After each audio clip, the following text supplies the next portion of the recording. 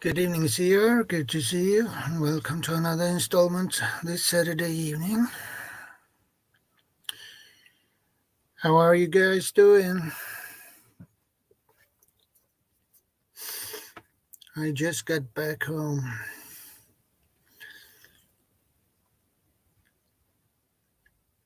It was a little bit tight, but I just made it.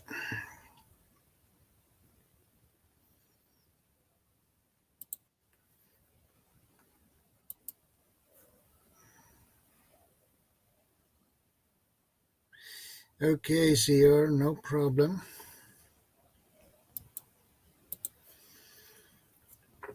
It's good to see you.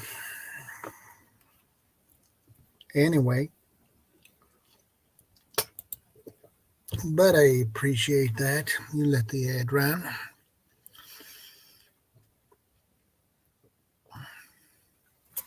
Oh, I need to. Much better.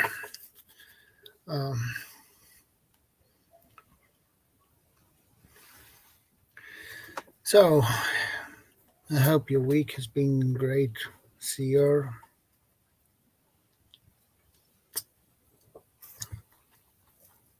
Good to see you, brother.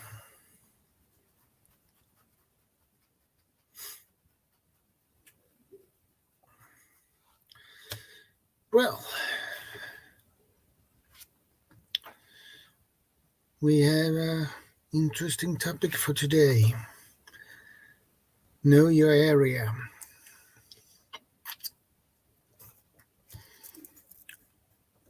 But we wait until it drops in a little bit more people before we get into the topic. Yeah, went for a walk, huh? That works too.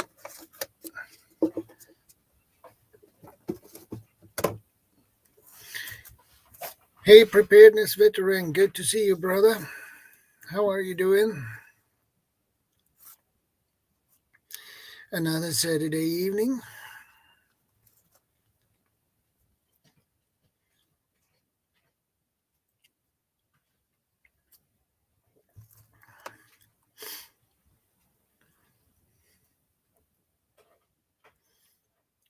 Good to see you guys.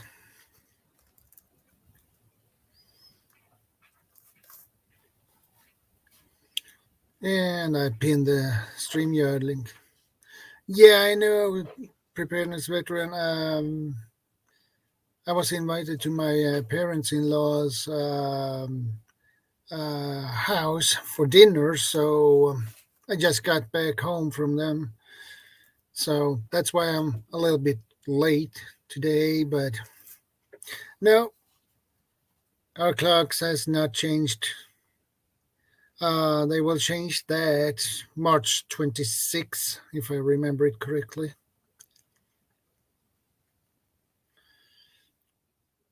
Yeah, a dinner invite from my parents-in-laws.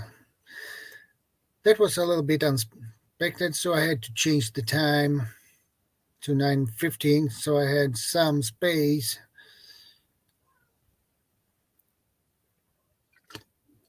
To get home in time.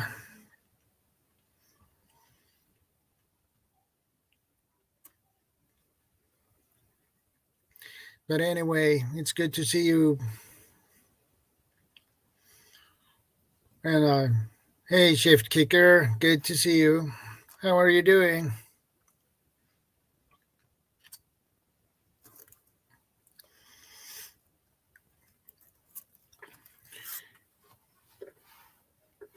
And as I said before earlier, the StreamYard link is pinned in the top of the chat as usual.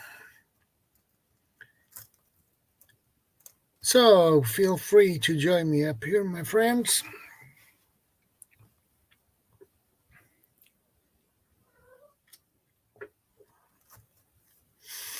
Abraxas Paranormal, good to see you, brother.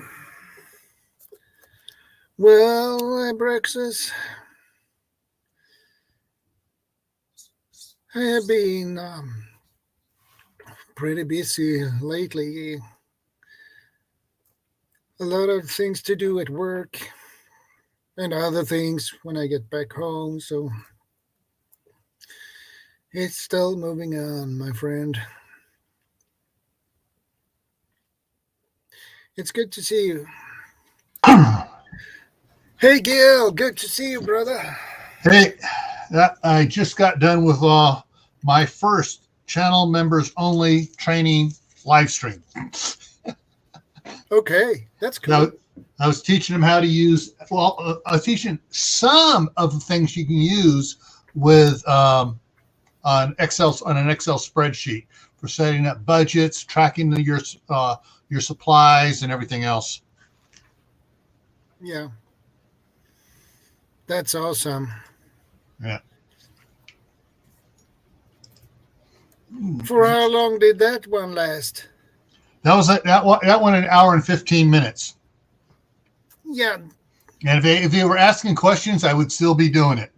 But I covered a lot of the basics and how to set up basic formulas as far as you want this many number of cans of chili and beans. You have this many. Tells you how many more cans you need to go get. How to do a budget, income, expenses, gives you discretionary funds and everything. I was plugging all that sort of stuff in there. Yeah. Okay, I understand that, preparedness veteran. Hey, Diors, good to see you, brother. How are you doing today, my friend? Well, already 8 people in the house. I'm impressed. Who else is? Oh, CR is here. Yeah, CR is here. And who else? Going back and seeing who's up there. To say hi to everybody. Yeah. I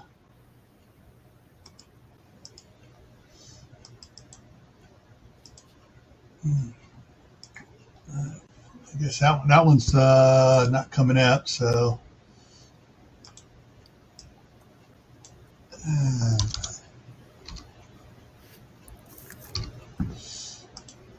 And Steve is here. Yeah. I like the title for this one, Know Your Area. Yeah. Actually, I had never had this topic before, actually. I had some other topics, but not this specific topic. Hey, Hendo, good to see you, brother.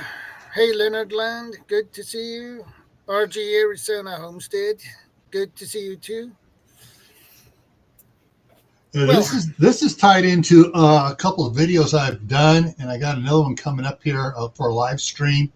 Coming up in May, I got it scheduled in May, called Food Source Recon. It's knowing your area, knowing what's out there. Yeah. Who's growing what? Where the orchards are, where's the lumber's at, all that stuff. Yeah. And another important thing when it comes to know your area, map, especially a topographic map. Mm-hmm. There is some of the authors I read their books on and stuff talk about these different apps that you can get for your tablet, and it's like it downloads everything to it on either a daily or weekly basis on updates and stuff. Yeah. So you don't have to be connected. Once it's downloaded, you can go on it, and basically it's like a topographical map, road map, everything for the United States. So you can zoom in on an area. Okay, what's going on around here? I'm not sure if they have international. I know they have it for the United States. There's a couple different ones, and I just haven't. I've been spending the money to get it. Because that type of an app is not cheap, but you can zoom in. You can see, okay, there's a creek here, and you see seasonal things. You see how the stock ponds for cattle and sheep and stuff. and how they expand and contract as the season goes along, so you can see where water is at.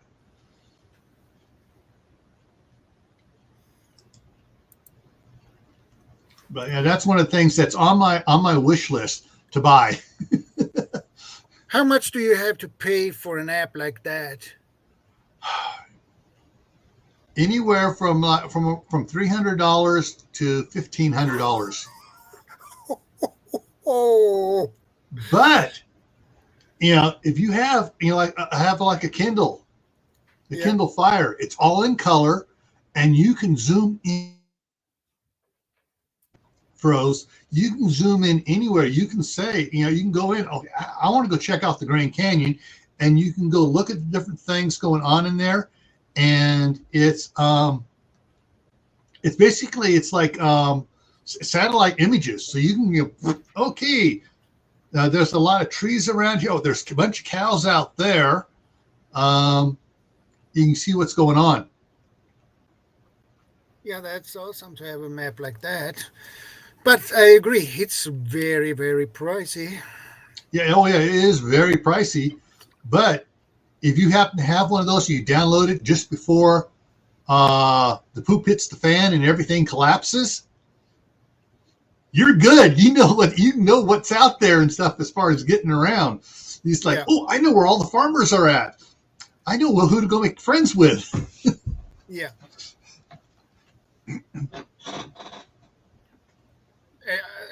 And the other thing with a topographic map is you see every road in detail. So you can, if you know one road, main road will probably be clogged, so you can't get that way. So you can find another on the smaller roads. Yeah. We used to get the, here in the United States, the USGS puts out the topographical quadrangle maps. And we used to get those for the area we'd go deer hunting in. And we would go up a month before deer season started. And we'd have the maps all spread out in the back. Back would be 2 or 3 of us in the truck. One guy would be driving, the other 2 would be marking maps. Because logging companies change roads all the time. Yeah. They create new roads. They create new roads, and once they're done logging, they eliminate the roads. They got to restore it back, so you can't. So there's no road there. So we would be drawing. Okay, here's this road here this year. Oh, this road from last year, they got rid of it. Oh, they made this road wider. It's bigger now. Good to see you. Hey, fishes. Hey, Carol. Thanks for stopping in.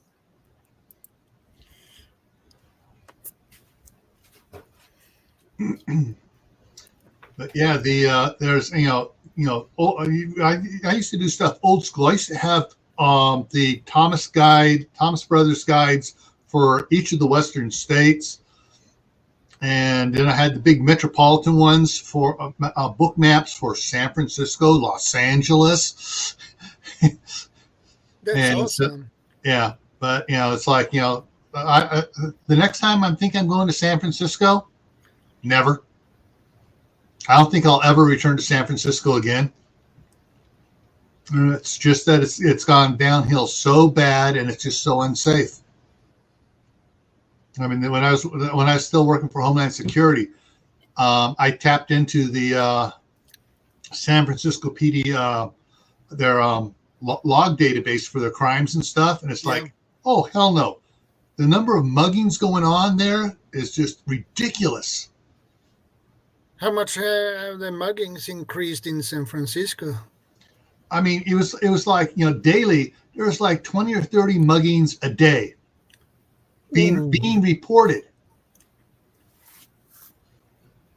And but there were a good deal of those were tourists too, and that wandered off into the wrong areas. Yeah. But still, it's like, nope. I don't need to go to Fisherman's Wharf. Been there, seen that, several dozen times. The only place I would still want to go would be Pier 39 and Ghirardelli Square. And those are the only two places I have any things have seen in San Francisco. And now that Ghirardelli has moved their corporate headquarters across the bay to San Leandro, and they have a big store there, hey, I'll just go there and buy chocolate. You got that right. Yeah. Don't forget to put on their DC, Washington DC. Crime rate's bad there too. Yeah, I bet. How it's with Miami, and Miami is famous for the high crime rate. How is the situation in Miami now? And it's I don't know. I really wasn't tracking Miami because I was in charge of the Western United States, so that's where my focus was on. Okay.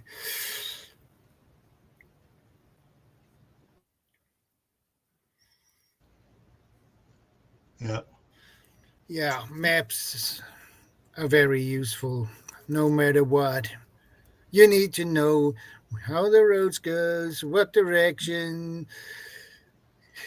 One of the things when it comes to maps, and I used to do this a lot, was I'd get, when a new map would come out, the fold-up maps, I'd get two of them. One, I'd open it up on the table. I would get the clear contact paper, the clear stuff, and slowly and just spread it on there. And so basically, it was now a rigid map, and you could write on it with dry erase or grease pencil, whatever. And granted, it was big and bulky and stuff, but then when they came up with years later, when they came up with those sheet protectors you can put in a notebook and put sheets in it, I would cut the map to fit inside of those. And then I have another little book, and basically, it's a map book that you can write on, do stuff with, and turning the pages, you're not going to tear a page accidentally.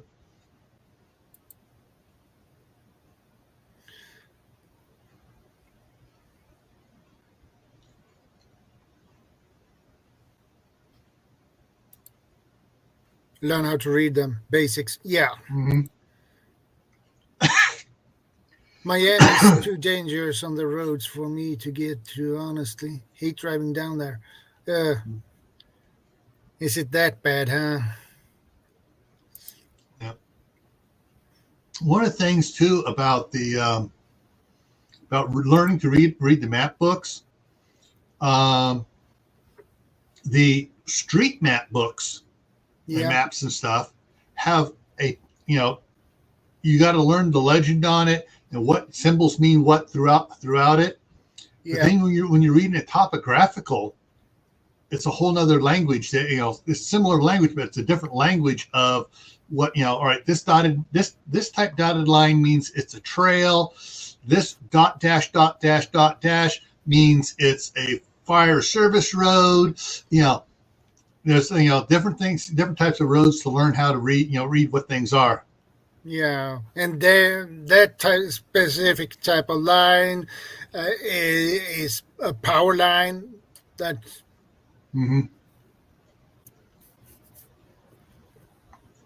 yeah. Like one of the things around here is some of the maps for around here, they'll show all the some will show the canals, the irrigation canals and ditches. Others will only show the big main canals. They won't show the smaller ones. Yeah. And some don't show the canals at all because they're not wet year round. Yeah. Got to build up our resources, pictures, routes, threats, etc. So that is a little bit of a tactical thinking, tactical mindset.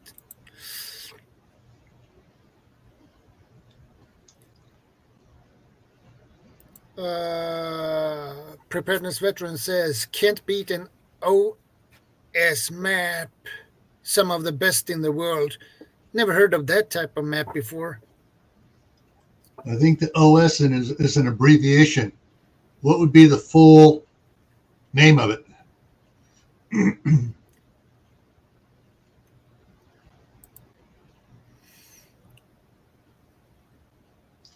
Yeah.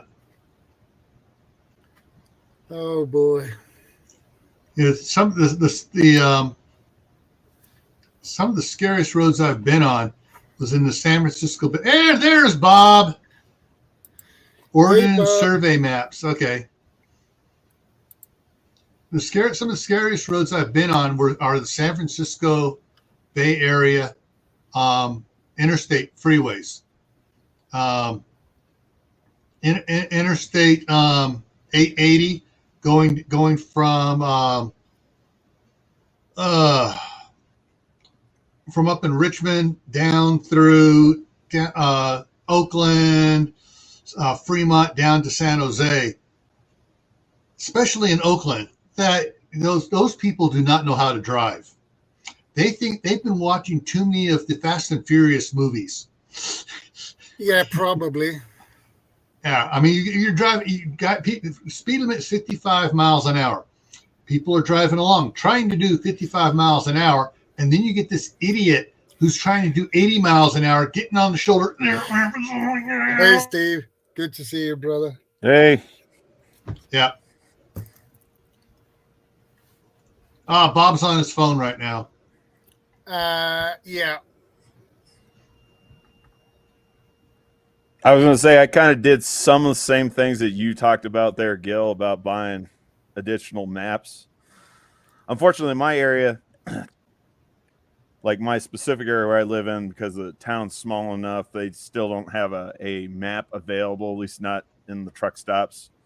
But I found a map of the major city nearby, and I picked up 2 of them with the intentions of like eventually laminating one and like mounting it, and like you said, doing like creased pencil marks and stuff on it, and then leaving the other one as it is. Yeah. Well, with Google Maps out there, that you can make if you can get Google and zoom over the area where they're not selling the map of, you get over there and you get down to and you zoom into a certain level you want on your computer. You just use the print screen option and you copy that and you print that page off, and you move it over, you copy it and you print that page off yourself. And sometimes if there's an area of interest, you can zoom really in on it and print that one off. Yeah. But I do agree with kind of knowing your area. That's where kind of like talking to your neighbors comes in handy. Yeah. Not going to worry about for too much longer, because after I'm done with school, my plan is to move out of here the first job that becomes available down there in Texas. So, well, if you wind up anywhere around Spring, Texas area, let me know. My sister's a real estate agent down there. Okay. Definitely. Yeah. All righty. Let me do something here. Yeah, please do. Bay Salt City in Idaho.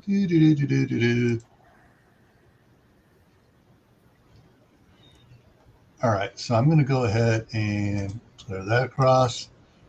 And I'm going to share something here, if you don't mind. Please do.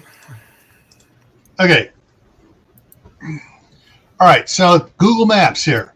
And so like you can zoom in on an area. Say I want to make a map of this. I can take this, do the print screen on it, and then once I print it, I can take this, I can put it on a piece of paper, and then I can crop it, and shape it, and do all sorts of cool things with it.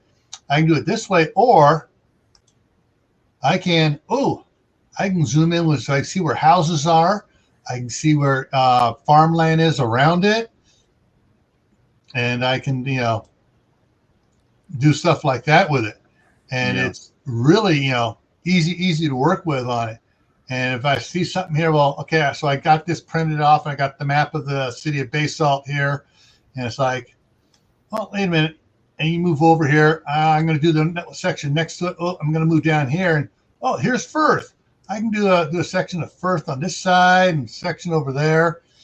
And if there's something interesting, I can zoom in here. It's like, okay, we got the business district here and certain things that are of interest. And then you could zoom in. Oh, Firth mill and elevator. They got all sorts of hay supply here and everything else. Different things you can look at. You can see what things going on. Oh, recreation camping area. What do I need to do here? See if there's someplace I can get. If there's something going on, I need to bug out and go bug out there. Oh, got a little waterfall here in the river here, which means there's water built up behind it here, where it feeds off for the irrigation canal. But it also means the fishing should be good right there. Good point. So I can learn about my areas here like that. Yeah. And you can see here there's another the coloring change here means there's a submerged dam restriction under there because the water's aerating as it goes over it, like it did down there. So there's you can check out water flows, irrigation canals, all sorts of cool stuff. And it's like, all right, they're growing stuff here, they're growing stuff there. And so you just look around and see what type of, you can tell usually by the shape of the fields and stuff what they're growing. They had potatoes out here, and this one last year. This one down here had sugar beets in it. You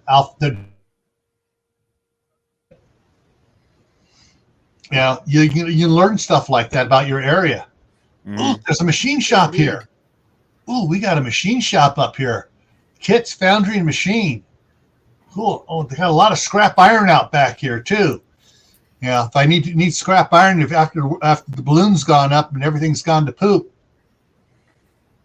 there's stuff like that too. So you can look around, check things out, and you can go up here like, all right, there's a bigger town here with more stuff going on here, things to check out. If I really need to go up, I can. Oh, wait a minute, hang on here. Where was it here? I just saw it. Potato distribution center. They bring the potatoes in here and ship it out again. Ooh, it's food. Oh, Rocky Mountain Power. You need power poles, wire, other supplies. This is, other supplies and stuff after a grid down situation. Gonna need to get yourself a digger derrick truck and a big ass auger to be putting up poles. Hey, there may be trucks sitting around not being used there that you can borrow. Yeah, maybe. Because that usually, I mean, this picture, this picture had to be taken during the weekday when all the trucks are gone. Because there's a lot of trucks in there usually when I drive by it on the weekends. I was gonna say, at least in my area, and this, like I said, this was probably about 3 or 4 years ago, but I actually, went through and walked the general area. I was mostly looking for sources of water because where I live, there's really no major creeks or major rivers or bodies of water. It's got some areas we got standing water, it's ponds and everything like that, and then there's small creeks, but I don't know if they're seasonal creeks or if they run all year round, or if they to me they feel like they're the kind of creeks that would dry up if it got if we got into a really bad drought, just because there's not a whole lot of water flowing through. But like I said, that's about all I've done as far as the actual recon of my immediate area. I think I'd be more concerned with wherever I can get to within walking distance, like a half day's walk or less. Yeah, I want to show you a Google map from my area. Sure.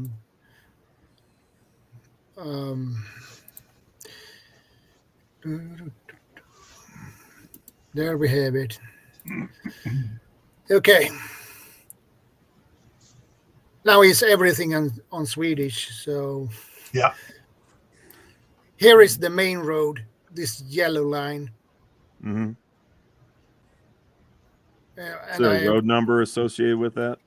Yeah, E4 is Europe Highway 4. It'd be like an interstate here in United States. Yeah.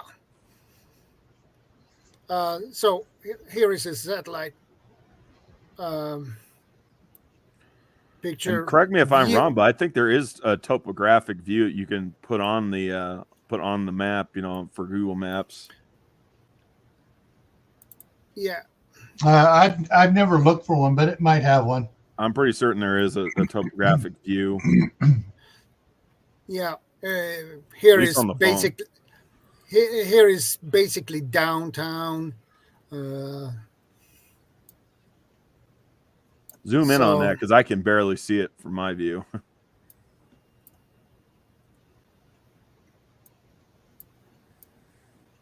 Okay. Here you have restaurants. Mm-hmm. I see a grocery store there in the middle. Yeah. Yeah, that's yeah. Yeah, I'd be interested in trying to know where the distribution centers are, where grocery stores are. I mean, granted, likely the grocery stores will be picked through, but if you get there early enough, during the very beginnings of the crap hitting the fan, you might get lucky. I'd like to know where the drug stores are. I'd like to know where hardware stores are. Like I said, distribution centers key. Unfortunately, I don't know of any major distribution centers over here, but I know where the big R, I know where the big R ranch supply store, which is basically kind of like a Tractor Supply or Baumgars. I know where that's at over here. So, I need to zoom out a little bit. I see a football field. Yeah. In this area I live, so okay. Yeah. Well, I have to assume those are apartments, so I have to assume you're pretty good friends with your neighbors. Well, I can't say I talk to my neighbors. Yeah. Don't worry, I'm guilty of that right now. Hopefully that'll change and, when I go to move. Actually, here is my house.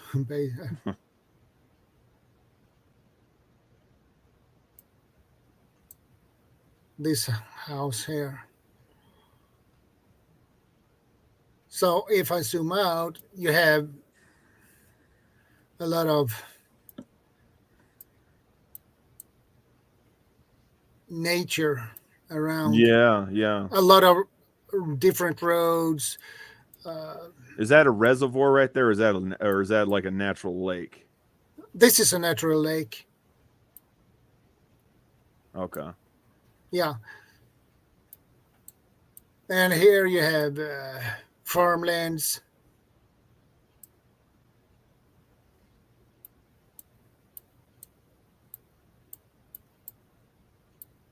A lot of farmlands.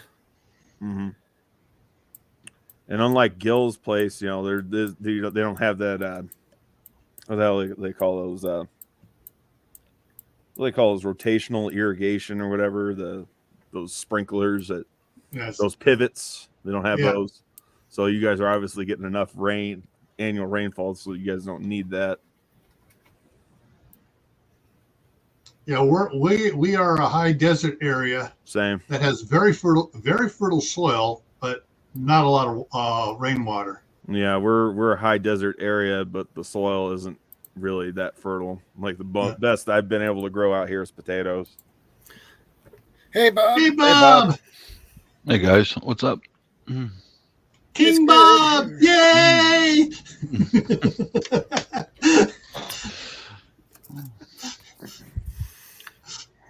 Hello, D-Rose or Steve. Yeah, I Yeah, watched D-Rose, some of your yeah. videos. No, thank you. Yeah, I've seen Watched your some of comment on videos. my last video. Yeah, I only posted that last video because I kept getting questions, constantly getting asked. Where do you get these parts, these aftermarket accessories for your Winchester shotguns? Like, I kid you not, I was actually trying to look for that specific butt stock again. I want to say probably about a year and a half ago, because I was gonna buy a couple of Mossberg Maverick 88s and doll those up. And the Maverick 88s, they're perfect to have like a pistol grip attached to them, because they've got a cross bolt safety on the forward end of the trigger guard, instead of the tang safety on the rear of the receiver, like the Mossberg 500s and 590s have. To me, it's really stupid to try to put anything that's got pistol grip attach it to a Mossberg 500 590 series shotgun, because of that the location of the safety. You have to basically take your hand from battery off of it. to put safety off. So for me, the pistol grip, the combination pistol grip telescoping butt stocks, they're perfect for shotguns that, like I said, they got the cross bolt safeties, which would be like your Winchesters and your Mossberg Maverick 88s, and actually even the Remingtons. I don't like the Remingtons just because of the location of the safety. That's my biggest issue with that. Same here. And then I don't know, it's just kind of weird the way they got the slide lock on that. But anyhow, yeah, no, like I said, people kept asking me, it's like, where you find this furniture? It's like, I finally found it. I finally tracked it down, and it's like, there we go. There's the links. Now you guys need to stop bothering me. If you don't jump on this, you don't find if you don't get your parts and pieces like you want, so that way you can doll up your Winchester Model 120 like I did, make it into basically a Winchester Defender clone. Yeah. And that's on you. Like I said, you can't come complaining to me, oh, they're no longer in stock. I can't find the parts anymore. Look, I already posted the links. I already did what I could do on my end. Now it's time for you to do the legwork on your end.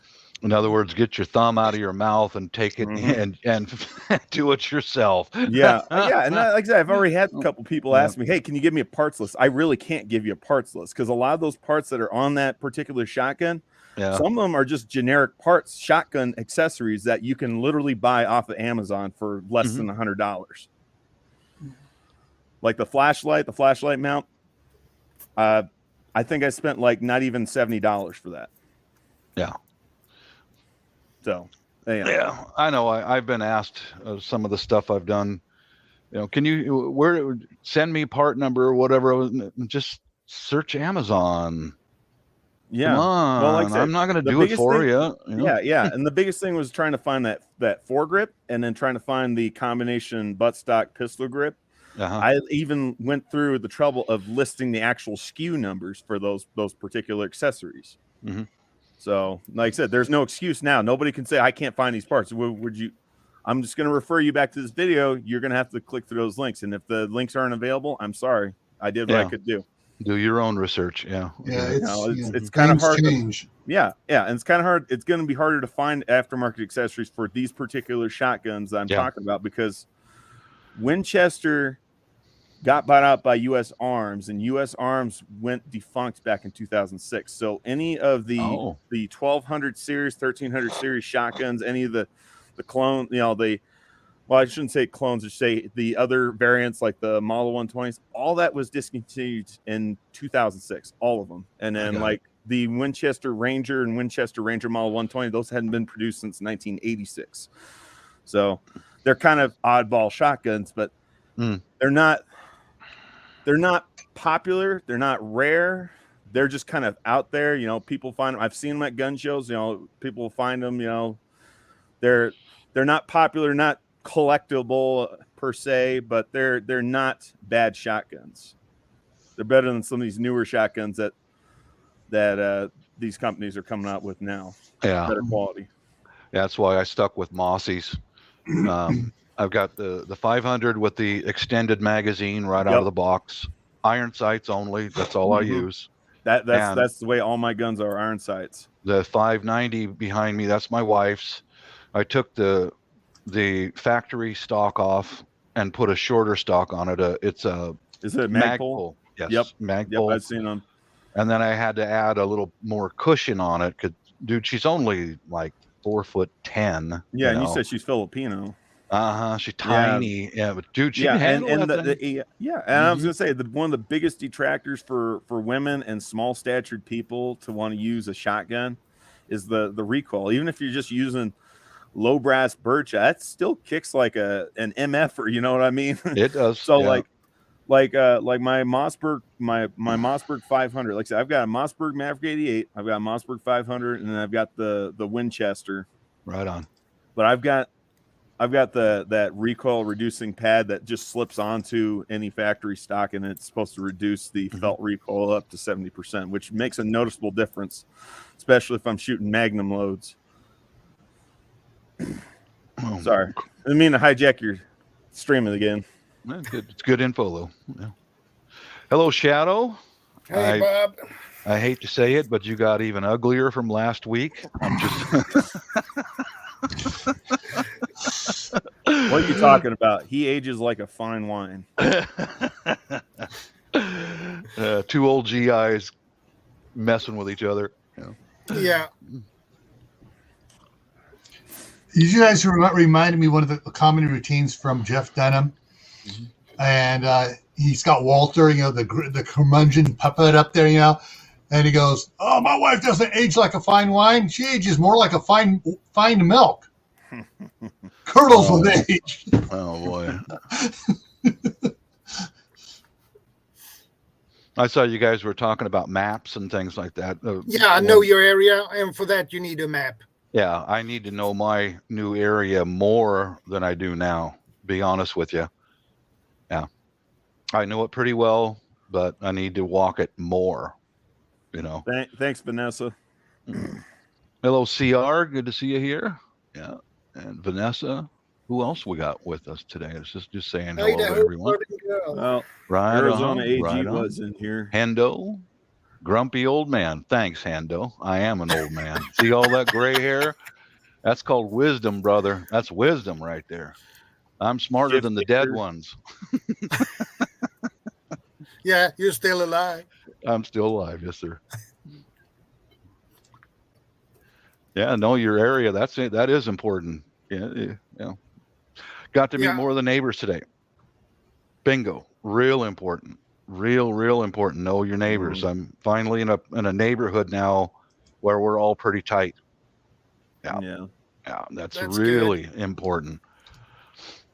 I'm hoping to move somewhere where my nearest neighbor is like a half mile to a mile down the road from me. We lived in a house. There was a rental house in a complex of rental houses, and we got out of there, and man, I'm glad to be here.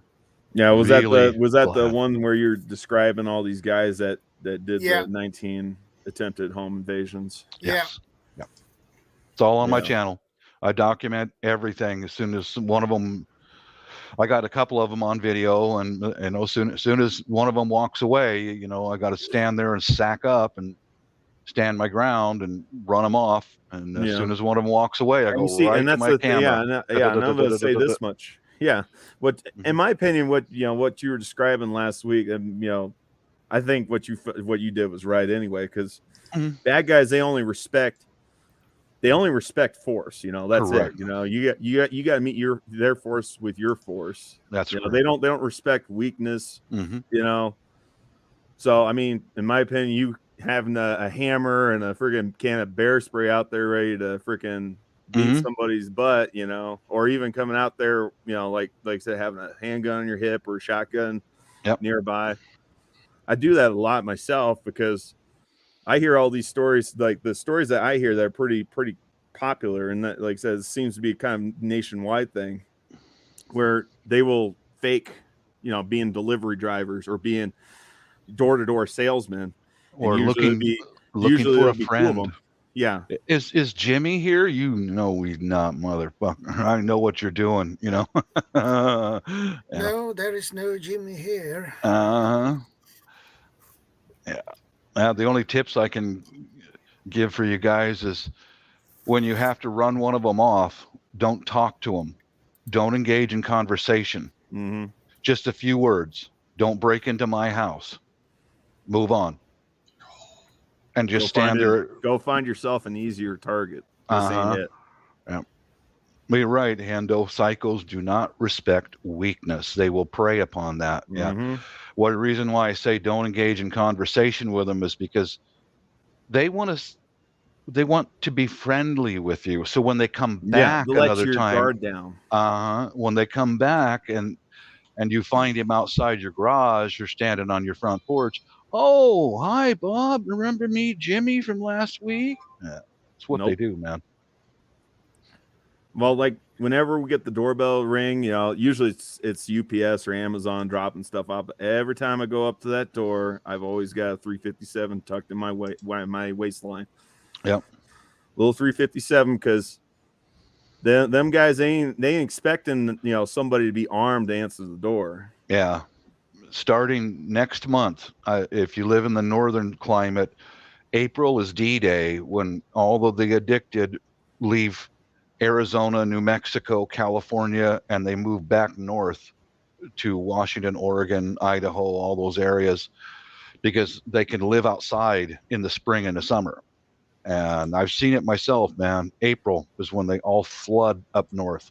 Yeah. So starting next month, I've got a snub nose 357 right there. Mm-hmm. I'm gonna holster up and carry it around in the house like I did in the last place. We've been safe here so far, but yeah, don't dial 911, dial 357. Yeah. Mm-hmm.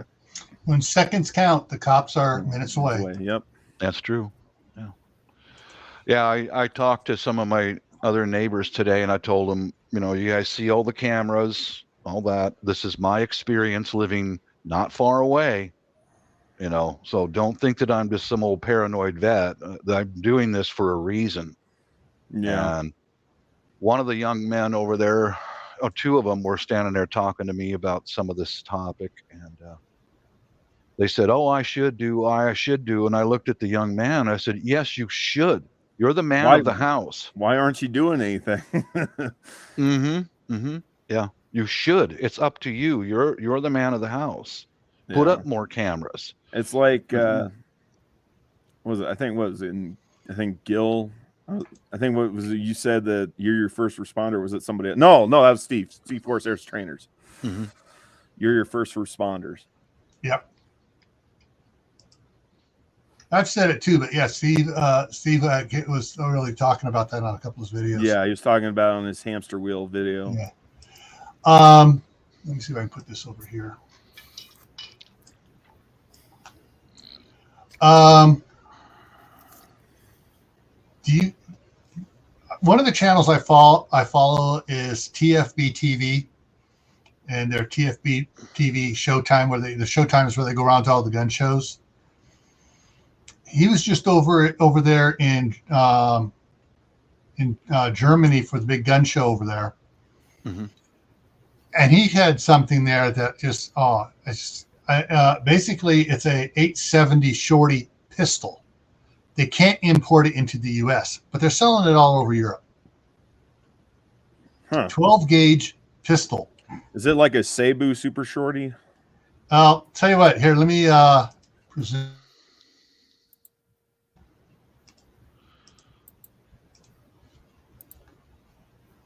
Here's the video I have. It's just I got it stopped. I'm not going to play the video. Yeah. But if Shadow wants to share that up there.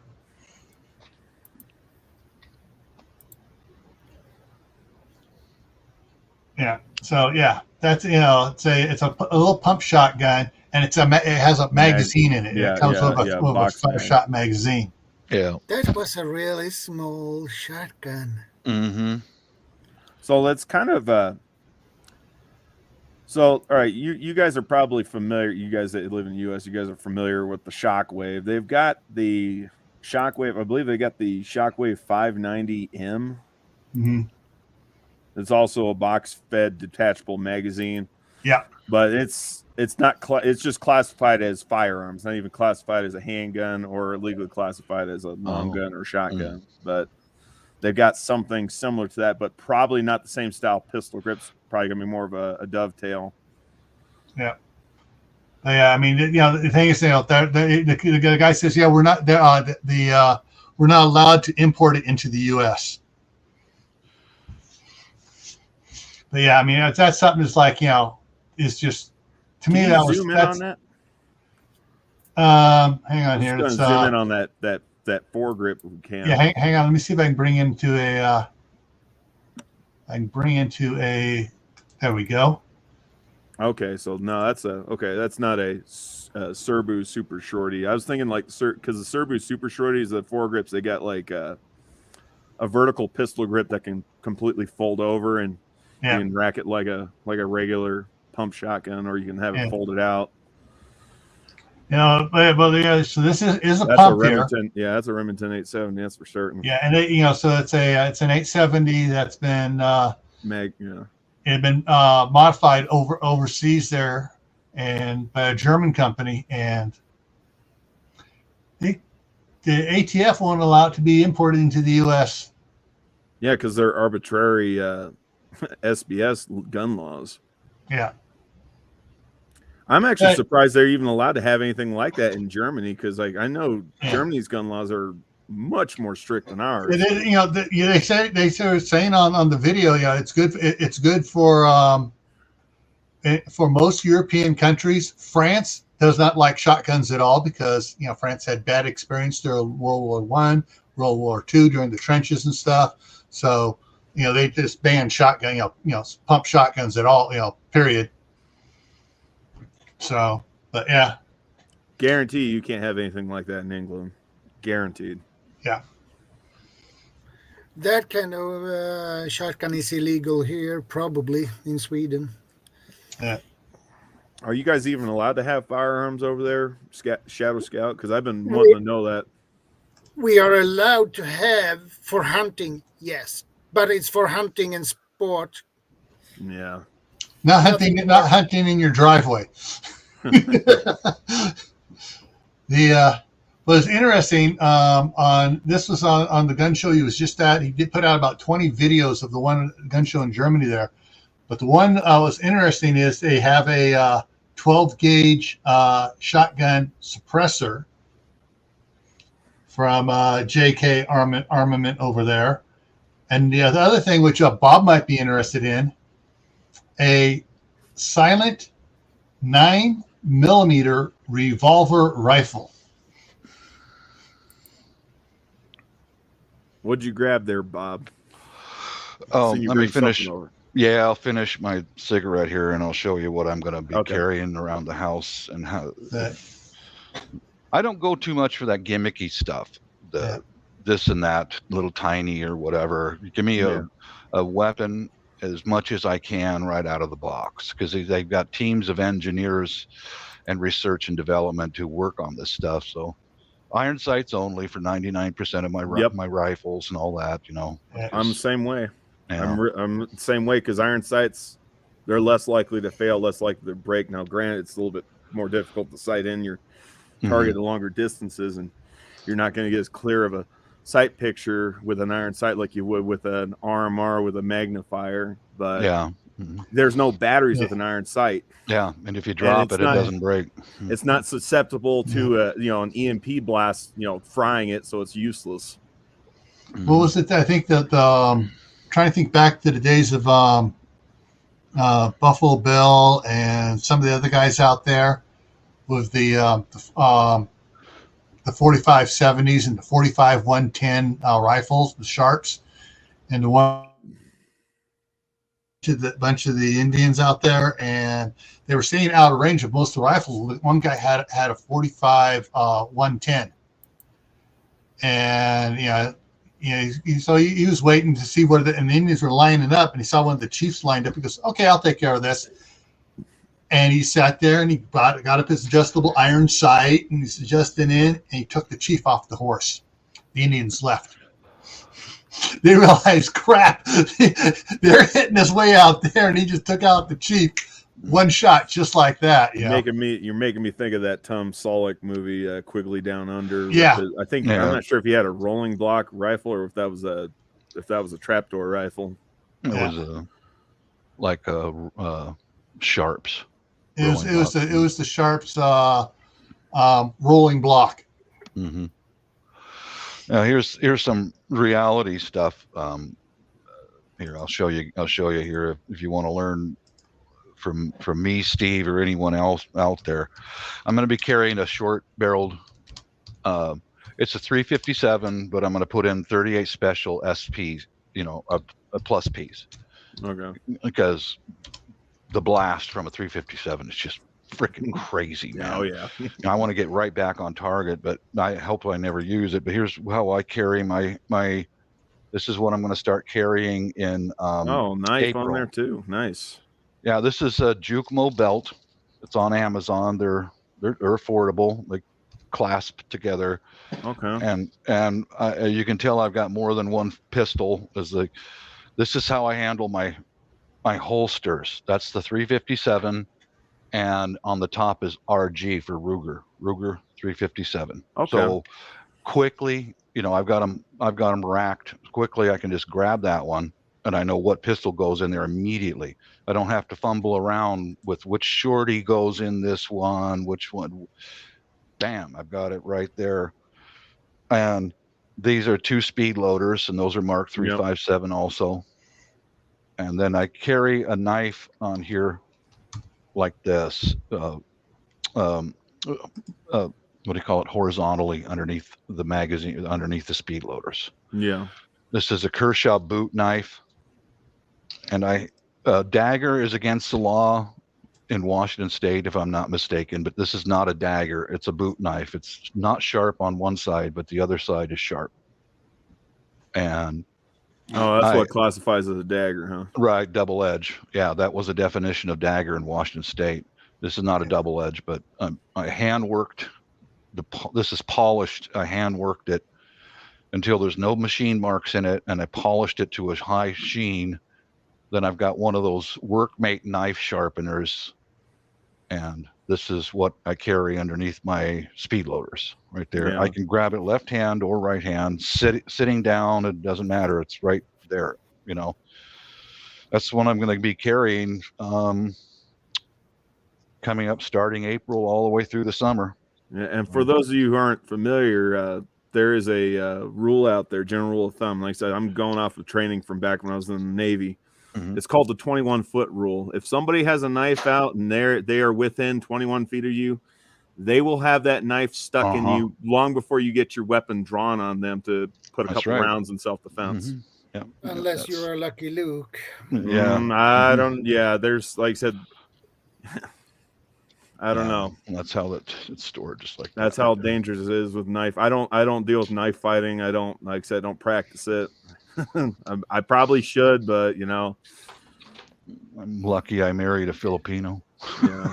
But that is a really high risk to get into a knife fight. Yeah. You need to really know what you're doing. Otherwise, stay away from it. Yeah. I agree. Yeah. And like I said, your adrenaline's going, Run. it's pumping and everything. And you don't even know you got stuck a couple times or even slashed a couple times. And then before you know it, like I said, the other guy's all screwed up and then you're all screwed up and you don't know you're all screwed up. And, you both end up dying from blood loss. Rule of thumb is run.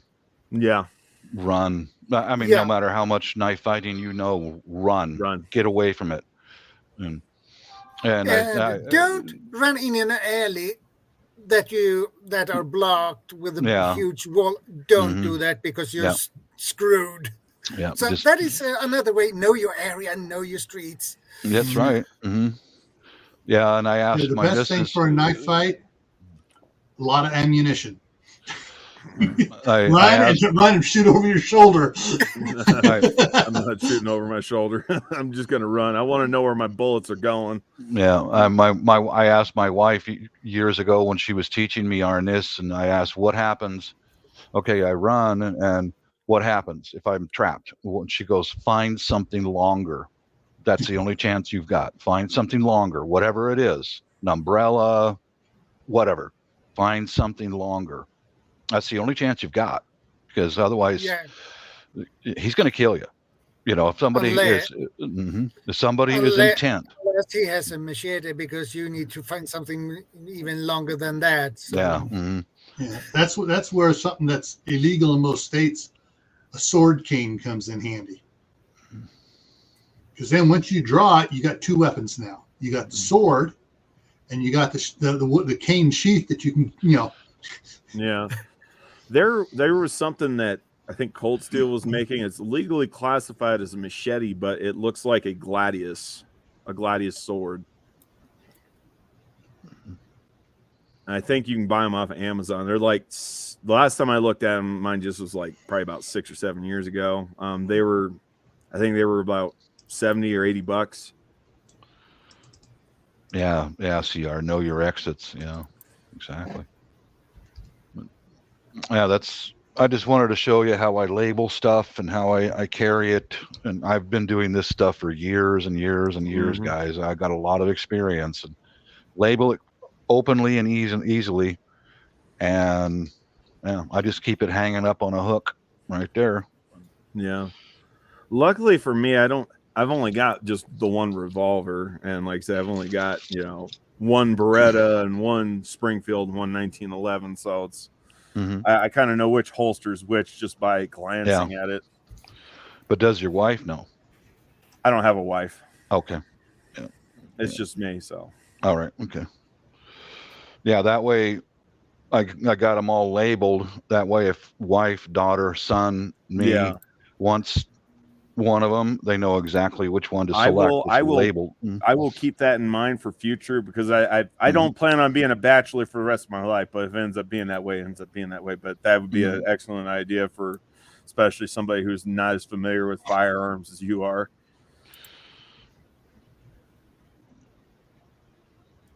Yeah.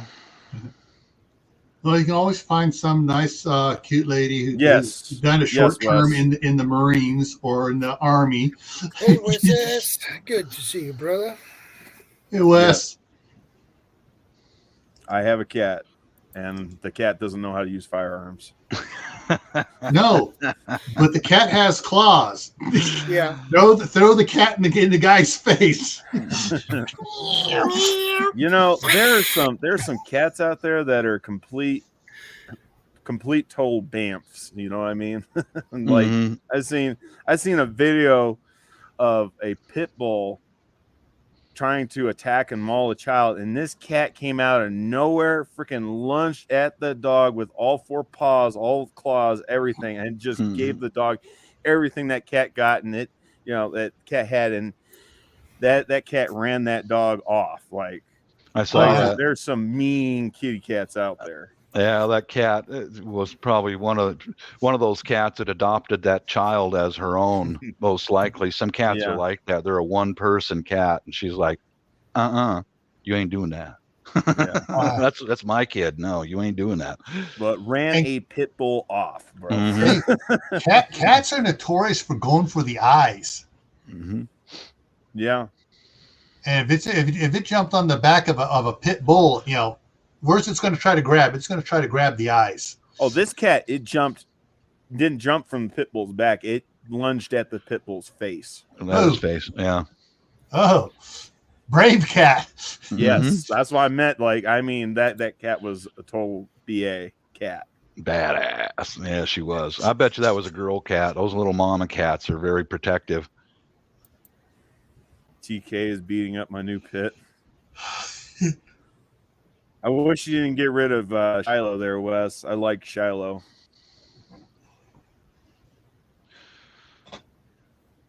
Well, Shiloh was one of the dogs he had. Yeah. My daughter has two cats over there, and, the cats will let the kids, pick them up, sling them over the shoulder. The cat lays there. Okay, when are you done? The cat will let the dog pick on him a little bit, but when the dog gets too intense, it's like, both paws to the side of the face, and the dog just takes off running. Kids aren't that. My grandsons aren't that smart. When they get to go too far, the cat will swat them and go, "Oh, stop doing that!" and try to pet the cat more.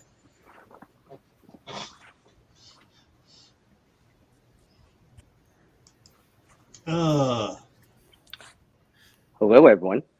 Hello. Hey, CR. Gil. Steve. Has it started to defrost there yet, CR? It's a heat wave. No. It's a heat wave. Yeah, and I know Feels right warm. now, It actually feels warm. most of the snow out, a big pile of snow I've been pushing up in front of the house is probably a quarter of the size it was. And where I've been pushing it off to the side there, most of that was from being big, huge, thick. It's all melting down. But then I saw the weather today on the forecast. Starting Sunday, we get or Sunday night, snow starts, and it doesn't stop until at least Friday. Yeah. I mean, can you actually see the ground? Oh, I can see the ground. There's a lot of places I can see the ground, like out in the front yard where it wasn't doing anything.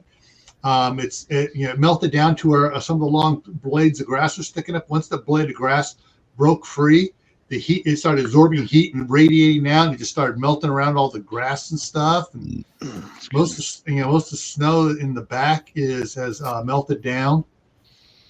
But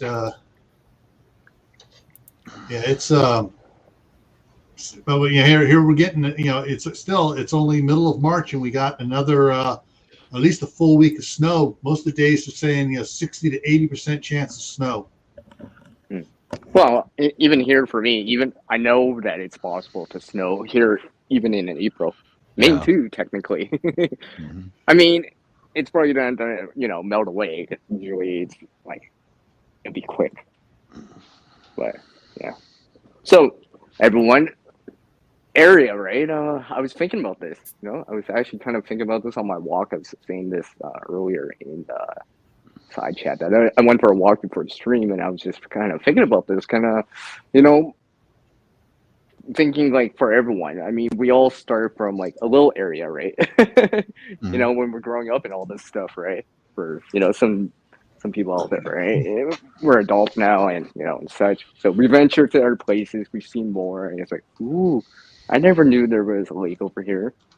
When you're younger, and it's just like now you just know it or whatever, right? It's part of your area that you live in, which is all different for all of us too, right? I mean, like, yeah, I need to walk.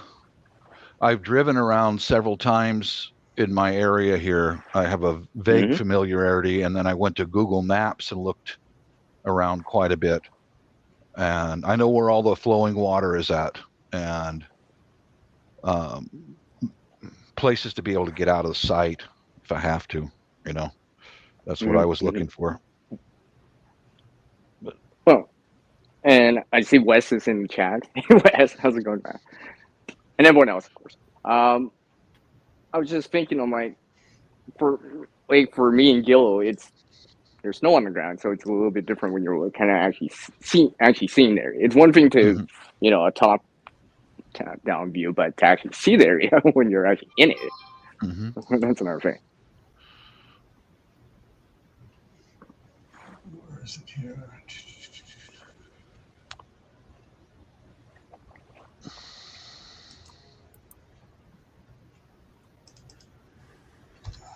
Yeah, I'm just looking something up here that I've not been to, but my wife looked at.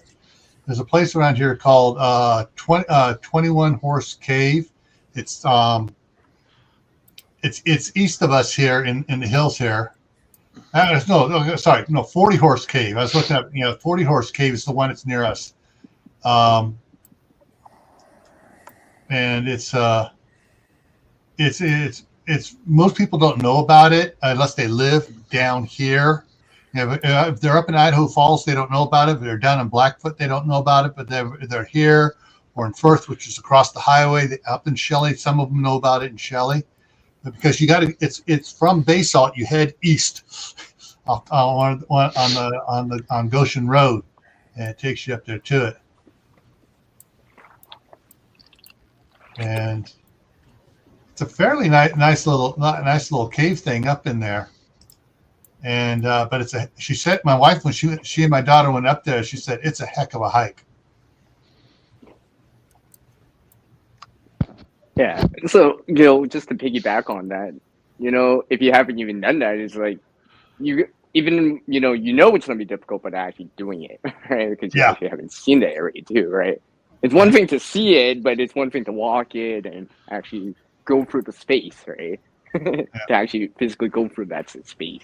Mm-hmm. Yeah. Could be a little bit different, right? I mean, if you think about it, No, the next time my wife is up here,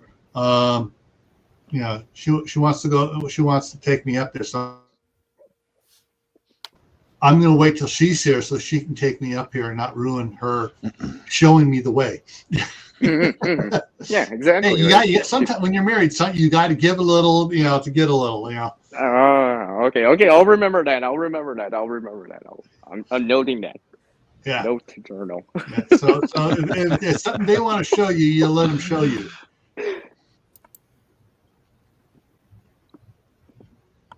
Yeah, it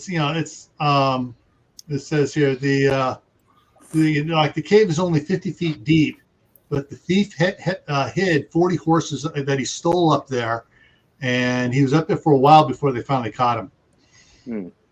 But Mm-hmm.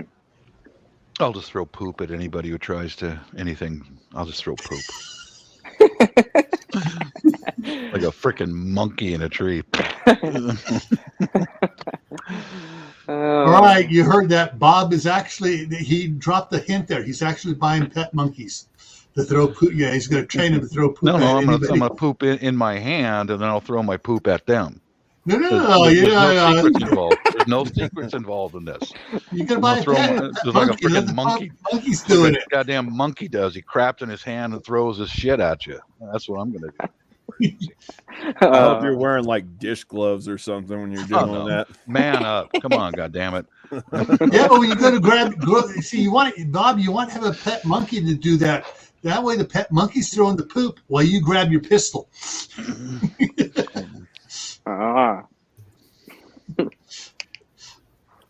So you gotta get the priorities right. You get to let the monkey be a distraction while you get your pistol out.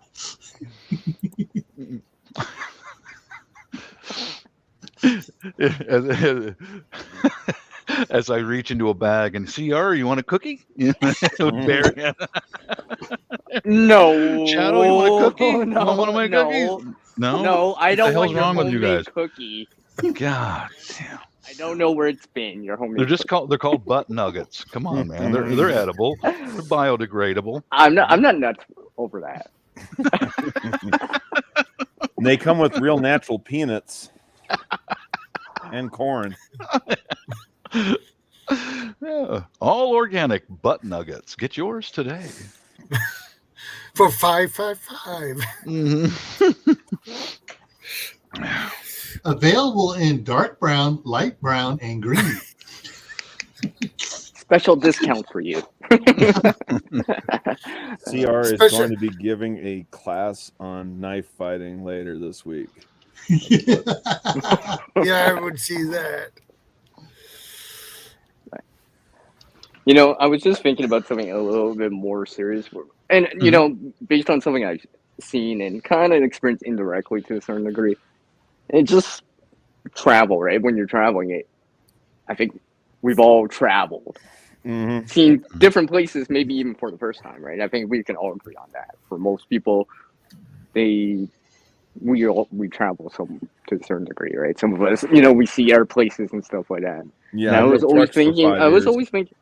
Pardon me? I drove trucks for 5 years. Did okay. OTR so you can relate over 2 years. Okay. So hear me out here. I was just thinking, and I'm staying at a hotel kind of example that I'll give here, and kind of knowing your exits, like I said earlier. Remember, Bob?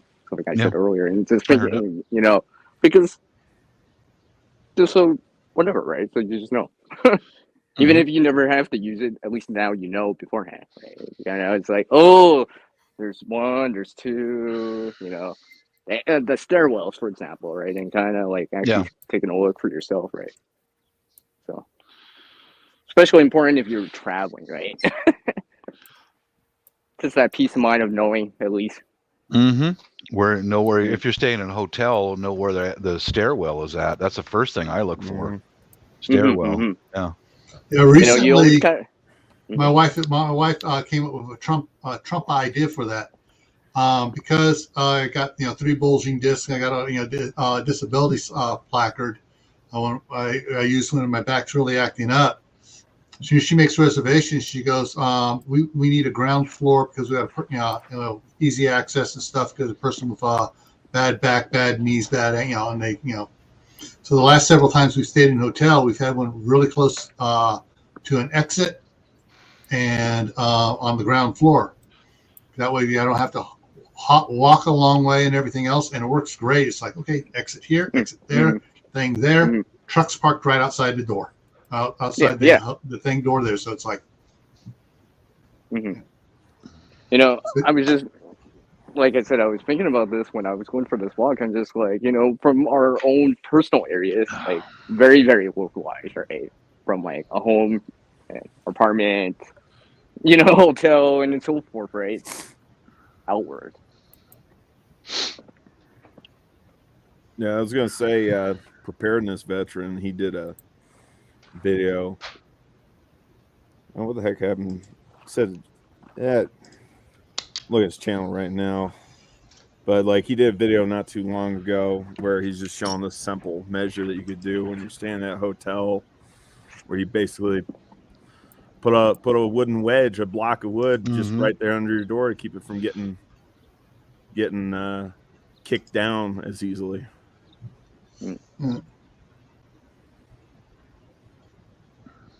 Well, just to add to this a little bit more and kind of related into the preparedness, because actually I think this is probably common, or it happens.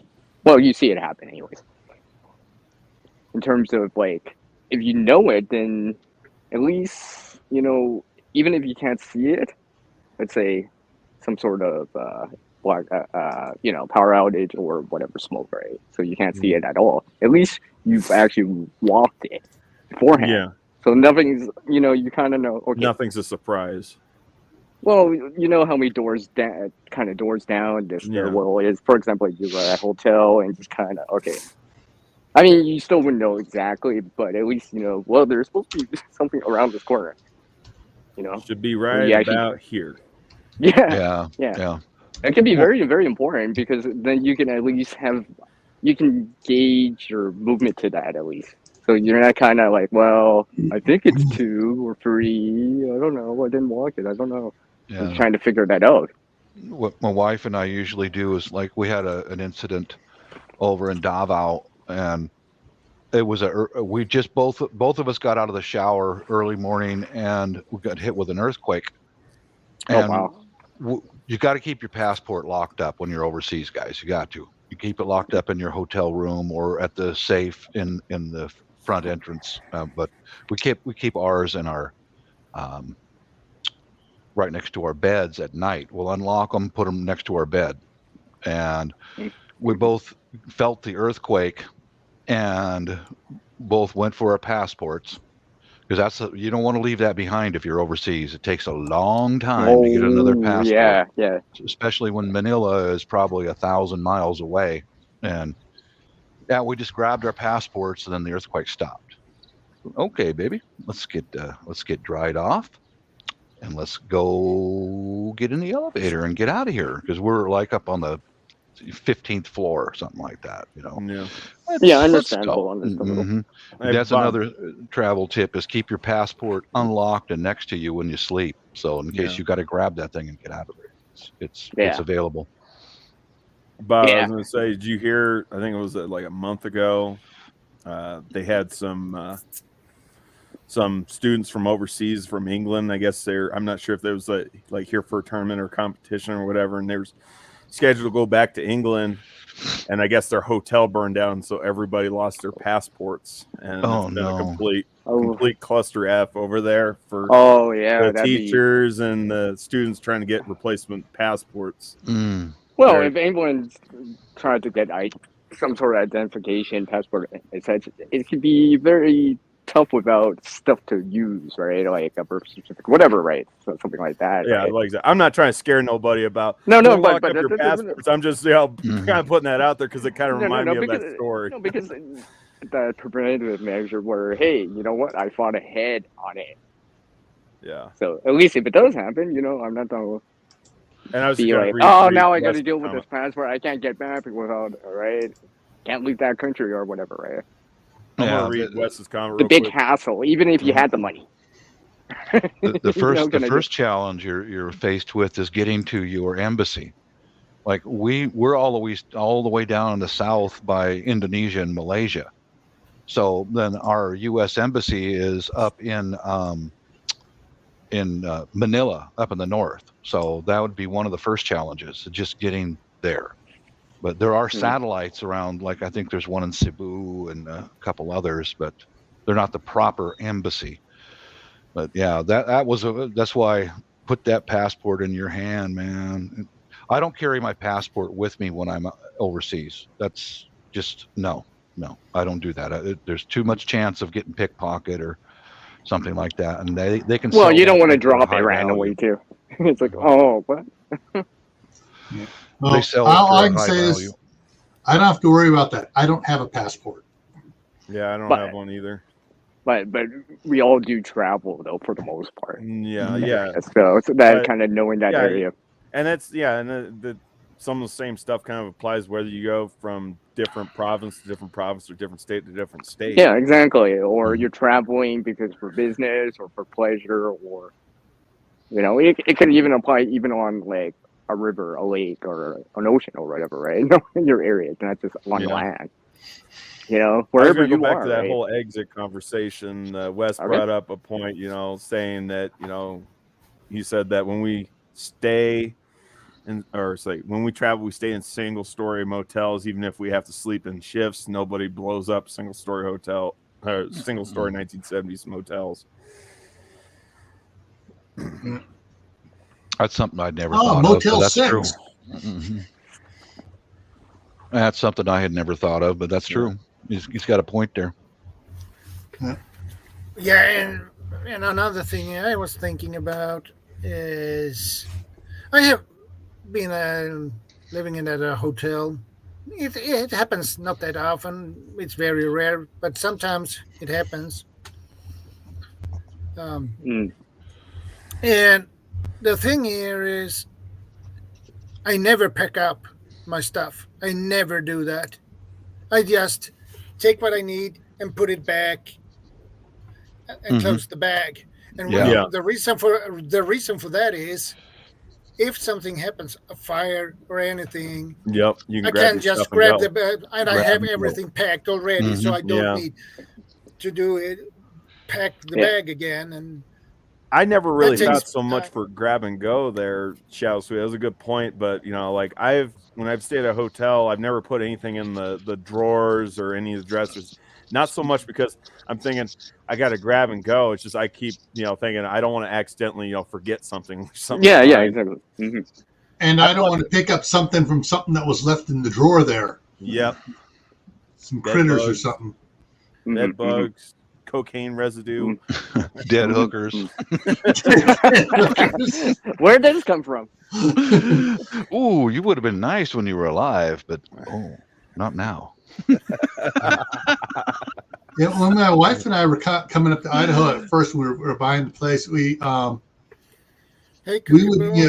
usually we would leave Friday after work and stop about Elko, about halfway.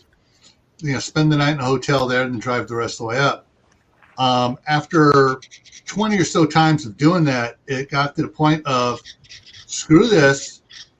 We're going to leave at 5 o'clock in the morning, and we're going to drive the whole way and get there about 6 o'clock in the evening, and not spend the money on a hotel. 12-hour drive, not spend the money on a hotel along the way, and just stay up here. And then once we bought the place across the street, we only did.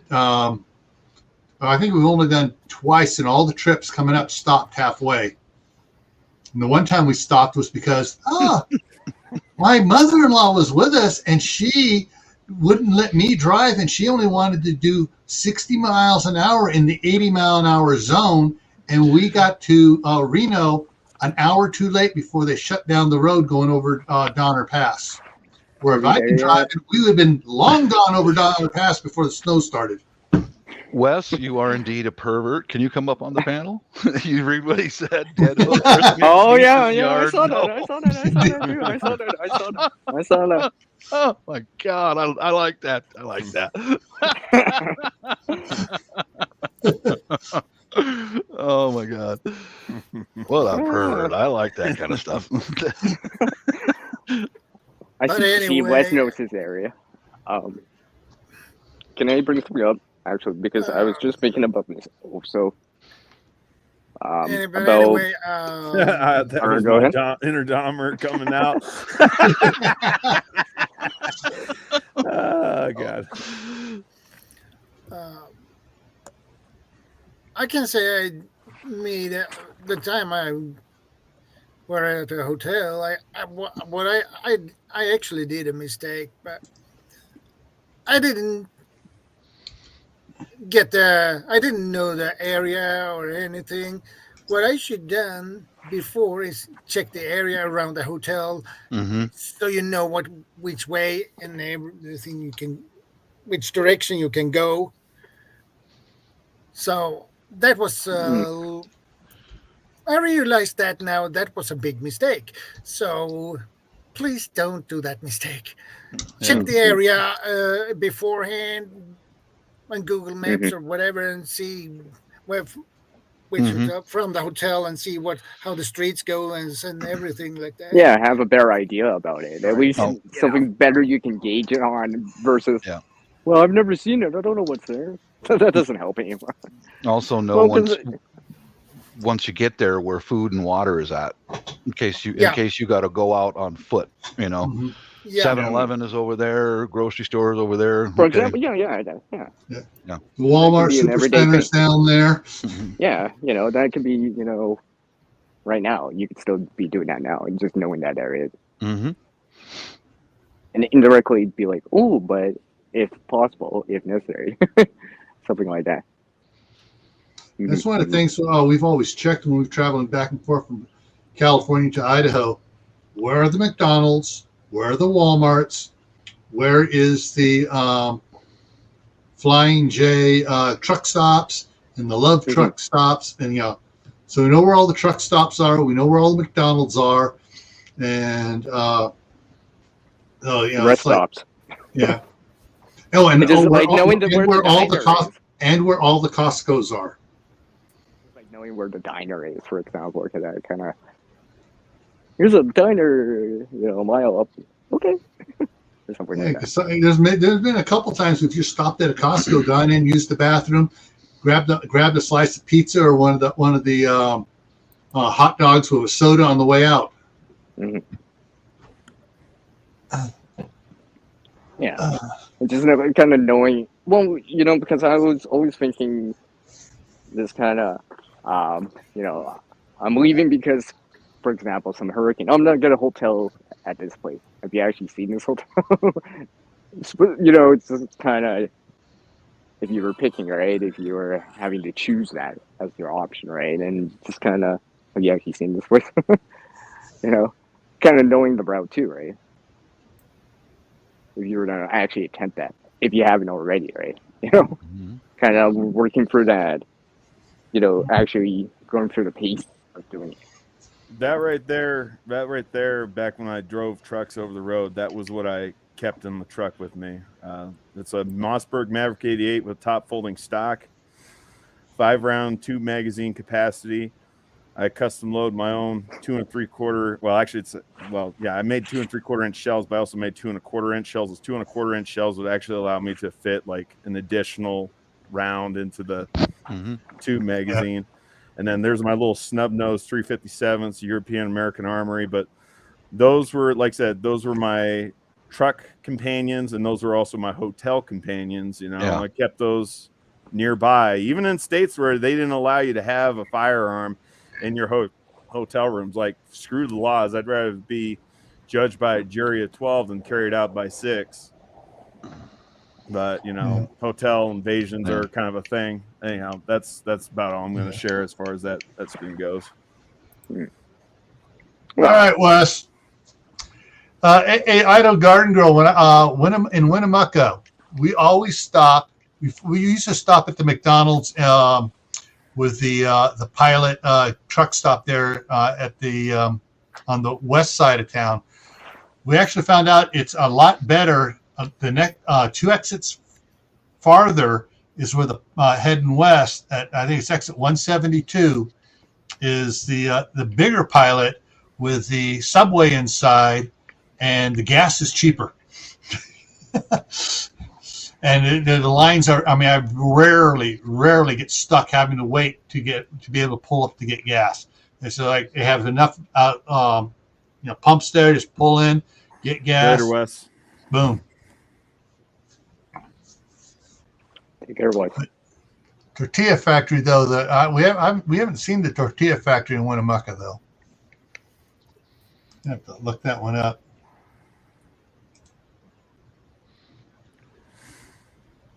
Yeah, and then you guys are saying you got to know where the food and everything's at. And like I said, when I travel, like in my car, I keep a get home bag inside the car. So like get home bag's got some food in it. It's got enough. Bingo. I got about 3 Oh. days to a week's worth of food.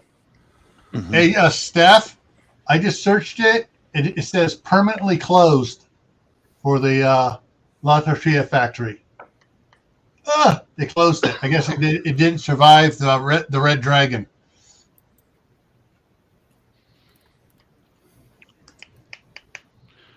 Yeah, I've got a get home bag in all of our cars, sons Yeah. and daughter, also all of them. I Yep, got to to get give one you- back. And I used to keep one in my truck. I got to get one back in the truck again. Like I got some loose MREs sitting in my pickup truck, but I don't have a get home bag right now. Because I kind of stole the get home bag that was in the truck and put it in my car because I drive the car everywhere. Mm-hmm. Understandable. I just And it use, gives you more. Oh, go ahead, Art. I was just going to say, it gives you more to work with, so you have that choice. So you then just kind of, well, there's that store here or whatever, right? But I also have something. So you get that option. You have options. Yeah, right? So like, that's how I like to kind of see it. So it's like you done the best you can for what you're doing at that time. I just buy secondhand laptop bag for all of my get home bags because they've got a shoulder strap and it looks like you're carrying a laptop when you're walking down the side of the highway. And kind of going back to knowing your area, right? Knowing that, hey, a lot of people carry this kind of bag in this area. If you actually knew that. So, which comes back to not just driving and hopefully walking and seeing with your own eyes. Right? Not just like the places, but the people too, I guess, right? Know your area. I don't know, like, it just comes back to like, we all, the countryside's one thing, then there's the urban side of things, then, everywhere in between, right? The suburban side of things, right? Knowing your area, just like expanding out and just like, especially if you go to different places for it or often visit people or whatever, right? Kind of knowing these areas could be very beneficial. Yeah. And I was going to say, maybe a backpack is not the best choice at all times, but, like I said, I've got, I use black backpacks, nothing overt, nothing crazy, I think the one backpack, it's got one Molly pouch on it, and that's for the first aid kit. But like I said, nothing crazy, nothing insane. Try not to stand out too much. Yeah. Well, because I'm always thinking, these in preparedness, it's just that the power outage and a lot of these other things and you might actually be away from home, right? You might actually be like, oh, go figure, I'm at this hotel or whatever, right? And you're like, something actually happened. Maybe it's just for like an hour, right? But still, you'd be like, oh, I'm glad I actually took a look beforehand. No, I can, let's just say you didn't have a flashlight or whatever, right? And you're just like, oh, I actually know where I'm going here. Yeah. Well, like I said, and assuming, I think the stairwell's over there. Yeah, well, I was gonna say in that case, especially for the hotel, and you're just saying, I think the staircase is over there. If you do like what I do and practice an EDC, have an everyday carry. It doesn't have to be a weapon per se, but carry just the basic items. Means to make a fire, some sort of instrument to cut things with, You know, it doesn't even necessarily have to be a tactical knife, but you know, I do like the tactical folding knives myself. Carry a multi-tool, something, you know, multi-tools are handy, man. But carry more that. options, right? Yeah, some options. And then flashlight. Like I keep a flashlight on my keychain so I can't lose that damn flashlight. So I've got, you know, almost always I've got a flashlight around, you know, with me on my person. So kind of helps. Well, what I'm thinking is like if you weren't unsure at the moment or whatever. Yeah. Like it's one thing to need to see, but it's just like what's actually going on here. For example, like let's say you didn't want to give your position away, right? Oh yeah, but knowing the area kind of better, right? Because it goes back to like, you know, that home invasion type of thing, right? It's just like knowing your area, right? Well, hopefully these people that are doing it to you don't know, so you at least use your area to your advantage at least. Well, and this kind of goes back to my one live stream I did a couple of weeks ago with Steve Corsair's training, where we're debunking the myths of bugging out. It's like, why would you want to, like, even if you're you know, not bugging out with a backpack on your back and grabbing your rifle, and you're just bugging out with a vehicle full of food, why would you leave water? Why would you leave your house that has 4 walls, a roof? It's something that's familiar to you. You can sleep a little bit more easily in it, and then, you know, and you know your area. You know, you do your due diligence. You know your area. You know your neighbors. You know, you're at home field advantage. I don't know why you'd want to just leave. You know, it kind of goes back to just bugging in when it's feasible. I agree. I saw that in that interview. That was very well done. Very good video. Thank you. Yeah. And he brought up a good point. Nobody bugged out during COVID. You know, nobody left. Yeah, that was not the option. That was and I'll tell you from experience, I live in the Seattle area, and when in 2020 during the George Floyd riots, the population did the correct thing. They'd drive home from work and they stayed there because people were being attacked on the highways, and they were lighting fires all over the place. People stayed home. They did the smart thing, you know. I've got stuff to get out of here if we have to. Yeah, the options, right? So you've considered the whole area, right? Not just like the broad area, like top view, kind of what we can get or whatever. You can see everyone, you know, with internet access can access or whatever. But you know, these localized areas where actually like you're actually seeing it with your own eyes, not just from an overhead view. Because sometimes, you know, thick bush or whatever can, you know, you don't see what's in there. So.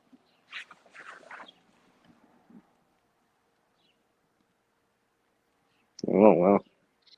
Oh, it was a burglary, Nicole? Or Looks like it's just vandalism. Yeah. Or just vandalism. Yeah. I've only in my entire life I've only had one attempted home invasion. My entire life. I'm not like I haven't had the I hadn't had the luxury like Bob and go through all these different practice drills. Yeah. Wow. Experience, right? Oh, it was great. Yeah. Loved it. You still live in the Seattle area? Yeah. It was not uncommon to have junkies unconscious 15 feet away from my front door. Yeah. Overdose and unconscious right outside my house. Was not uncommon. Yeah, and I've seen that before, by the way.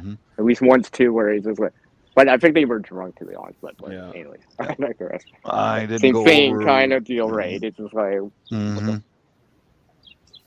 And Bob, like you said, we're going to have the influx of people coming in from the south. You know, got these people living these. I like to refer to them as homeless mobiles. These junky RVs, these junky 15-passenger vans, these junky school buses. Just nothing pisses me off more when I see all that stuff around the streets out here.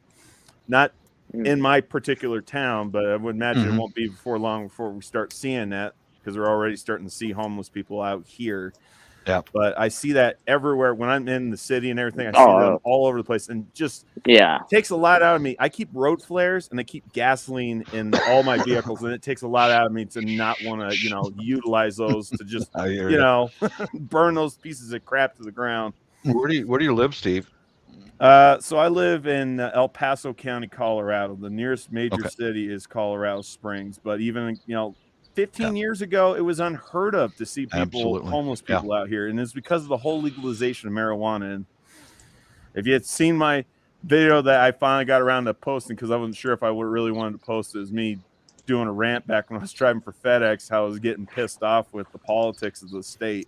Yeah, they've decriminalized all the drugs. Yeah. Decriminalized it. They didn't make it legal, but I decriminalized it. That's why they come back legalized here. magic mushrooms over here. Okay. Yeah, and so that's just now we're just having more homeless people coming here. That's what I get to look forward to. There is a big difference between actual homeless people and the homeless addicted. Yeah. Well, I should say I use the term homeless really loosely. Technically speaking, there's two types of people. There's the homeless, and then there are the bums. There you go. That's an old word, and it works. I still know what that bum means. Yeah, they are bums, man. And, just remember, at nighttime they break into your car. During the daytime, they break into your house while you're at work. Oh yeah, That's yeah. just And the way like I said, in my one of my videos, like I mentioned how two of my friends, not even 2 weeks apart, live in different parts of Colorado Springs. One lives over in Security Whitefield, and the other guy, he lives in Colorado Springs proper. Both of them had their vehicles broken into, not even 2 weeks apart. The one guy, his car, the person was attempting to actually steal his car, and the other guy, they all they did was smash out the side window to his truck and rummage through to see what they could find. They didn't get away with anything except for like a $50 CB radio. They couldn't find anything of value. Yeah, I leave nothing in our cars, just a get home bag, and it's covered up. That's it. That's it. Yeah. No, In the trunk and something like that. All right, not even a phone recharger. I leave absolutely nothing in our cars. Nothing. Yeah. I seen him at my last place I lived. Dude broke a guy's car window just to grab a phone recharger. Jeez. Well, I mean, smash, and he grabbed it. It And happens. he's gone. I mean, these guys It can happens. run, man. well, I mean, when they kind of survey it, it's just like that. No one's around. I had a car broken into. By the time someone one hears it, time. I'll be gone. One time, but that was when I was living in Nebraska, and that was only because I didn't lock the car. And they rifled through everything, papers strewn all about, the registration strewn all about, everything. The only thing they got away with was a set of prescription sunglasses, which would be useless to them, a button-up polo T-shirt, and a package of unopened pens I bought at the Dollar Tree, and my phone charger. They really did not make away with much. They just made a mess of the car. But had I locked the car, they probably, like I said, they probably wouldn't have been able to do anything. Fumina, good to see you. Oh, Miss Suzuki. Hello. Yeah, I mean, I've seen a car, someone breaking into a car like right in front of me. I was just like, it's just real random. It's just like, I was just at this space and at the right time too, right? It's just like, and witnessed it in front of me. I'm like, holy. Yeah, they. So I know things happen. One thing you guys can do is put the transmitter of a driveway alarm in your car. I've stopped them from getting into my old GMC pickup because I put the transmitter on the sun visor on the passenger side. And I was in the garage, and I just left the truck unlocked, because there was nothing in there. But they still opened up the door as soon as they went in the truck. Bing bong, and it was right in front of my garage. They heard the alarm, and here comes the door open, and guess who's standing there? Me, with a revolver, and there was 3 of them. But they bailed. They got out of there. They walked away. But that way you'll know if someone's in your car, and I would be real careful about approaching them directly. Well, I'll let you guys know that all the times I stood my ground, I never left inside of the building. Never did. Stay inside the building, Yep. Yeah, and I will call them out just because I can. Yeah. How our RG Arizona Homestead, gave you hell. Oh, you weren't supposed to present your good to weapon and see you, everything. That was a man. bad idea. Blah blah blah. Yeah. Like I said, Oh. bad guys only respect force. Okay, that's it. They're not coming there. Like I said, most of them, like 99% of them, they're not coming there looking for a fight. Even the hard ones, like you said, Yeah. they're just there to see what they can get away with. Yeah. Well, They might do you harm because if they everyone got likes the that easy capability. score, right? That easy Yeah, point. that guy, that RG guy was way off base because they already know that we're armed. They already know. Yeah, and They you know what? know. Yeah, and they're less inclined to come back. Right. They're less inclined to come back. Really, only ones that are extra desperate or have no regard for their own lives, they'll just, all right, you know what? I'm gonna throw everything to the wind. We're just gonna go for it. I don't care if this guy's got a gun or not. Those are the ones you better watch out for. Yeah. Yes. But those guys are far and few between. They are, yeah, and then they are out of their mind, and yeah. Usually they're on drugs too. I checked out that guy's channel, RG, whatever it is, Arizona Homestead. Yeah, and he's claiming that I'm running away, and I went and looked, and he lives way out in the middle of nothing and nowhere. So who's really running away, him or me? I'm still here in the suburbs. And I agree. Like there's a, like I will agree with both of you guys on that stance. There's a time to stand and fight, and then there's a time to just get the hell out of there and regroup and be in a position where you can meet force with force. But I agree with like I said, Steve. there's some people out there, like I said, and I'm not saying that RG Arizona Homestead's this kind of guy, but there's some people out there that think I'm going to be able to take on the U.S. government. I'm going to be able to take on, a band of marauders. So, I'm sorry. Well, you don't want you can't to be really you can't, or if you do, anytime you increase your odds of contact with the enemy, you're increasing odds of a fellow family member or teammate or yourself getting wounded or hurt really bad or exactly. killed. And just to be kind of blunt here a little bit more, just to remember kind of how we came to this point too, right? Yeah. And I always refer to medieval times because that's the stuff that happened in the past, right? There was in these sieges or whatever. It's just like they were just throwing everything at you, right? It's just like there may be times, for example, like a fire that will absolutely force you out. It's way too dangerous. All right. Exactly. It's way too dangerous. And say if you're not doing it for loved ones, your pet or whatever, right? So stuff. I mean, hopefully, in an ideal situation, you are set up, you are out in the middle of nowhere, kind of like RG and minimize Arizona Homestead. And minimizing. But like I said, you're set up, but you better have somebody that can do QRF, quick response, because if you're out in the middle of nowhere and it's just you and your family, you're going to get overrun at the end of the day.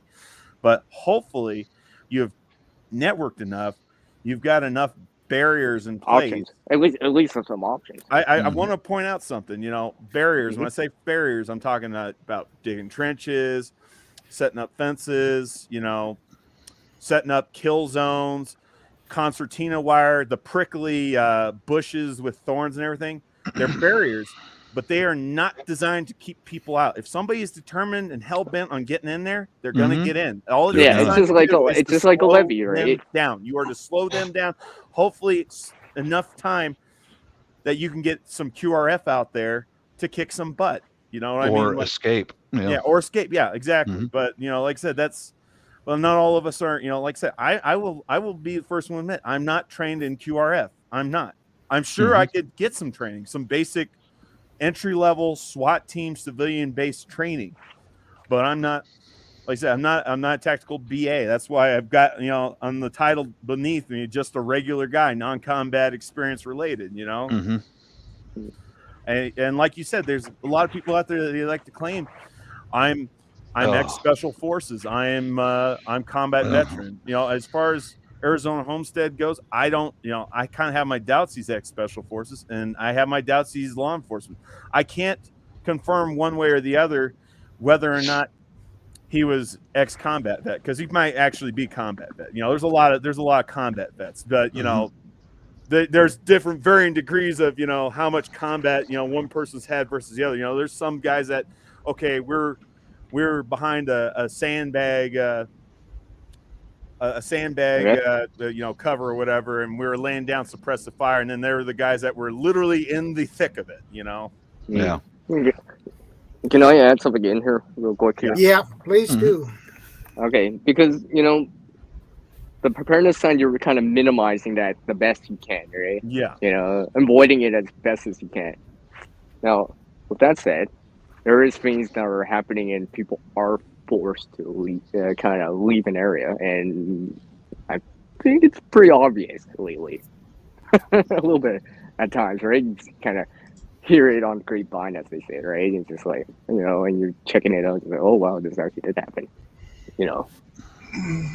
You know, and likely it's not yourself or whatever, but you know, maybe you actually have seen that area, or you know friends in that area, you know, so you're always like, oh, stuff like that. Always considering other people's areas too, right? Because it's just like they're doing the best that they can for their own area too. So, because then you know, there's things out there that can just pick up this area, right? It can, you know. And hopefully it would never come to it, all right? Hopefully that rare, whatever, could be fire, could be water, could be, you know, winds, whatever, right? I can kind of, you know, those forces that kind of force, right? Steve, you're mentioning about force, right? What about the Mother Nature force? Kind of, Yeah. elements, like right? like an incoming Those things, forest fire. those are, you know, those could be very likely. Hopefully you would minimize that and stuff like that, but it could be, like I contamination force, right? That's coming like what in happened, right? Palestine, Ohio. But I was gonna say, Yeah, like, right. over That here, would, like over here where I live. I for mean, those this people. is technically, a lot of this is grasslands. A lot of this is just the foothills before you get to the actual Rockies, before you get to Pikes Peak. This is all ranch land, you know, all this out here, and grass fires are not uncommon out here. Like, they happen at any time of the year, even times where it's like, man, we've been getting so much annual rainfall, we're technically not in the drought, but there's still enough dead grass there that somebody flicking a cigarette out their window of their car as they're driving by, they end up starting a roadside. Oh, it could be wildfire. lightning, right? It could be lightning. I mean, lightning happens in many areas, right? Yeah, like hopefully it would never come down to that. Colorado, but, you know. they had a really bad fire last year, and it was from a lightning strike. Yeah, but you know, I'm just thinking of like more people in general, right? I'm kind of generalizing it a little bit, but because we all live in different areas, right? We all live in different areas. It's just like I see snow right now, while Bob probably sees rain. Well, I think you guys. The only reason why I know this is thanks to Canadian Prepper. I don't watch them anymore, but you know, like, I know for a while there, you guys were experiencing really horrible summer droughts up there, and in fact, it's so bad. I think it was probably you guys were unable to grow season and such, obviously stuff like that. Yeah, it gets hot here in Canada too. That I know for sure. Yeah, for my area, right? And you know, for you guys that live down south, you're accustomed to it. You're used to it because you see it in your own personal area. But if I could talk about cold, then vice versa. You know, or it's just like that understanding of people's areas. It's just like if you go on vacation, right? Some people go from like a hot climate, from a cold climate here, and you know, the snowbirds, right? As they say. Yep. Right. So you think about it like that, right? It's just like kind of understanding. How cold is it gonna be there? Or when I come back, or whatever, or when I go there, how warm it's gonna be in that area? And kind of knowing even the area's temperature, I guess, right? But, one thing I wanted to add in. Sorry, CR, but one thing I wanted to add in about all the times I had to stand my ground over there was, do you know who was in the bedroom directly above my garage? I'm going to assume it was either your wife or was one of your teenage daughters. My teenage daughter. And I was the only thing that would stop them from entering the house while she's at home. I remember that story. Yeah, that is all true, guys. And I remember that story. You have mentioned it several times now. Yes. Yeah. Yep. That's why it's like, no, you know, that immediate area, right? Your home, whatever. I know who's if home. you're if you're out of the country or out of the place or whatever, that motel, hotel, whatever you're staying at, right? Kind of knowing. Yeah. Right. Yep. Seeing it with your own eyes, right? Yeah, And That's why I that like is to go for another walks. reason to know your area. Yeah, that's why I like If to you go have for to walks. run up and pick up and take in your daughter and get to the back door and get Yeah. away. Yeah, Mhm. and to springboard off of what you guys just got done saying, going back to the, knowing your area, you know your neighbors, know the people who are, the usual people who are supposed to be in and out of the area. You see a car that looks unfamiliar, or you see somebody in the area that looks like he's like kind of scouting the place out, just be on high alert. Yeah. Could be a coincidence, but you just keep it in mind. And don't be afraid to, if you see that situation, step out on your front porch and just stand there. Mm-hmm. Yeah. Just make sure that they know that they've got eyes on. And if you can, grab your cell phone. Yeah. Film them, Smile, you're on YouTube. Yep. Where's the still live key? I'm streaming live. You're on YouTube. Smile. Yeah. Well, you know what? Because even if you did break the phone, it's already out there. No, anyway, I digress. What was that, 2 weeks ago when I was sitting in here? Some guy came to my front doorbell. My doorbell camera caught him. He came to my house and my house only. And what the hell is that? I think I showed my cameras. I was like, what the hell is that? So so these things do happen. And it's like sometimes it just happens even That was even when we go same live. dude who left a business card, if I remember correctly. Yes, I still have it here. I still have it. It's right here. Well, I have his calling card. When he walked up to my front porch, he left this business card, and he was right on a Ring camera. What the hell? Yeah. And he's supposed to leave a business card for a company, and he don't take his car up on your driveway. That's really suspicious. I know. He walked out, and I got a bunch of cameras, and I could see him just walking down the block. He didn't stop at anybody else's house, just mine. Yeah. I was like, what was the company for? What was the maybe he ran out of business cards. Yeah, it was. Let me see. I think it was just coincidence.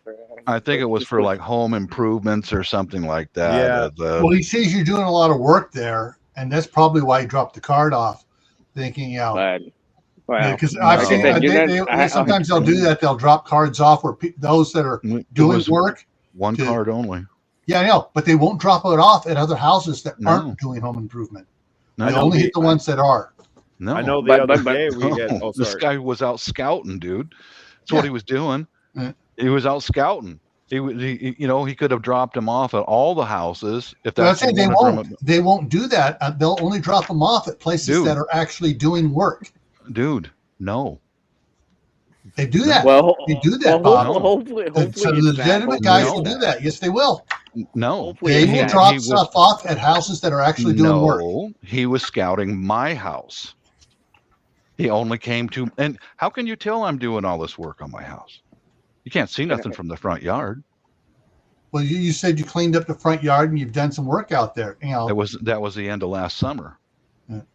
So unless he waited that long. No, probably I don't not. believe that. Probably not. Yeah.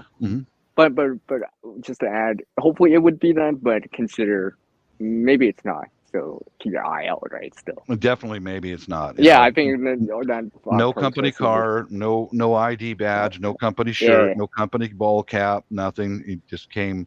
Let's see if so many coincidences. So many coincidences. Yeah, coincidences usually add up. Yeah. Well, like I said, I always answer the front door with a gun. Always, always have, always will. We'll keep continuing to do that. Even if I don't have a gun within reach, I will run back and go grab a gun and then go to the front door. So if that person has to wait an additional 20 seconds, then so be it. I don't care. I'm going to have a gun with me when I do. The last guy answered the door too. And like I said, similar situation like Bob, well, except for he didn't have a business card, but he's like, we're selling solar panels and everything. That's a big thing. It's like solar panels. I said, I'm not interested right now. And besides, I'm renting. It's like, well, you know, if the homeowners, I'm pretty certain they're not going to be interested in either, you know, but yeah. And actually that guy in particular, what I did, instead of going through the front door, I went out the garage door and then met him at the front porch from behind. Yeah. And of course I had the 357 tucked in my waistband, right at my butt with my shirt thrown over the top, and asked what he wanted. Yeah, but yeah, I've done that before too, right? Sometimes just I say, well, I could do this. Yeah. Right. I've people walk out from their exits all the time, right? Of course, with me being like that, I kind of had him boxed in. So if there was anything, well, I mean, no, it's going back to knowing your area, and it's like, you know what? If I beat it, this person's not to expect that per se, right? No, so then you're using the area better to your advantage, and hopefully nothing happens. It's just like, I was just leaving, right? I was just walking out, right? You caught me right here, right? Kind of deal, right? Yeah. And going back to knowing your area. So, it's not always from people, but sometimes from the nature force too. So knowing that you have to interact with it in that area, in these areas that we're in, right? The environment itself and the people in the environment too, wherever you are, your own area. Because things get around. Right? Not always sunny and rainbows everywhere. Gil, you get any door-to-door salesmen in your area? We've had 2 the entire time I've been here. At least have come by when I've been here, and both times I ran them out of town. Literally, I escorted them out of town. They came up. I go, "Where's your ID from the city giving you permission to go door to door? We have a law against it." Well, we don't do that. And at a time I go, well, seeing besides being the federal agent here, I do work for the city part-time. Let's go. First, let's see your ID. I took their ID, photographed it right in front of them. I said, let's go. I escorted them out of town. Nice. And there were ones on the phone calls. They're escorting us out of town. I think they're going to arrest us. Said, nope, I'm just escorting. If you come back, you will be arrested. Yeah. And the one time they had the boss told them put on speaker. What do you can't escort them out? I said, there's a city law against soliciting door to door without a permit from the city. Yeah. Well, we tried to get one. Did you come during business hours? It's posted. Yeah.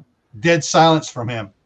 Well, that goes back to knowing your area. It's just like, at least if you knew the area, then you would know this exists, right? Yeah, and I was going to say, I think there's, like I said, I guess it would depend on the area, but like I said, I believe if you got a sign posted clear as day, no solicitation, like I think that can be held up in the court of law. Oh yeah, back in California, I had 3 signs you got to pass to get to the front door that says, no solicitation, no solicitors. I think the other one. No junk mail. No door-to-door salesman. And one guy came in and goes, "Well, this ain't any good." Blah blah blah blah blah. And he was giving my wife at that time, and I'd just gotten home from work, so I was still in uniform with firearm on. I stepped past him and I just shoved him up against one of the posts for the thing. I said, "Turn around, put your hands on top of your head. You're under arrest." This guy's got about that big around. He says, "No." I drew down him. I said, "Turn around." I arrested him, called the sheriff's department. They came. They took him away. Oh, that's some sweet. Yeah, his big mistake was giving my wife a bad time and calling her a liar and says, "You can't arrest me." And so I arrested him. You don't tell me I can't arrest you when I can arrest you, because I will. That is an open invitation to arrest you. So forgive me, ShadowScoutSwede, but I believe that right there is the classic example of fuck around and find out. Yeah. Yeah, I would agree. Yeah, you don't try to tell someone who knows the law what the law is, and don't Hey, call them a Fireman liar. TV, good to see you, And don't brother. piss them off, because hey, that's a quick way to get a free stay at the Gray Bar Motel. The Gray Bar Motel. I like that. Yeah, I just throw poop at them. You know, Please tell me, hey, real quick, Bob, please tell me when those three guys were tampering with your GMC truck, please tell me in one hand you had your 357 and the other hand you had a handful of poop. he had two options at least. Right? Yeah, my pants He are had two down around options. my ankles, and I just dropped a fresh deuce in my left hand and a 45 in my right hand. Well, at least Bob has options, right? He has options. Yep. Whatever works better in this case. I'm all about having options, right? That way, at least you have more to work with. Yeah, the be careful with the we don't dial 911 signs. Like I know Don't they're do that. funny and everything, but be careful with that, because Don't do in a court of law, heaven forbid you actually have to use your firearm in self-defense. Mm-hmm. Court of law, the jury, if you got a liberal judge on the panel, they could, even the DA, they could construe that as this guy had intent to actually kill somebody. He wanted to kill somebody. See this sign he had, or she had. Mm-hmm. It's like, we think it's funny, but we know the gravity of the situation. But they'll try to construe that so it's like paint you as a bad guy when you weren't a bad guy. You weren't the threat. The threat was the guy coming to assault you or coming to invade your home. I agree with that 100%. Don't put up signs like that. If anything, put up no trespassing private property. Yes. Keep out, no trespassing. Mm-hmm. Like I don't get me wrong. I do love those signs. We have a security system called 12 gauge shotgun that guards the house 4 days out of the week. Guess which days? I love those signs, but you can't have those posted because from a legal standpoint, you can get in a lot of trouble. In fact, it's so bad these days. You can't even wear, a patriotic T-shirt, showing your, professing your love for the country of the United States, because then they're going to like, look at this guy. He's an extreme right winger. He was intent on killing somebody. Look at his shirt that he's wearing. It had an AR-15 on it or some bull crap, All that will come up in court. Yeah, that will come up in court, even though it should absolutely not mean a damn thing, as far as, what kind of person you are, that what my dress, what my appearance was shouldn't have anything to do with, why I'm here, shouldn't have any sway on the jury one way or the other. What should actually matter is what actually happened, and that's would matter more. Yeah, be more important. I would think, right? Right. It's just like, well, they were there too, and all this other stuff. More than just that. Yeah. All right. Well, looking at the time, I got to get going here. I got some other things I got to get done here. Take care, Gil. It's nice pleasure Take care, talking stay with you, man. Final words. Get the map out. Walk around. Mark interesting things on the map that you find around your place. Good. All right. Point. See y'all later. See you Take later. care. Gil. Later. I was just thinking about something right here because it reminded me of something. Well, AOK Forging Adventures, right? Well, Yeah. For people that don't know that channel, well, they are actually doing this kind of, basically adventure to raise money. But the real reason I brought it up is because going on these long duration hikes, it's just hundreds of miles, right? Multiple days out, right? And kind of knowing the area the best you can, right? For what you have, even if you can't get there yet, right? Yeah.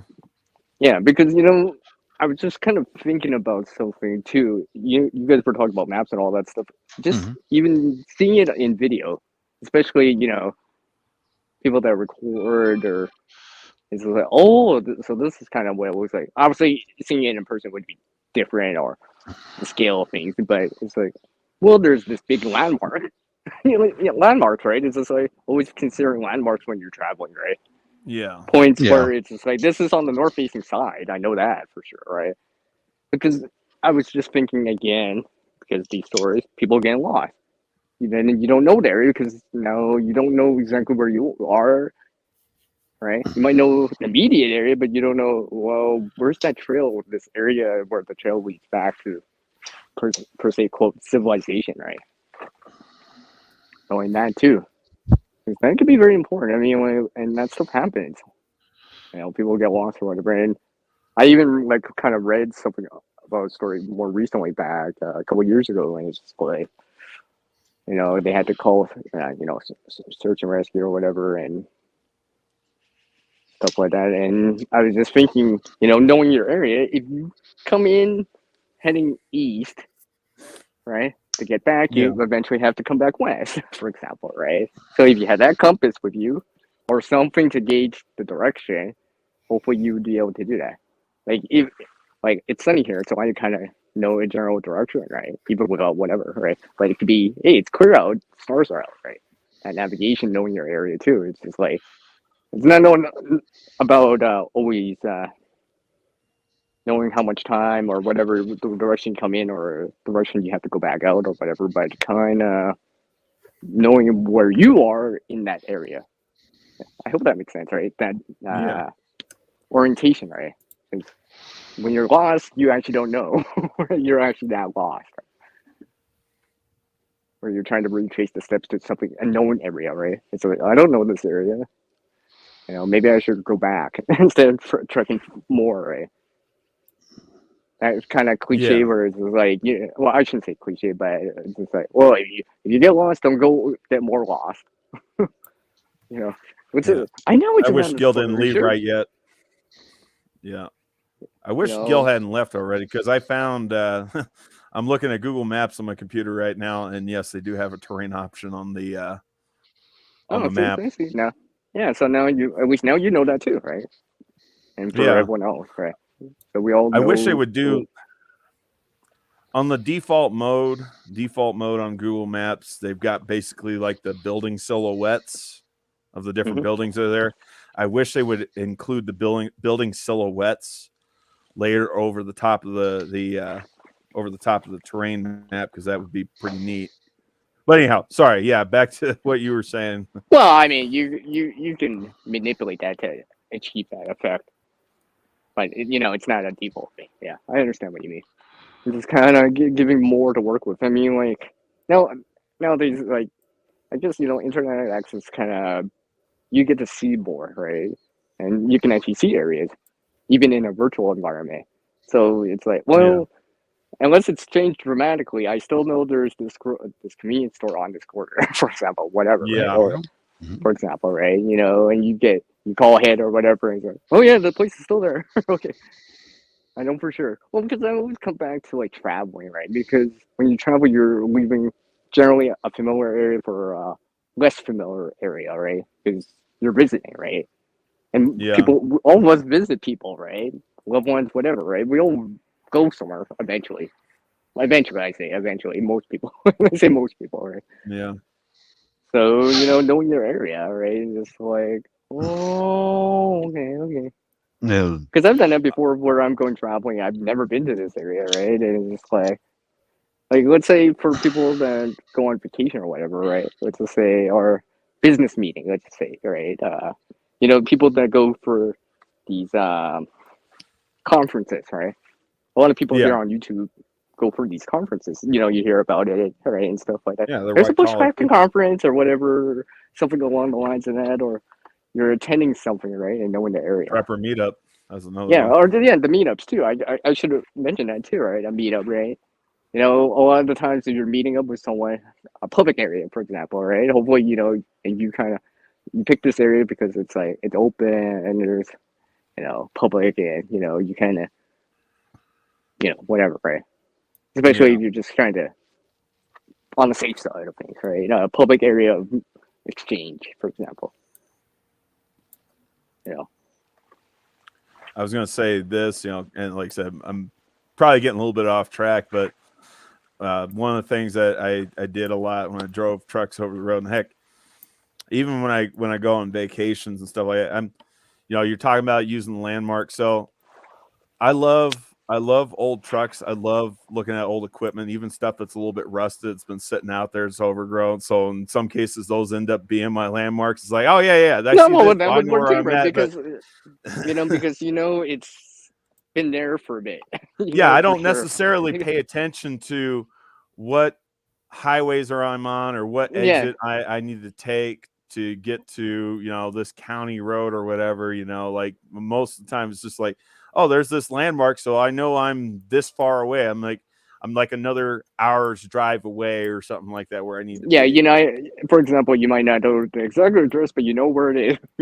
You've seen I know it, the right? general area because I've seen it enough. I've driven by it so many times. It's just like when people ask for your address, it's because I want to get a pizza or whatever, right? Because they don't know it, because usually they just know where it is because now they visited you or whatever, right? It's like, for example, right?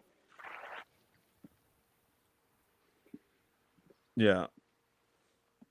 Uh-oh. There we go. Am I still in there? Yeah, you're still here. Okay, no, it's just you cut out and like, what the? Sorry, I'm using a headset, so sometimes I gotta revert not to move in the area too far.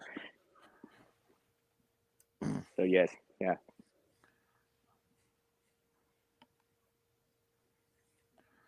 Yeah. Can I have another point I want to bring up real quick, if you don't mind, Shadow. Yeah. Sure. No problem. Okay. Because like I said, I was going for a walk and I was just kind of considering it. I'm like I said, just going through an area myself, right? And just kind of knowing the area and just like kind of, if you've seen the area enough times, kind of just like there's some things that just happen, right? Or whatever, right? It's just like, let's just say, how do I say this? Because I'll kind of relate it into two things. Something that's more common or happens quite frequently, like we're visiting people or whatever, to something like unexpected. It's just like, I gotta head to my secondary location here. Right? Yeah. Kind of deal, and just like remembering it, just like certain little things is like whatever it is. Because I always hopefully you'll have some supplies squirreled away at your secondary location you're talking about. No. I'm and stuff like that. Options, right? Yeah. But I'm also thinking about the area, right? It's just like, I know this area a little bit better. Maybe I can, leave a marker behind, so to speak. Well, I'll bring it back to that kind of not getting lost, right? It's just like the markers that people use, like the trail marking or whatever. Yeah, high-vis trail marking tape. Yeah, because hunters use. Yeah, right. Because I think coming back to knowing your area, right? Getting lost. Let's say people that go hiking, these adventures that people go on, right? You see it on YouTube all the time. Oh, I'm going on this application, these big whatever, right? You hear about that stuff all the time, right? Right, yeah. And even some of them, if they've done it before, it's one thing. If they haven't and they're going to hopefully, let's bring some trail marking tape or something to kind of mark the trail. Because I always think to myself, I'm like, a jungle would be hard to navigate the area. If you haven't been there before, that'd be tough. Yeah. Well, I was gonna say, I would assume that would be tough. I was gonna say even some of the northern Canadian wilderness up there, during the summer months, it's got some pretty good growth. Yeah, because you can't see the horizon. It's just like you're kind of, it's easy to get lost. Trees everywhere, yeah. Yeah, big canopy, right? In Amazon, there would be big canopy and all this stuff. It's just like, so you're walking for a bit, and it's like, if you get off the trail, you might get lost. And kind of know your bearings, right? Because it's one thing to know the area, but you actually have to know which way you're traveling through the area. So I have a feeling that Bob has something to say about this. Yeah. Oh, okay. I'll show you what I used to take hunting with me. I got it right over there. Oh, I thought you already had it. Yeah. No, he has to. I'm using a headset. So I'm not always looking at the screen. Yeah, I do want to kind of go back to that home invasion stuff. There was, I remember a while ago, I was watching a documentary. They had this TV series. I don't remember if it was on National Geographic or if it was on Discovery. Might even been on History Channel. No, I don't think it was on History Channel. It's either National Geographic or Discovery, but they were interviewing like criminals, you know, their criminal history, what they did and why they got caught, and you know how they did and how they got away. And this one particular lady, she was down there in Florida, and she was responsible for a whole bunch of these home burglaries. And the reason why she got away with it for so long is because she dressed nice appearance, business attire, and everything like that. People have never suspected that she was the one doing it. And the way she did it was like so stupid simple. She would jar the freaking front doors of these Florida residents' homes open with a big flat-bladed screwdriver, and she gained access. She got away with like hundreds of thousands of dollars worth of electronics. She even stole, if you know what a Tiffany lamp is, those an actual original Tiffany lamp, those are worth about $100,000. Got away with Tiffany lamps, all kinds of crazy stuff. And like she did this for like, I want to say for a couple of years or so, but like for the longest time the police couldn't catch her and everything. They didn't even know it was a lady that was doing this. They thought it was a man. And you know, the few times she got caught by the homeowner, and she oh, I'm sorry, wrong address, my bad, and then she'd walk off. They'd be none the wiser. Like it's just crazy. It was, I mean, it's insane though, you know what she did. But she did. That goes back to knowing your area. Yeah, I know. But anyhow, in a negative way, unfortunately, right? Unfortunately, there we go. Right? There we go. Because I think there, research, right? Anyone can do research. We all can do this kind of research, right? Surveyor's tape. Yep. That's what I took hunting with me all the time. It's very cheap. And I would pass between two trees, and I'd hang a streamer from each tree. That way you know that right between those two streamers is the direction you came from.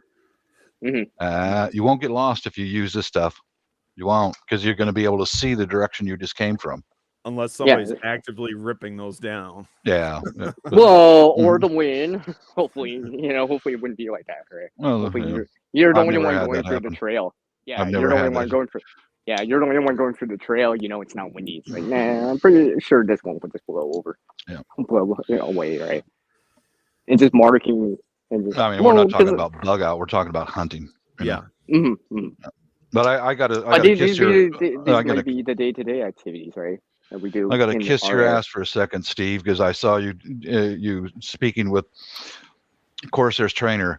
You are genuine. You are fucking real. And I will tell you why I say that is because when you say that when you were in the Navy, you were like guarding a gangway to the carrier or whatever you were on. To a submarine.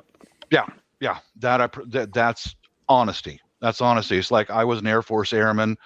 I would go sign out an M16 rifle and loaded magazines and stand there. Yeah. There were so many people on YouTube are so full of shit. I know, exactly. I was special reaction team, security force. Shut the fuck up. I mean, really, I get so disgusted hearing that stuff.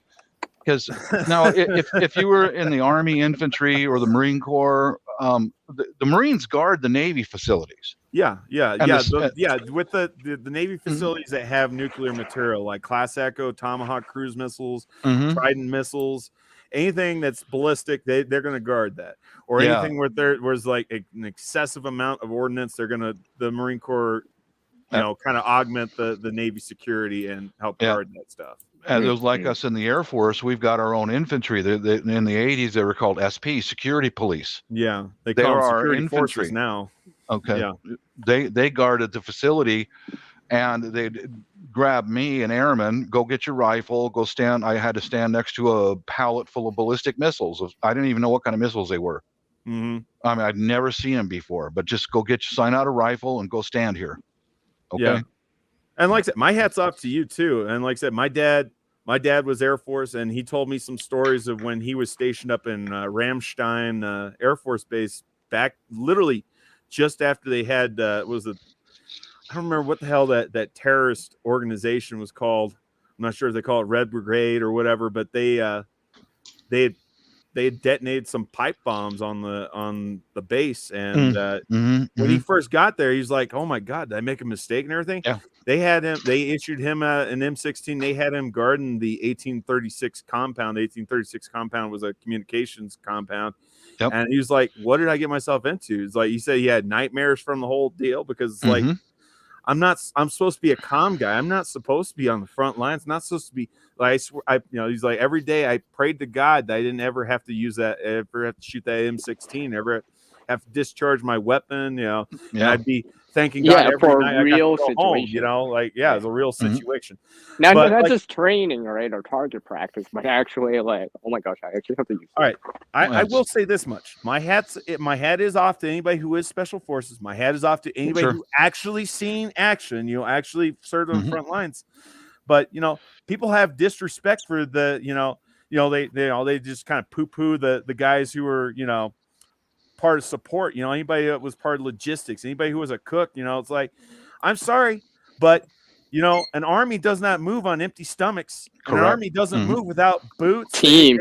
They can't team. fire their weapons without ammunition team or thing, magazines. right? Trucks don't move without fuel. You need your logistics specialists. You need your cooks. The team. You need your support. Yes. Yep. My dad was in the Army Air Corps, World War II, and I asked him when I was a little boy. I said, he went through North Africa, Italy, and then over and ended the war in China, Burma, India, which was really not a good place to be. Oh boy.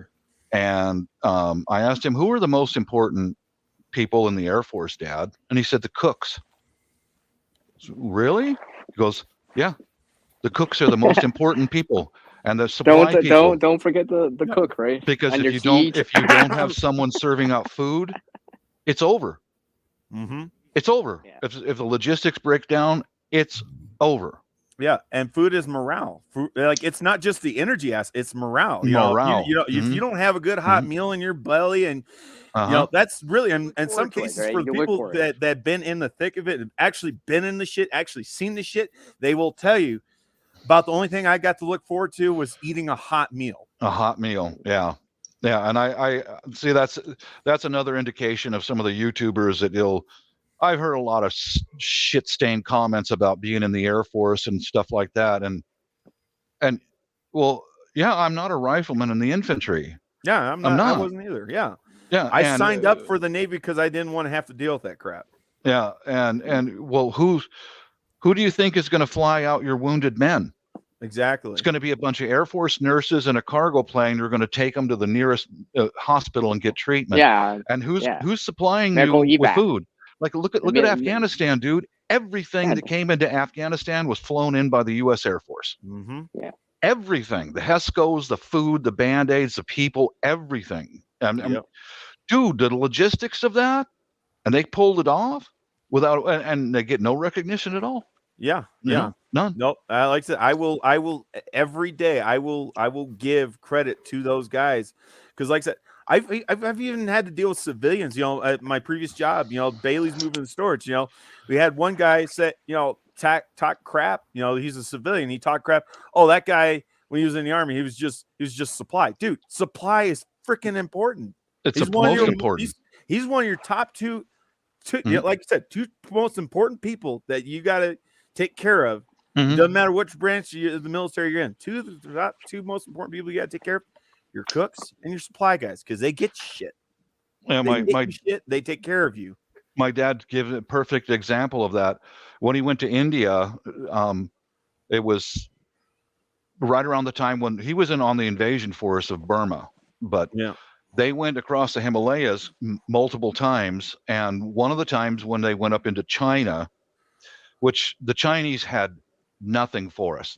He saw thousands of people laying on the ground, starved to death. And they flew into China, got the airplanes established, and started flying a few missions, and then rain hit. And they had to put the airplanes on hard stands, and then you can imagine what's going on over the Himalayan mountains. Logistics failed because the Burma Road was not done yet. And they were starving. They were stuck up there on an Air Force base, starving. And he said it came down to the point to where they had one cup of coffee and a couple of biscuits a day. Yep. That's all they had. And the Chinese couldn't help them because they were feeding the Chinese. They were supplying the Chinese. Now, that's an example of how logistics, when it breaks down, I mean, if they had gotten attacked after a couple of weeks of eating a couple of biscuits and a cup of coffee every day, they would have got wiped out. The Japanese would have wiped them out, you know? Yeah. I know that, there's so many people who blow so much bullshit on YouTube, man. Yeah, and like I said, I do not want to blow smoke up people's asses. I do not want to bullshit people. Look, I'm trying to be as genuine as I possibly can be. I'm trying to tell you guys that's what I did. You know, I submariner, torpedoman's mate, did some KP. Well, we called it FSA, food service attendant, and like I said, the most I did was, like I said, stand guard with a shotgun and a 9mm service pistol. Yeah. That was it. I did not do anything else cool. Did some figure eights out in the Atlantic. That was the extent of my naval career. And then the rest of it was just a bunch of bullshit at my last command, you know, on base, doing base beautification, which actually wasn't that bad. I just hated the raking leaves part because that was stupid. The hurry up and wait. Oh God, every GI knows exactly what hurry up is wait. Even the Swede up here. Hurry up and get there, and now wait. Yeah, and that's why when Thor and I we started laughing when ShadowScoutSwede started saying, yeah, it's trimming bushes, and it's like we started laughing because we weren't laughing at him because we've all done we knew exactly what he had to do with the exact shit. It was funny. Yep. It was basically maintaining job basically. So, doing service for your community. Busy work because you've got a bunch of horny single young men with nothing to do. Something's going to happen if they have idle hands. Keep them busy, man. You know, somebody's going to be a jackass and get popped in the mouth, and yeah. We had to prune trees too. Yeah. Trust me, I had to do that. So every what the heck is it? Every what is it? Arbor Day? No, I think it was Earth Day. Earth Day. We would the entire base, like all the commands, we would all go out and we'd be in our Navy PT shirts, and we'd be in like jeans or civilian pants or whatever and civilian shoes, and we'd be out there pruning trees, pruning bushes, picking up trash, raking leaves, and everything like that. I mean, it was a bunch of BS. It's to know your area, to know your know your area. But I'm just saying. I'm trying to always relate this back in because like everyone has to do it. And everywhere, in other words, the sergeant's got nothing for you to do right now, so grab a rake. Yeah. Do some recons and know this area. I want to know what everything's going on. I'm gonna say this much: it wasn't too bad because you got to kind of BS with people in your command while you did your mindless task or whatever, and it wasn't an all-day event. Thank God. It was just we're gonna do this for like 3 or 4 hours and then say we did our part for Earth Day. Okay. Now the closest to special ops I ever got to. They send out flyers in the Air Force, at least they did in the 80s. Duty Airmen Wanted. And I saw one came up, said Fort Lewis, Washington. That's home, man. Hell yeah. So I applied for it, got it, and I went to Fort Lewis, and we were there with the 9th Infantry Division. And man, those guys were great. I got a lot of respect for those infantry riflemen. And what we were doing was setting up a compound for command and all that. Those guys were cool. They were cool as hell. They taught us Air Force guys, because there wasn't many of us, and how to set up GP medium tents, how to set up temper tents, how to set up Constantina wire, all that kind of stuff. And I did pull some guard duty there. And the surprising thing to me and to the Army was, in your folder of your paperwork that you bring with you in the Air Force, it's your mobility folder, and in there is your M16 qualified, all that. So they said, you're going to stand guard duty on these buildings here. Go to and I said, well, where's the armory? They go over to the 9th over there and sign out a rifle.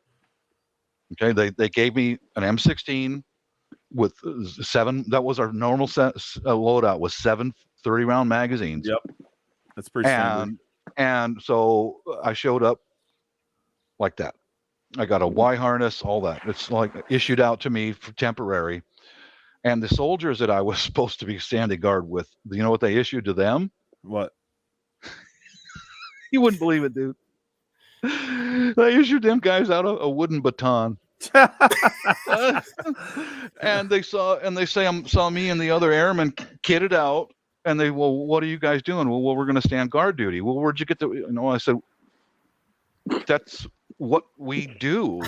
You go sign out 7 rounds of 7 magazines, an M16 rifle. Mm-hmm. There you go.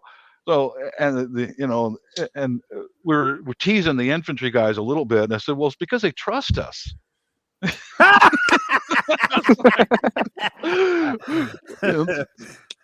But that's my special ops right there. Yeah, it sounds about special ops is what I had to do. Yeah, so what we did was we stood on the corners of these buildings and stand there like sentries. Yeah. What the fuck's in the building? I don't know. They said stand here. Okay. And here it is, midnight, 2:00 in the morning, and it's cold. It's like October or something, October, November. You know what? This sucks. Oh God.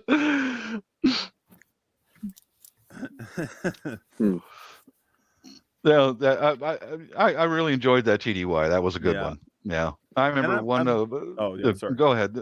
I was gonna say, you're talking about there's so many people online. They like the bullshit and like say, I was special forces. Blah. I'm sorry, but look, I know special forces guy. Hell, I even know a Vietnam Army combat vet. Mm-hmm. Both of them were very, very tight-lipped about everything they did. In fact, the special forces guy, he'd never ever came up to me, in person.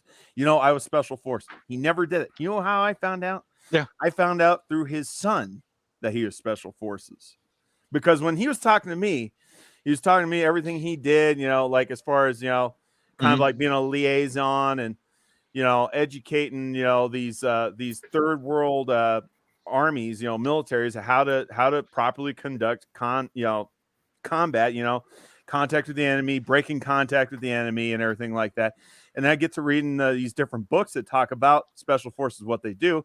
Everybody thinks on TV, oh, special forces, they blow up bridges and shit like that. And although they are capable of doing that stuff, very capable of doing that stuff, that's not their job. Their job is to try to, make contact with basically it's more likely foreign bodies in that country that would like to take down a tyrannical government regime. And they go and train them up. They do it all secret squirrel-like and everything like that, try to be low-key about it. But like I said, he was tight-lipped. The only thing he said, I was a liaison. I seen some, I was stationed in Bosnia. Yeah, I was stationed in Bosnia. I was also stationed in Somalia as a contractor. I was in Somalia for a little bit. And he taught, like I said, he also was a Persian Gulf War vet. But all he ever talked about was like, I was mortars. I was mortars, or I was a liaison. Doing this and this. He never said I was special forces. I seen combat. I did this, and this. Just based on his descriptions of everything else, not even saying I pulled the trigger, I could kind of tell he was, and the way he was kind of reserved and everything like that. Yeah, I could tell that he was a combat vet. I could just tell. I could just see it, the way he carried himself. And then of course the Vietnam vet, it took him 10 years to actually open up to me, to let me know, hey, I was a tunnel rat. I actually got to see Charlie. I actually, because when I was younger and I was dumb and I was in high school, I was asking, did you get to see Charlie? And he was like, we don't talk about that. Yeah, like literally that, that response, like, we don't talk about it. He was actually kind of pissed. And then later on, after I came back, from the Navy, I was a, like I said, veteran. It was a veteran opening up to a fellow veteran, and it's like, that's so different. That's when they'll talk to you. Yeah, and it's like, I have nightmares even till this day, 50 years later, I have nightmares till this day. I can't even sleep with a loaded handgun on my nightstand because I'm afraid I'll wake up with the nightmare, take that handgun and accidentally shoot a loved one in my house or just discharge it in my room. That's why my wife won't have one on her nightstand, because she grew up in a civil war in the Philippines. Yeah. And dude, she had a nightmare the other night. It was like 2 nights ago. I just lay next to her and stay quiet. I know what she's, the worst one I saw was when she ran out of bed. She just ran out of bed. She hit the wall by the bathroom and she stood there. Ooh. And I didn't say nothing to her. I just stay quiet, lay next to her. And I waited till she came out of it. Then she went in the bathroom and took a leak and then came back to bed. I just stay quiet when someone's going through that, man. Don't grab them. Don't grab them. They'll kill you, But there was one guy here on YouTube. He's pretty much shut his channel down now. He used to go on to Courtney's Wide Family Farms live with us. His name was Bruce. And he was real quiet, just like Shadow right there. Never talked much. And he only talked about being a firefighter and stuff like that. And, I found out that he was in the Army and he was an MP for a while. And that's it. Yeah. Then one day he mentioned, he said, they sent me to this place and because they knew I was the only one out of the group who could pass the PT test. And I went, okay. And he said, well, I was going through this education. Eventually I knew they would feed me. I went, that's a Ranger. That's an Army Ranger, because they starve those guys. They starve them and beat them half to death. And I went, and he used to laugh at me because he called me Chair Force all the time. Yeah. Oh yeah. I think I remember that. I think I remember that, Bob. I think I remember that. I think it's the friendly. Yeah, I've heard that term before. It is. Force. Yeah, and he just laughed at me. And what the hell's wrong with you, Bruce? I can do 3 push-ups in one day. Can you?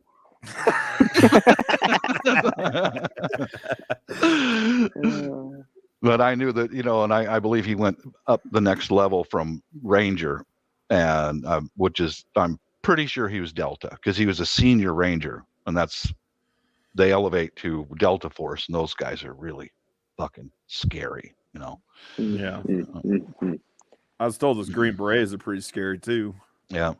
The Delta recruits out of the Green Berets and the Rangers, but you've got to have a high body count before you're even considered to go into Delta. Okay, you've got to have like a three. So Delta is like the specials, because I know the Army, they've got basically 3 different kinds of special forces. Yeah, they are above and beyond all the rest of them. These are the guys that will pull the trigger on anyone. Yeah. Anybody. I was told by that one particular vet. I'm not talking about the Vietnam vet. I'm talking about the other Army vet that's served in Bosnia and the Persian Gulf. Mm-hmm. I asked him about Delta. He's like, Delta are those guys that you send out. If you got a downed Air Force pilot or you got somebody who's pinned behind enemy lines, those are the guys you send to go kick ass and go rescue those guys, get them out of there. Mm-hmm. They usually throw an Air Force PJ with them. Yeah. Yeah. Oh yeah, and I was gonna say the PJs. As much as everybody likes to make fun of the Air Force in general, like the PJs, yeah, there's some pretty kick-ass guys too. They are.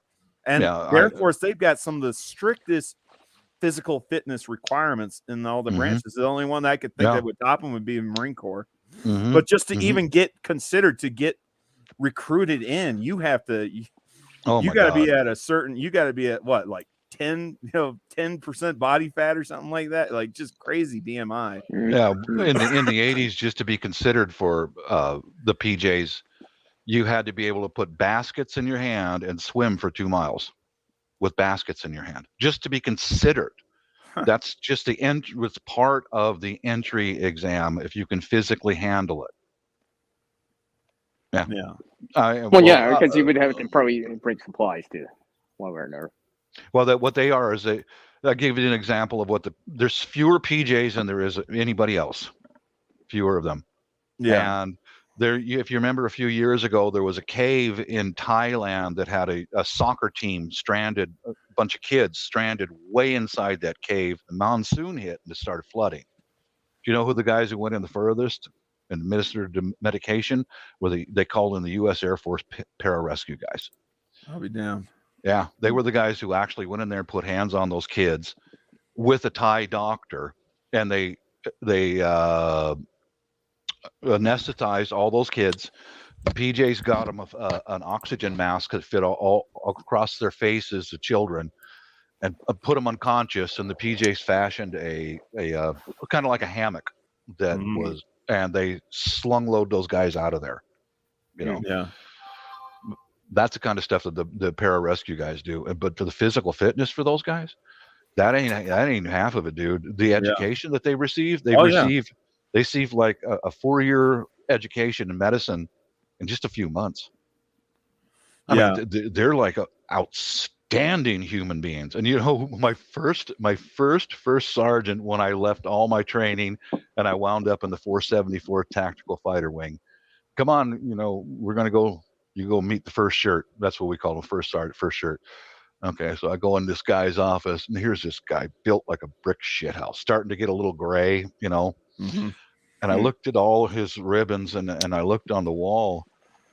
Oh my fucking God! My first sergeant was a PJ. Oh shit!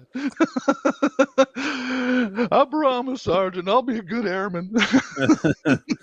But like I was gonna say, you know, aside from the Special Forces guy, I'm just saying, you know, Air Force in general, they have got the strictest physical fitness standards, like as far as like your body weight and like I mean, and you're I guess like what they like. I think you can't even have a waist size of bigger than 32 inches or something like that. Yeah, my at 6 foot, my highest body weight I could was 190 pounds. That was it. Yeah. You know, and yeah, they're really strict on discipline in the Air Force. They, if you screw up, they won't mess with you. If you're an idiot, you're out. Yep. That's it. You're gone. They'll put you out. And I saw it happen to hundreds of guys who, well, like example, a normal duty day is you show up once you're in your squadron, you show up for your work, and you've got OJT. Then at night, you got to go back to the barracks and study. And that's your first 2 years. That's the elimination for over 2 years. If you can't keep up on your academic scores and stay physically brain fit, smarts, book smarts, and street smarts, right? Right, and be able to troubleshoot and repair the airplanes. If you can't keep up with that, problem solving. If you can't keep up with that, you're gone. They'll just put you out. You know. Yeah, you know.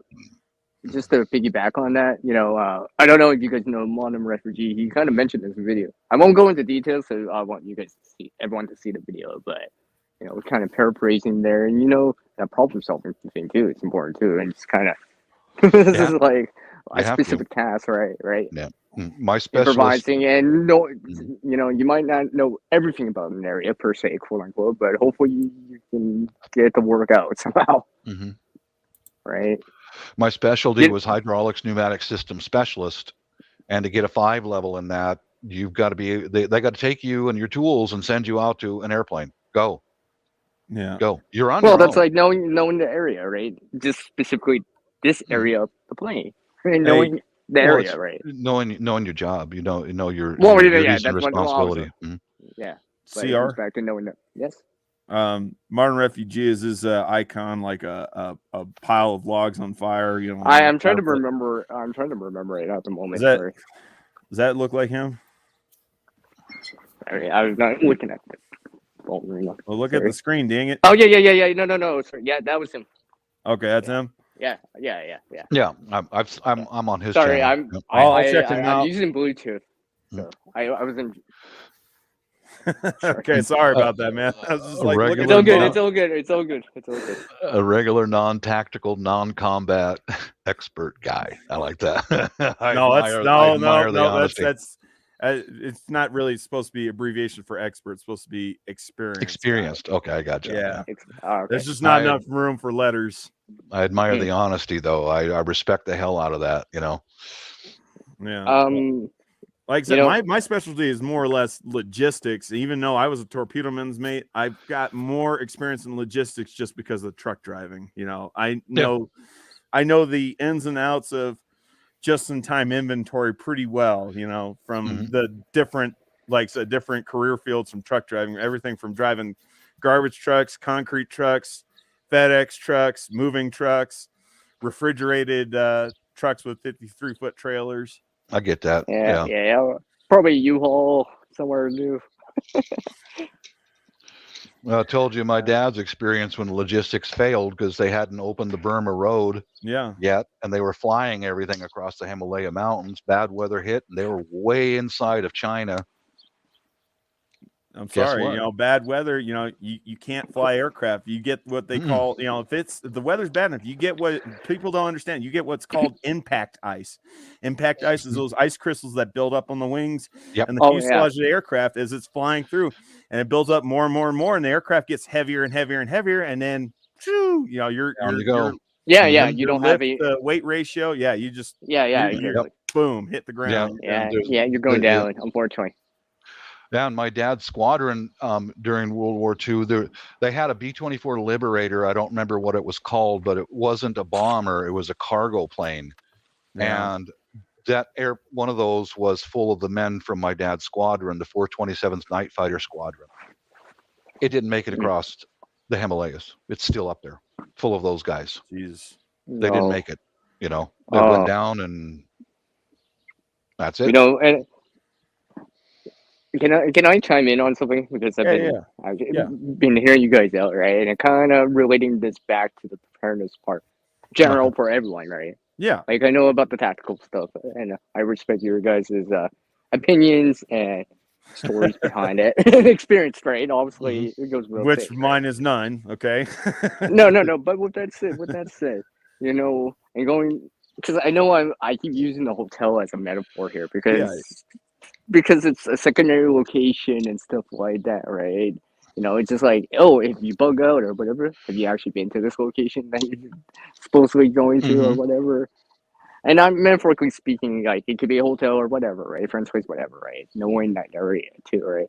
Not just having provisions there, but it's just like kind of visiting it too, right? Kind of keeping up with it is just like, and actually being able to see it. And, it's one thing to have cameras or whatever, but kind of even seeing it with your own eyes too, right? Yeah. Yeah. Because, like with cameras, unless you got it moving or whatever, right, you only see so much of the area, right? There's blind spots or whatever, that certain parts that you can't see this parts of this area, so that's still an unknown. And stuff like that. And coming back to, like, you guys were talking about, like, Navy and all that stuff, right? And I was just remembering about, loose lips sink ships, right? Yeah, and exactly. I was just kind of thinking about when, for a more common activity that might be done is like cruises, I guess, right? And that stuff has happened in the past, right? Hopefully it wouldn't happen anytime soon, but it could happen again to randomly or whatever. Maybe not personally, but indirectly, people that we know or care about love, right, and stuff like that. And just like always thinking, hopefully they knew enough to like know, hey, the fire extinguisher or whatever is just like down the hall. You know what I mean? Like that kind of knowing your area, because it's just like they've seen it. It's just like, for example, right, and stuff like that, and or just knowing where things are too, right? Knowing that area wherever. And stuff like that, because stuff like that happens, right? And it's just like, if it's not a boat, it's a plane or whatever, right? Or a plane that's not knowing where they are in the space or in the area. Yeah. Mm-hmm. Yeah. Well, knowing your area goes to the only way we're going to leave this place is one real emergency is Mount Rainier is right over there. It's right there. And if that sucker goes off, we're going to run for our lives. Period. Run for your life. Can you guys still hear me? Okay. Yeah, I can hear you. No, no, my headset died. But I got to charge it for a moment. I made sure that everyone in the whole family knows where our rally point is at. Yeah, muster point, as it might be known as. Yeah. And one of the reasons why I selected that rally point is because it's within a decent distance of the Coast Guard, the Navy, and there's 5 Filipino families that we know that live on that hillside. So you have options and, Yeah, and communication points and stuff like that if necessary and all that stuff. And You kind of know the area. This is the going best spot for right going now. farther away is SeaTac Airport. Mm. And on the other side of the mountainside, down towards Puget Sound, is the Navy and the Coast Guard. So that's a point of evacuation if happens, And I know the Navy will not leave the population stranded. They'll be ordered to go in there and start picking people up. If the mountain ever blows up. But where we're at, the Lahar, all that ice that's on Mount Rainier right now, all that would turn into. Makes me think about the watching old grainy footage from the 1980 Mount St. Helens eruption. You've seen what happened to the Weyerhaeuser. I believe they call it Camp Baker. The Camp Baker logging camp. The whole thing got swept away. Log trucks and all, fully loaded log trucks. And I remember seeing photos of one of the log trucks that actually got broken too because it got wrapped around a tree at the bottom of the Lahar. But what you're talking though, it reminds me of a few things though. It's kind of smart. Like I said, it kind of goes back to one of Steve Corsair trainer's subjects he was talking about. When he was practicing, kind of like like I guess you call it like hopscotching. Going from one place to the other before he even gets out to the woods. Going to different, networking with all these different people. Going to his mom's house, going to his neighbor's house or whatever. Keep going. But the other thing I was going to bring up, it's kind of smart. You're talking about the Seattle SeaTac Airport. Where's some of the first places where relief and aid supplies are going to be coming in at? If there's a major disaster in any city, what's the first place? By air. It's going to be it's going to be by air. So likely there's going to be military or FEMA or Red Cross coming in and flying stuff in. Food and water, medicine in, people out. Yep. There's the McCord Air Base is the other direction, and we wouldn't be able to get to it. But the SeaTac is on the same mountainside that 5 Filipino families live on, and if you know Filipinos, they won't turn each other away. If you're in need, a Filipino will. I'm married to one. They're going to take us in. The way they are. It's just the way they are. They're used to dealing with hardship and war. They grow up with it. But because they know the area. Yeah. I always come back to it, but it's like this is our topic, right? Yep. It's all interconnected. Yes. Well, because it's this kind of your immediate area and so forth, right? Because it matters no matter where you are. Day-to-day activities, that's one thing. Kind of know it generally pretty good, right? But if you're visiting people, business trip, etc., conference, right? There's a lot of YouTubers and stuff like that, business trips, and trying to know the area better, right? Even in, I guess, that what's that saying? Eyes on the ground, right? We got eyes on the ground, and intel, right, and all this other stuff, and all this other stuff, knowing the area, right, because you have more to work with. At least it's just like, well, I'm pretty sure there's, it's like I always come back to that metaphor of the hotel or whatever. Where the stairwell is. You know how many doors down it is, kind of deal. Because and coming back to again what I said about it's a fire extinguisher, for example, where that is too, because you actually visit the area. It's around the corner. I actually seen it. No one told me, but I seen it with my own eyes. I know exactly where it is. So one thing that I've done to add on to that, knowing your area, is that I showed every one of my family where our rally point is at, and I've also showed them where fresh running spring water is all around this area. Because I used to hike these hillsides in the mountains, I know where all the fresh running water is at. Hopefully it wouldn't be necessary, but if they need the information, they'll be like, well, now we got options, or this is our best point that we have right now. That's one thing you're going to need is water. You got to have water, man. Well, knowing that the area too, right? We can relate this into the survival situation. It's and these kind of more than a sprain kind of things can happen, which is right. Like ATV, or whatever falling on you. It's just like knowing the area is just like, and something I guess you guys can relate to a certain degree. And well, we'll come back to it. Things like optics and stuff like that, knowing the area too, right? For concerts versus like actually seeing it, right? Being able to see a little bit more of the area because it's, and stuff like that. Yeah. The top-down view, I know everyone knows about that, but I mean, in olden times, and let's just say there's no grid or whatever to run all that. Then come back to like binoculars almost.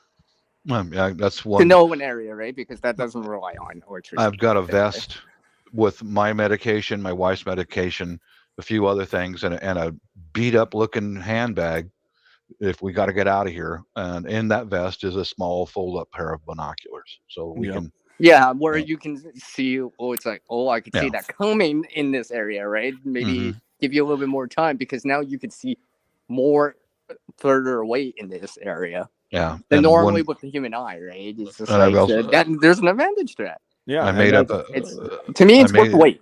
I made up a netting so that we could go to commercial properties, get behind the bushes, put the netting in front of us and hide.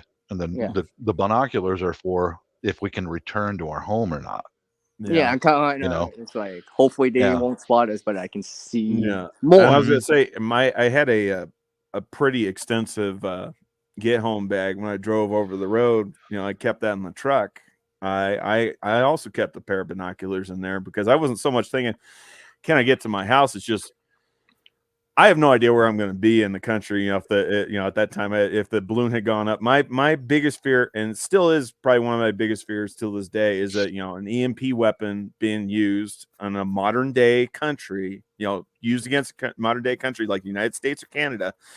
And trust me, if a weapon of that sort is used over the United States, it's going to have an effect on Canada. It's actually going to take some of the Canadian power grid down because Canada's tied into the United States. But my biggest fear is like that happening, and I'm not in an area that I'm familiar with. I'm going to be hopscotching from town to town. I got to know. I got to be able to see from afar. Okay, do they have barricades set up? Do they have a guard or anything set up? Can I even trust? Even making contact with these people to pass through, or do I have to try to find a long way around?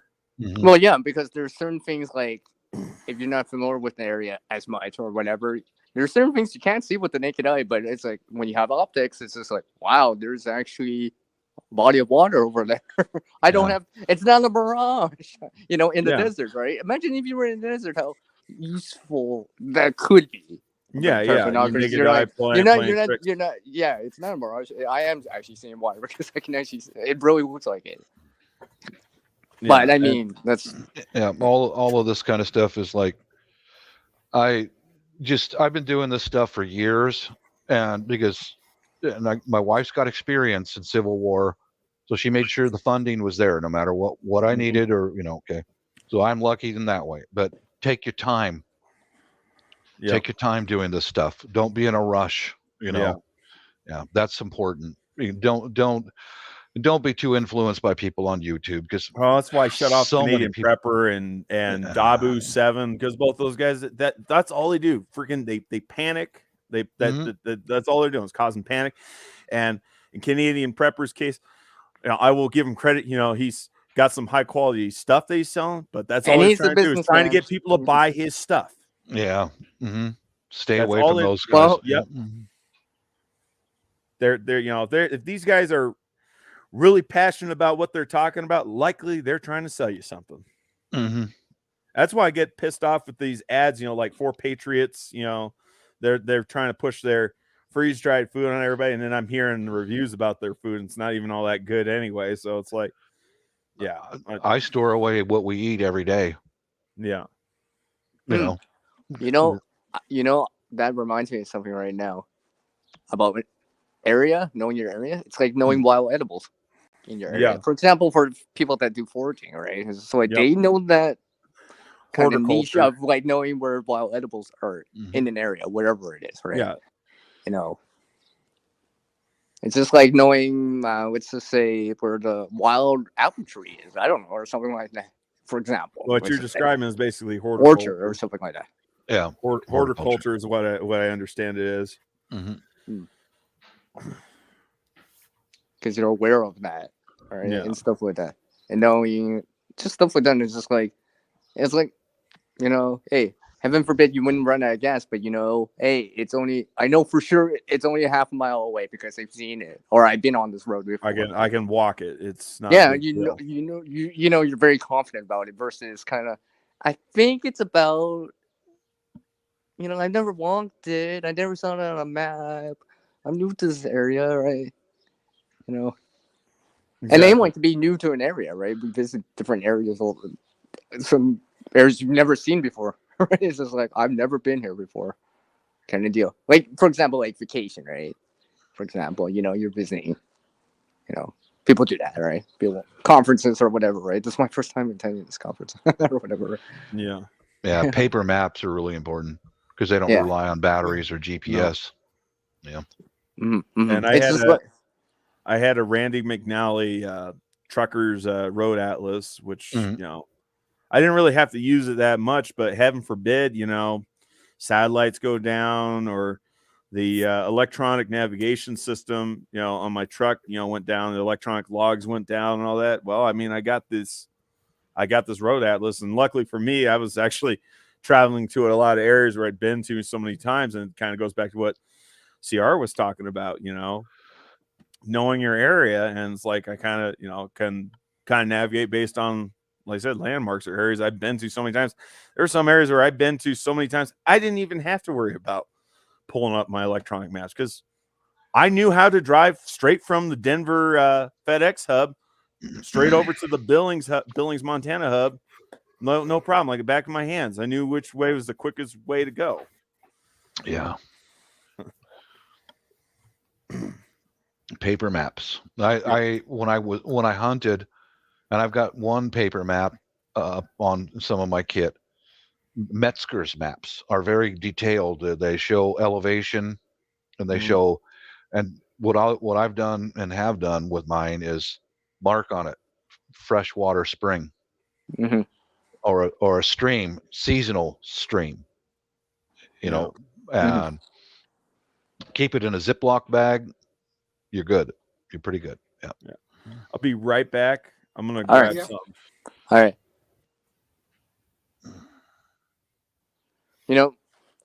Like I said, every so often I watch these based on true stories and stuff like that kind of deal, and these reenactments, and I always listen to the story part of it and just like always understanding, like a lot of the time, if it's not an injury, it's someone getting lost. All right, it's just like they're new to an area, whatever it is. And obviously, sometimes more often it's more extreme situation, like we're in the jungle and we got lost. Oh, that's gonna be not pleasant. That's for sure. You got lost, right? But then there's other things like I said in the real world where you don't hear much about it, but it happens, and we're like you said, I'm walking through a natural park or a national park or whatever, and got lost. Now I have to call rescue because I'm lost. Hopefully, like I said, if you enter in through the east side of the entrance, you gotta come back west eventually. Kind of deal, right? And kind of knowing that, and knowing your area. I mean, because I don't want to worry people either, right? It's just like, I don't want to be calling like your loved one and being like, I'm lost, right? Because then you worry people. Yeah. I'm gonna bounce out, guys. All right, take care, Bob. Take care. Pleasure hearing from you again. All right. Peace, guys. God bless. Take care, Brian. God bless. See you next week. Yeah, will do. Yeah, this is a good topic, Shadow. Yeah, I agree. It was a good area to dive into. I kind of had to say it like that, but yeah. Yeah, I agree. It's a good because, topic. like I said, it affects everyone to a certain degree, right? Most people, even animals, travel in areas, right? Even that kind of stuff, right? For example, and if you like go on vacations or whatever, knowing where things are and stuff like that while you travel too, kind of, and using that kind of technology that we do have, like maps and stuff like that, virtual maps and virtual, and people like blogging it, right? It's like, oh yeah, I get to see how this looks like, kind of. for example, right? Kind of not look like I'm a tourist and not know where I'm going and I have to ask directions. I wish Bob didn't leave, but this is something that I kept in my cool. get home bag when I drove trucks over the road. It's a little pocket sized. It's not too detailed. It would give as you far as something. the road atlas, but something. you know, you get a little bit of a point of reference for, you know, like Texas, a little right bit more here, to work some of the with. major highways. So like it gives me an idea of what roads and highways I could walk if I was going to follow a road. Now, granted, I'm probably not going to be on the road itself. I'm going to try to stay, you know, at a distance. Like I said, this is worst case scenario where I was talking about, you know, EMP weapon being detonated. Yeah. Well, okay. Or a CME. Yeah, CME. Yeah. I mean, having, you know, I like the electronic stuff too, but I also realize, you know, the sun, the stars, the compass, etc., etc. And then I got a little cheap little $5-6 compass with a little magnifier for map reading. To support that. Yeah, like I said, because it's one thing to have a map or a general idea of the area, but you got to know where to travel in this area, or like navigation, right? Orientation, all this stuff, right? Because one thing to keep in mind as a preparedness thing. Yeah. Okay, I see. Cool. You know, I was just thinking in terms of preparedness thing, and see, people that prepare a little bit more, have an everyday carry or whatever, are probably less likely to notice this because they have something on them to help them. And this has happened, and you know, you hear stories every so often, right? As a preparedness person, you would have a flashlight, light, or whatever, right? So glow stick, I don't know, whatever, right? Hopefully nearby, close enough, right? But people that don't, in a power outage, if it's like, let's just say, and it comes back to, let's say, apartment, let's just say something like that. And let's just say you just put down your phone, right? So we're not always holding our phone. It's not always in our pocket. Sometimes it's charging or whatever, right? And, you know, because this happened to me once before. I kind of mentioned it to Shadow before with my friend, because I was staying with my friends at my friend's place at their apartment. And the power went out. And I was just like I know their place, right? But it happened at nighttime. I'm like, oh, think of this. I have an everyday carry flashlight.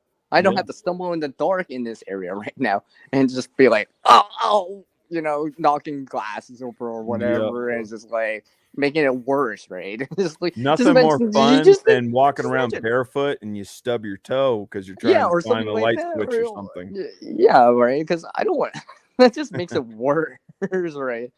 And if the situation was more serious, it would even make that worse, right? To me, you know, something like a lighter glow stick and a flashlight, right? You cover a lot of bases for that, and you have enough redundancies in there to kind of, for most situations, you should be able to see. I say most, right? You know, let's just say, you know, propane leak or whatever, you got the flashlight or whatever, a glow stick, right? That doesn't interact with that, you know.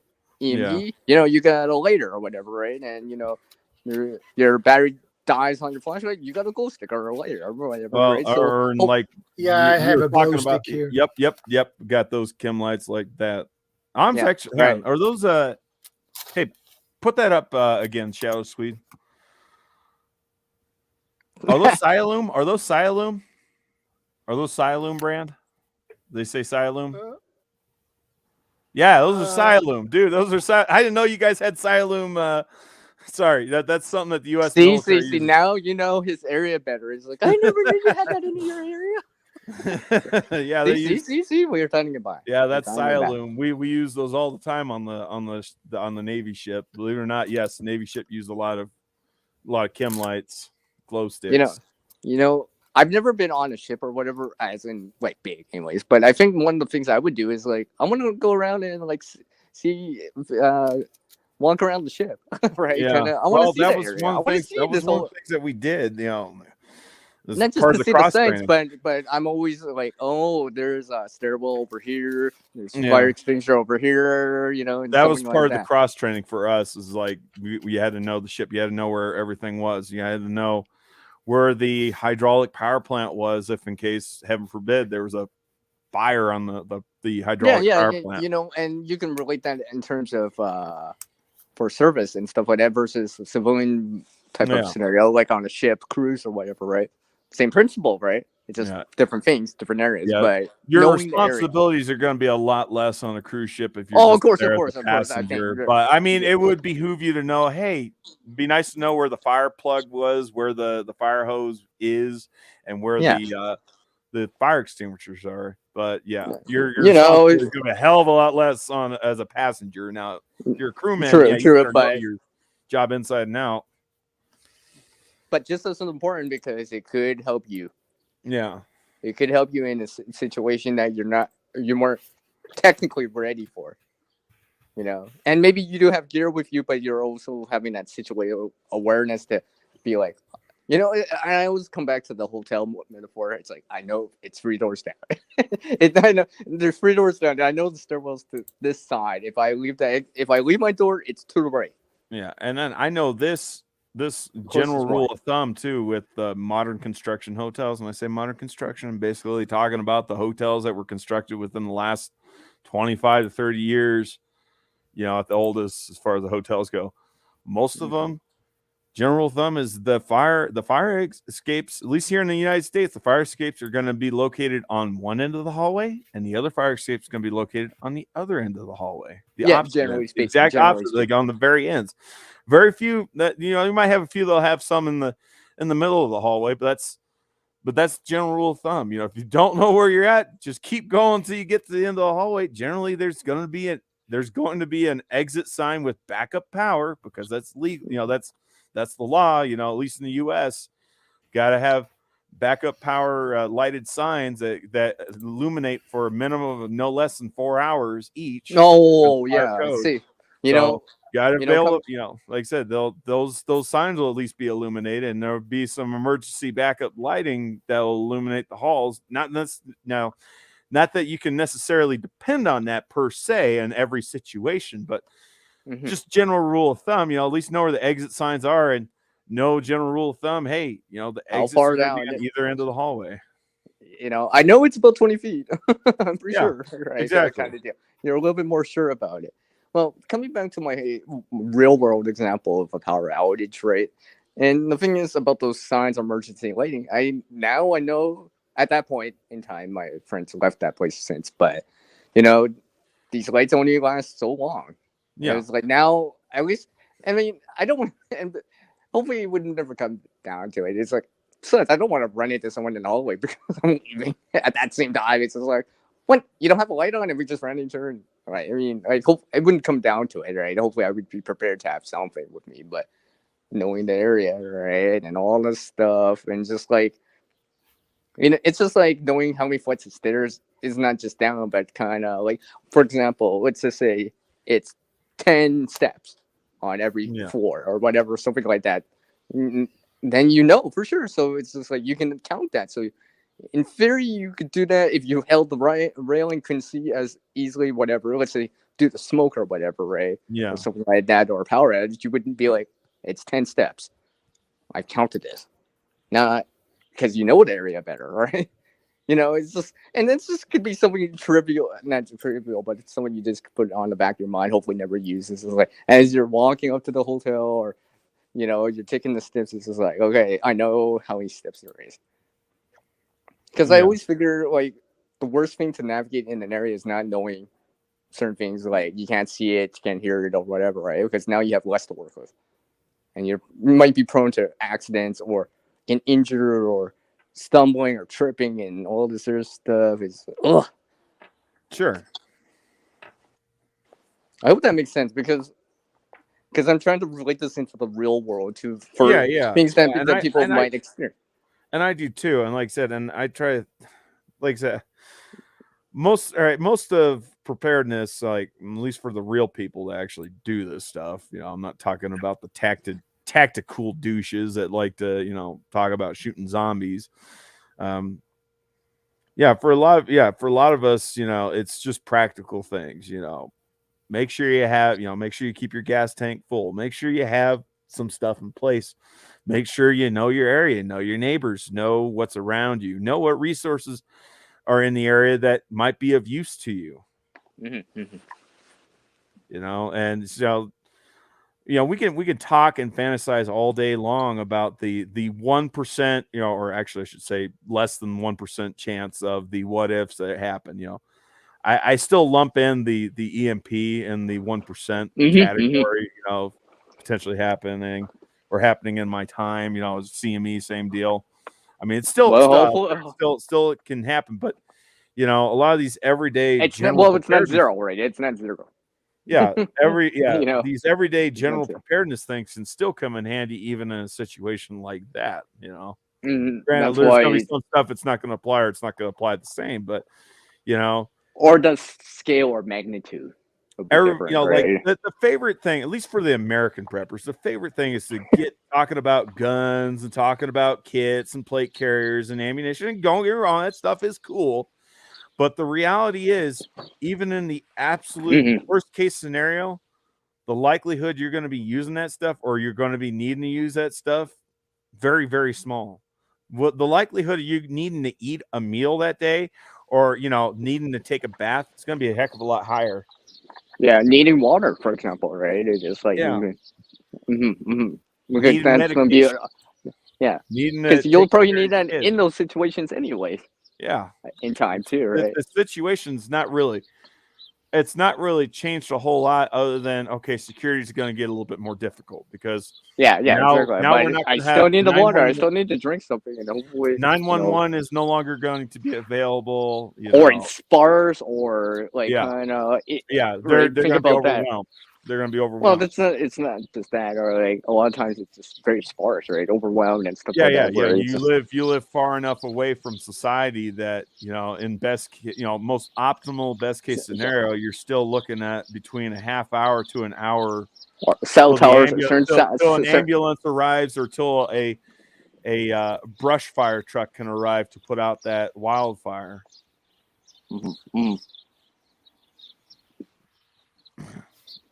Oh yeah, and cell towers. That's a good point too. Yeah, I guess I'm thinking like from landline point of view too, because there's still landline, even though a lot of us like to use cell phones. Yeah, here at least here in Sweden, they have phased out the landline. Really? Yeah, I would think that would be important because at least, all right, I don't know how they do things in Canada there, CR. But you guys are kind of a hybrid clone between us and England as far as the way things are done over there. But like I noticed that a lot of you guys building codes, a lot of the way things are done as far as the culture is concerned, it's very, very similar to the US. So we imagine a lot of things. Spatial awareness and knowing the area. Maybe I should see what I can't see. Yeah, but I was gonna say landlines, at least here in the US, every landline here, they have a battery backup, power source. Like every landline, they've got these massive batteries. They're like, battery banks. They're these individual battery cells. They're like forklift batteries. If you ever seen an electric forklift battery, you'll know how big they are and what I'm talking about. Like they're like 500-600 pounds or more. But they got banks and banks of batteries for backup power for the landlines, just for the landlines alone, for the telephone network. Now, granted, your landline's only going to work if you actually got a corded phone in your house. I'm not, because if you got a cordless phone and the power goes out, they're likely that cordless phone's not going to work because the main charger, because a lot of them, they work off of repeaters. The main repeater station is probably going to be taken offline because it's using some sort of electrical wall power from an electrical socket that you would normally plug any of your other devices into. But whereas like an actual like corded landline phone, it's taking power directly off of that phone line, which is like, I think it's like 9 volts or something like that. It's insignificant, but it's the fact that you've got that battery backup, banks of battery backup that's feeding all that power down those phone lines, And like I said, understandable. I know there in Canada. Yeah, I would have similar in Canada. That makes sense, right? I mean, like I've watched documentaries about phones and rotary phones and so forth, and the power and how all that transmits and all that stuff. Yeah, I Yeah, understand. and even the cell phone towers themselves, they too have also got backup battery power. Well, yeah, too. the transmission, right? Your transmission over per se electricity. It just you can hear this. Right, we're guess, transmitting over the internet, but that's the same thing. Power, you're transmitting over power. The thing It's though with the cell converted. towers is they're likely going to get overrun, overwhelmed. People calling. I think a lot of the time I've been hearing is just like sometimes text messages and stuff are better because they use less data. But if possible, if that's possible for a person. Yeah. Because it's just like the alerts that we get on our phones from time to time. I understand. A lot of the time it is important. I get that. This is not a test, or this is just a test, right? Yeah. I don't mind that because at least I know more about the area. Yeah. Hopefully it would never come down to it. It's The just one, like, I didn't know this was going on in there. Yeah. The two most common texts that I get are Amber Alerts, like a child getting kidnapped. Yeah. Or in some cases where we have like extreme weather, the National Weather Service. Yeah, I think they'll send out texts, like communication reaches flooding in the area, flooding expected area, flood watch, where communication, extreme blizzard, extreme cold temps, or something like that. Yeah, and high communication, getting intel or information increases your range of what you potentially know. Tempted as I am to want to turn those dang things off because they do annoy me, I keep them on just because I want to be aware of what's going on. Yeah, that one time where it's really important and it's not a test, you'll be like, oh my gosh, I'm glad that we actually have this. It'll justify or make it look like it's worth that. All these other times that it was just a test, right? This is the real deal now. Yeah, right? You won't be like, oh, I don't regret it now. I don't regret leaving this on the whole time now, or having this piece of gear or something like that. Yeah. CB radio, walkie-talkies, etc., right? NOAA radio, all this stuff, because it increases your range of your area, of at least what you can know. Yeah, in this case, right? Well, I mean, you might not physically see it, but people are relaying things, right? So intel and stuff like that. And I was going to say, and I'm glad you brought up the CB too, because and like I said, this is with a decent CB with decent amount of power and decent antenna. You're looking at least a minimum of no less than 5 to 9 miles for your range with a CB, in which that's incredible because you don't have to walk that far. You don't even have to expend fuel to drive that far if you happen to have access to a vehicle and a fuel stockpile. You're increasing your range of communication and being able to network without having to expend that much energy, which is nice. And then, of course, the gratefulness of this technology. And an extreme situation, like I said, I'm just talking about practical applications. So, for instance, we had those cold snaps that came down, through the states.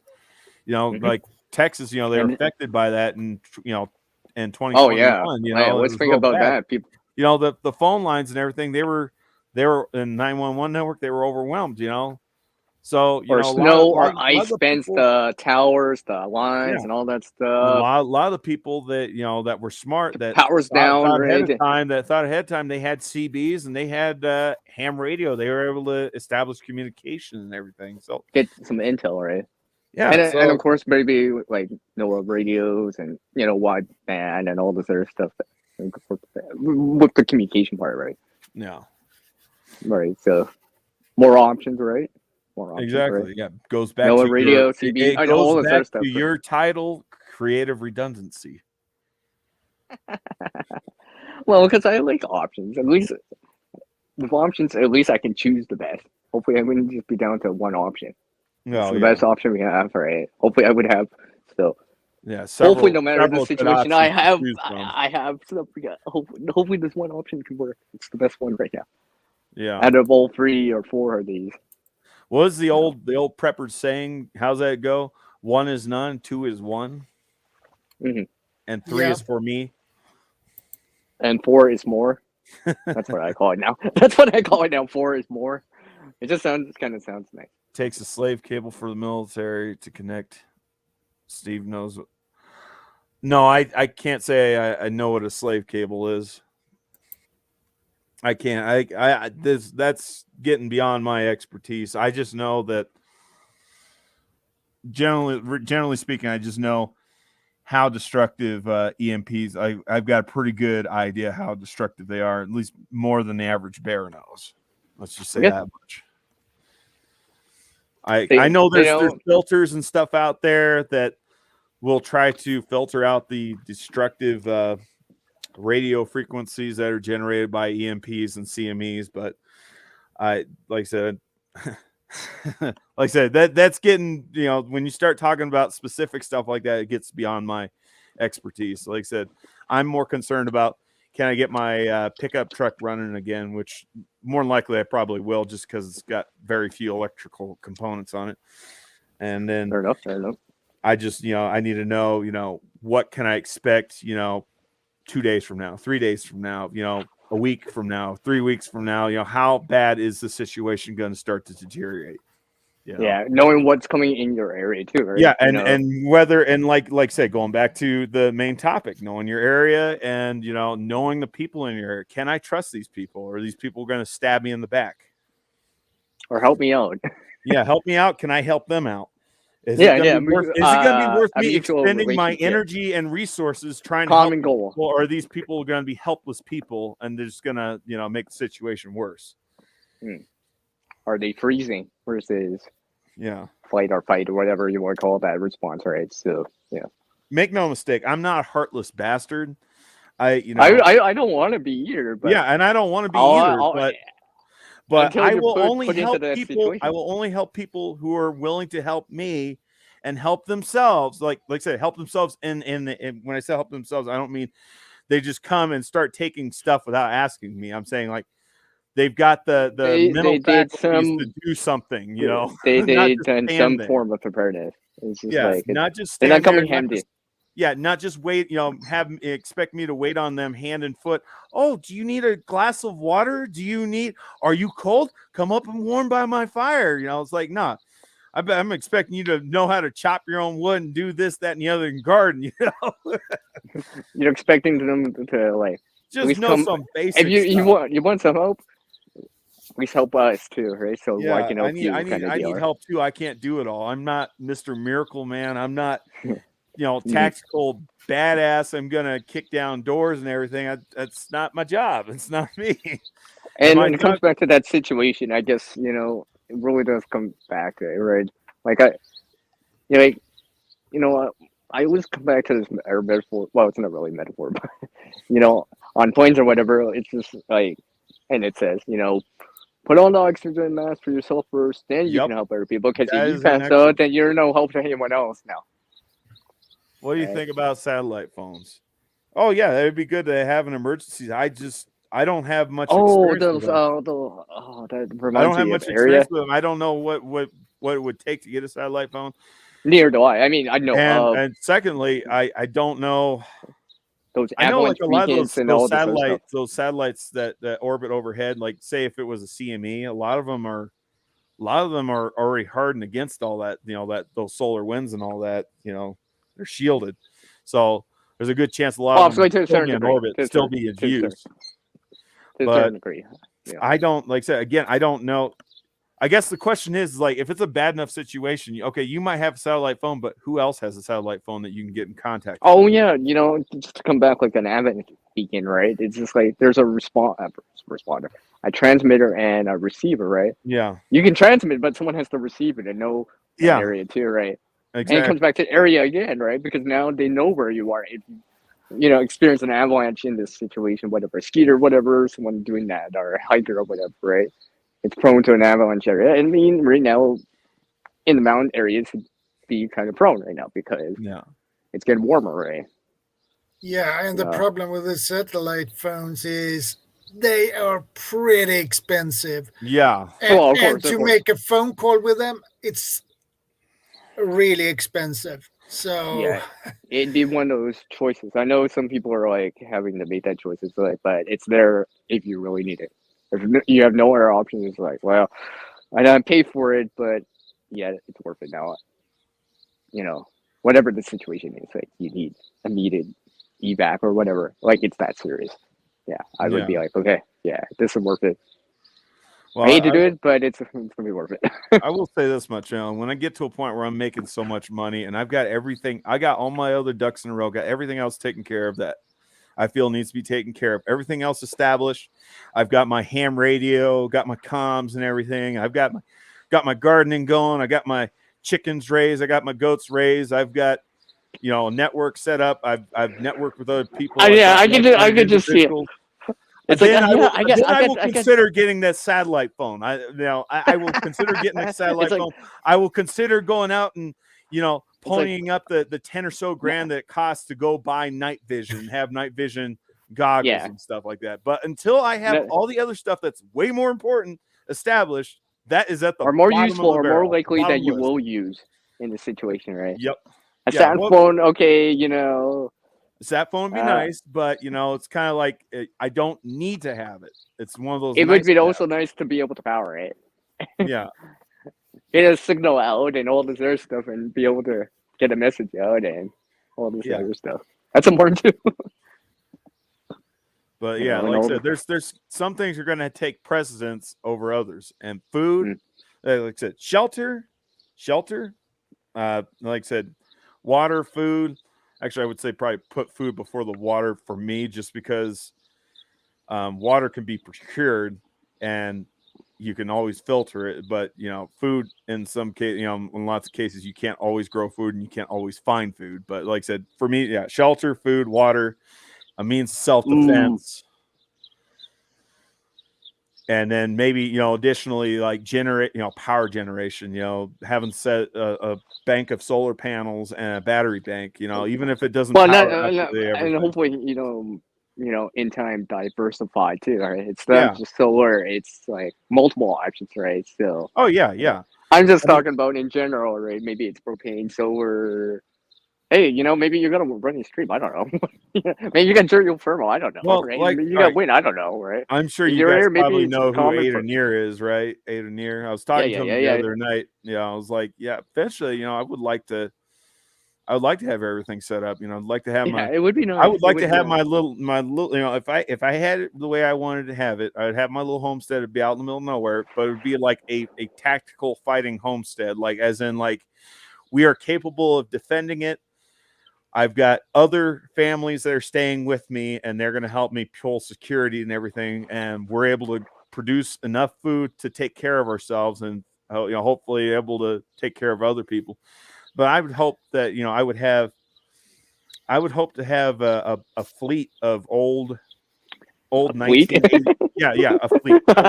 I like how you brought that word up. I would like to have a fleet of old 1970s, 1980s Chevrolet pickup trucks.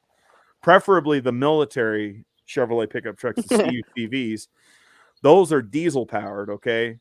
Yeah, and they've got minimal to absolutely no electronics on them. So they are EMP proof, they are CME proof, they can be basically put back together with a roll of duct tape and baling wire if needs be, and they're simple, they're easy to run.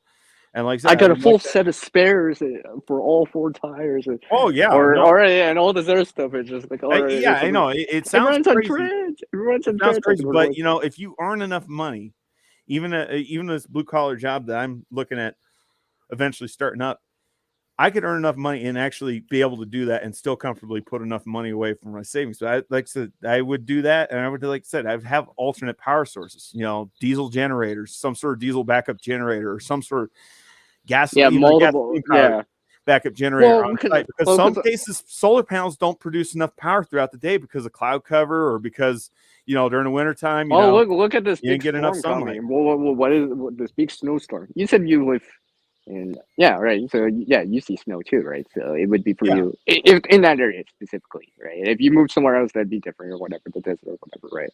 But it could be exactly, right? I mean, hey, Idaho Garden Girl, on my regular cell phone, I spend about $135 a month right now. Idaho Garden Girl. I guess I don't know who I would go to have that service activated on it. I don't know if that'd be like an AT&T thing, or Verizon, or T-Mobile, or whoever. Jeez. I've been watching a lot of American people talk about. I actually know what all that means. Yeah. They're all telecom. Yeah. Yeah. Yeah, there used to be a yeah. lot more, but a lot of Well, them, yeah, I imagine. Well, that's just like a lot of them got bought out. Like Verizon bought out Alltel, Yeah. and yeah, mergers and stuff like mergers, buyouts. Yeah, like T-Mobile, they bought out Sprint. Like Sprint's still kind of active to a limited extent, but they're mostly owned by T-Mobile. They're mostly T-Mobile thing. But I'm getting way off subject here. Well, that's why I'm trying to bring it back to this area. Chat. I'm talking. I seem to be always the one that brings us back. Yeah. Well, I I'm like trying to to go stay back on to that topic, but Homestead thing. That whole Homestead thing where I was saying establish a security detail. I would like to have a couple of remote posts manned, a couple miles up the road on either side of the road if it's a two-way road. I want to know who's in the area, who's coming by. Manpower, there's cameras, there's the whole works, right? Yeah, the whole manpower, works, right? observation. We radio back, hey, there's a vehicle coming up here, or hey, we got a group of refugees coming up here. I want to know. I want to know that something's coming my way because I don't want the fighting to take place at my doorstep or even at it gives you more lead time, right? It gives you more lead time. Gives me more lead time to put up a response, an appropriate response, or get ready. Get ready better or and stuff like that. Because the more lead time you have, at least not really buy you time, but at least you can put something together. Yeah. Put up a solution or a response to it. Yeah, I understand what you mean. Like I said, I've been trying to relate this into what you guys have been talking about too. So it's it's not just for everyone, right? Yeah. I mean, areas for everyone. And like we all some of the stuff that I think about and I talk about, it's not unfeasible. It's possible. It's very well possible to be done. Now, granted, you're going to probably have to pull some resources together with other people, like-minded people. And I guess the biggest thing is your biggest challenge then would be to have, establish some really good group dynamics with people, know and trust the people you're working with, and then know and trust the people that's in the area that might not necessarily be directly with your group or your crew or whatever you want to call it, your MAG, your mutual assistance group. But family, it could be family too, right? Yeah, family too. Yeah. Like I know last week we talked about that. I guess for me, if I'm going to do something like this, my biggest concern, is to not separate the family units, keep the family units together. If I'm going to have multiple families, I want to have this whole thing set up so each family has basically their own residence. It might be kind of like a stripped down barracks room style apartment accommodations, but the husband and wife are together, the kids to the husband and wife are together. And then we might have, I might have additional facilities for bachelors and bachelorettes that are single. They don't have, they don't, they aren't coming with families of their own, so but like I said, the biggest thing for me is just keep the family units together because I don't want to split them apart. You look at any of these fanatical groups out there, these preparedness groups out there that give the rest of the preparedness community a bad rap, you'll see them use all sorts of means of breaking the family units up. They'll use religion or whatever. It's like, I'm the group leader and I'm a pastor and blah, blah, blah. I get to sleep with your daughters and your wives. And like, no, I'm not okay with that. Okay. I'm not okay with that. I don't like tyranny in any shape or capacity. That's like I said, that's why my biggest thing is I want to try to keep the families together.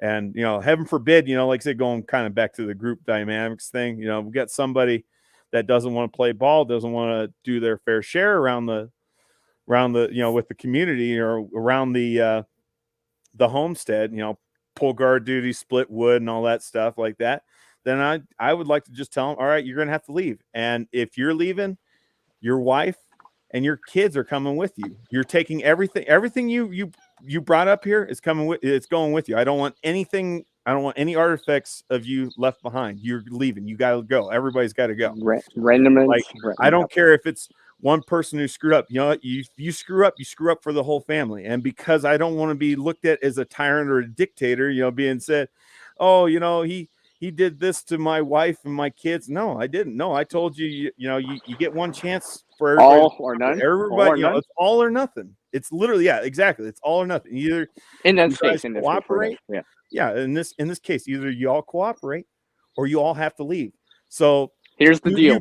You got the incentive for your wife and your kids' sakes that, you know, you play ball and you just do you do what you got to do. Like, I'm not going to ask anybody to do anything that I wouldn't be willing to do myself. All I'm asking is for woodcutting detail, guard duty, gardening duty, KP. Everybody knows what KP is, right? Kitchen prep. Everybody takes their turn in cooking. Everybody takes turns in, you know, cross training, you know, educating, you know, hey, you know, you got kids. Yeah, there. Someone's got to stir the stew. Someone's got to stir the soup. You got kids. Someone's got to flip the pancakes. You got kids there. We got to train them with practical knowledge. They got to know, you know, they still got to be able to learn, you know, writing, reading, and arithmetic. So we guys have somebody there to be a teacher. Well, we guys, you know, teach them marksman skills. We gotta have somebody there to teach them horticulture, you know, like knowing what the wild edibles are in the area.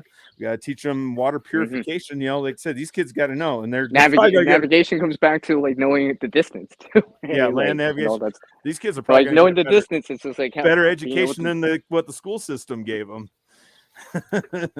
But anyway, sorry, I didn't mean to get way off base. Yeah, some practical knowledge in there too, right? Yeah. Not just book smarts, but street smarts too, as they say, right? Like Not just knowledge, but experience too. That can help them. That's what I'm worried about. Is the group dynamics. You know, I've already seen firsthand things already falling apart right now between the different groups. People falling. Get off my keyboard. Sorry. You know, I was just thinking to myself, I'm like, after the stream, I'm gonna just pull up maps randomly. He's like, why am I pulling up all these maps? Oh yeah. Yeah. Well, I mean, maybe I should still go take a look at all of them. And, yeah, kind of going back to what Gil was saying, you know, having all these maps and everything, and that's great, and that's, you know, it's excellent. You know, having all these maps, all these navigation applications. I'd say though, best thing though, physically walk there. Lay your, you know, put your eyes on it. Actually see what the conditions of these areas are like, you know. And somebody else brought up, you know, even old maps are not bad to have, you know, they're not, but it's good to, you know, at least know what the current state and current condition of different things are. Like I was mentioning, you know, a few years ago, I walked my area just so that way I can know where some of these natural water sources are, because they're kind of far and few between. Like Gil said, this is a high desert area. Things change over the season, or even let's just say with maps, how when was the last time it was updated? Yeah, it's only as current as the update, right? Until you actually see it in real time. Well, maybe not in real time. Well, yeah, real time at the same time on the same day, right? Kind of deal. You don't know for sure. Yeah, you're assuming a little, obviously, and generally it'll probably be like, well, I'm pretty sure this building's still here. And right. As much as I hate this guy so much. But again, he always brought up some good points. Canadian prepper, he talked about maybe it wouldn't be a bad idea to have a drone, you know, in your preps. And, you know, quite frankly, you know, I don't think he's too far off base. But again, it's going to be another one of those things where it's way at the bottom of my list until I've got everything else established. Then I might consider, you know, stuff like that. A few drones as a recon. Stuff like that.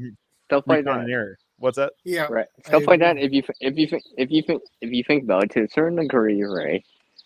Now,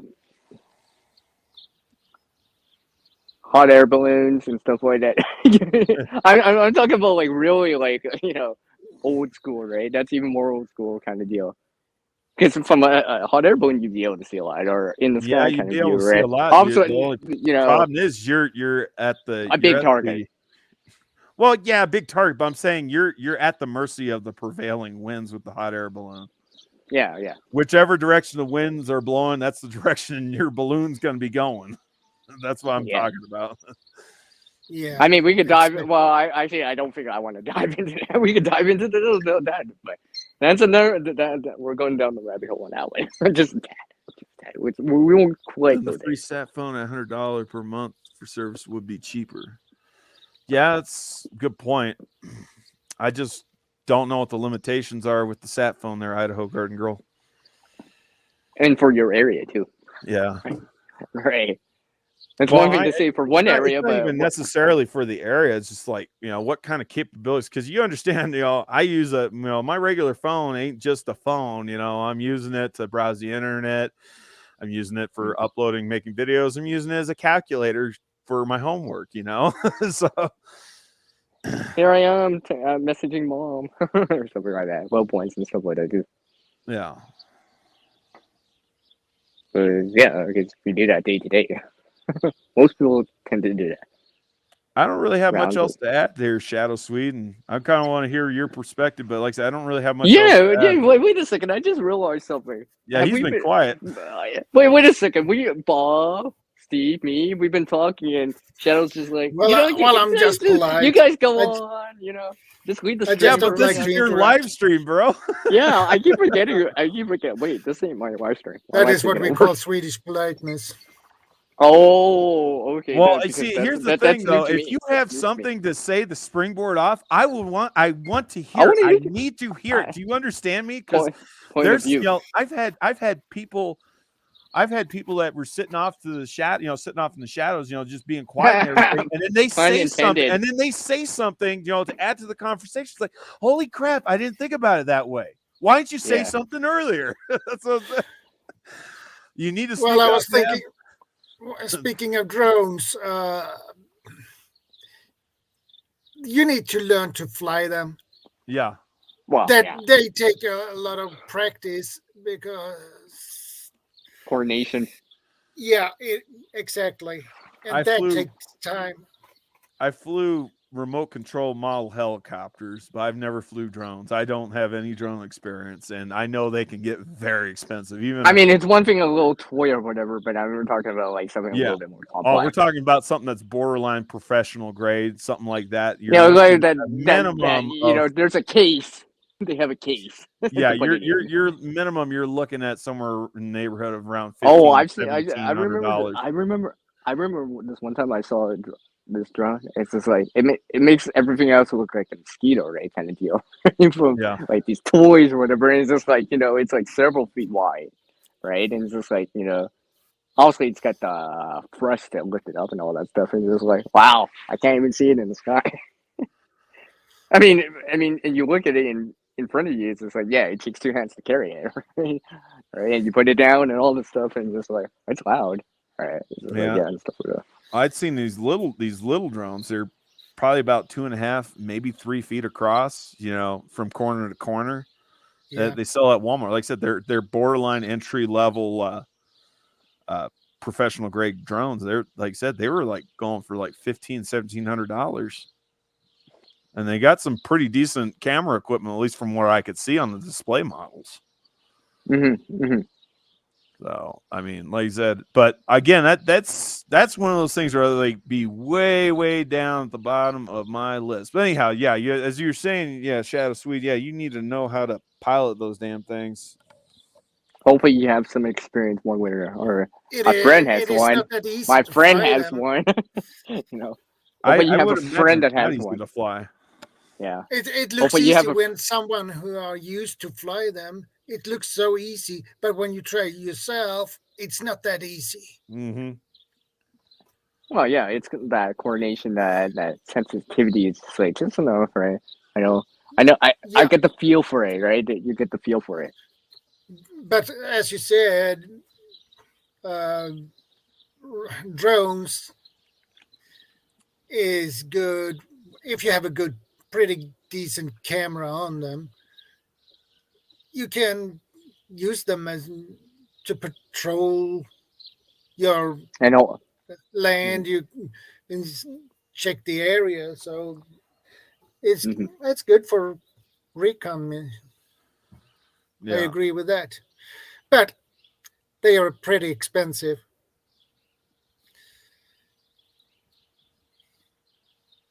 So excellent. That point is something there, Idaho that's Garden far Girl. on my list too.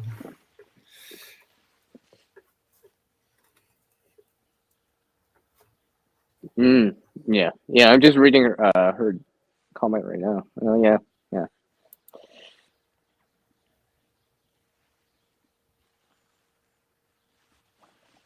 And I always come back to options, right? Having these options, right? And it's just like, things that don't use electricity versus stuff that may, right? Because any item will have pros and cons, right? But if you have multiples, and hopefully the pros and cons overlap each other enough that you have options. Yeah. In this situation, I'm gonna say this much, I'm using this term loosely. Okay, fossil fuels. The only problem with fossil fuels, the storage of fossil fuels, they got a limited shelf life. Even if when you use these different fuel treatments out there and fuel stabilizers to maximize the shelf life, or even propane. Propane is like the propane line. actually stores indefinitely. No, I know that, but I'm talking about the line or something like that. Oh yeah. Well, Propane's limitations is it's basically the condition of the valves and the tanks themselves. As long as those don't deteriorate or degrade, you won't lose the propane. The potency. Yeah.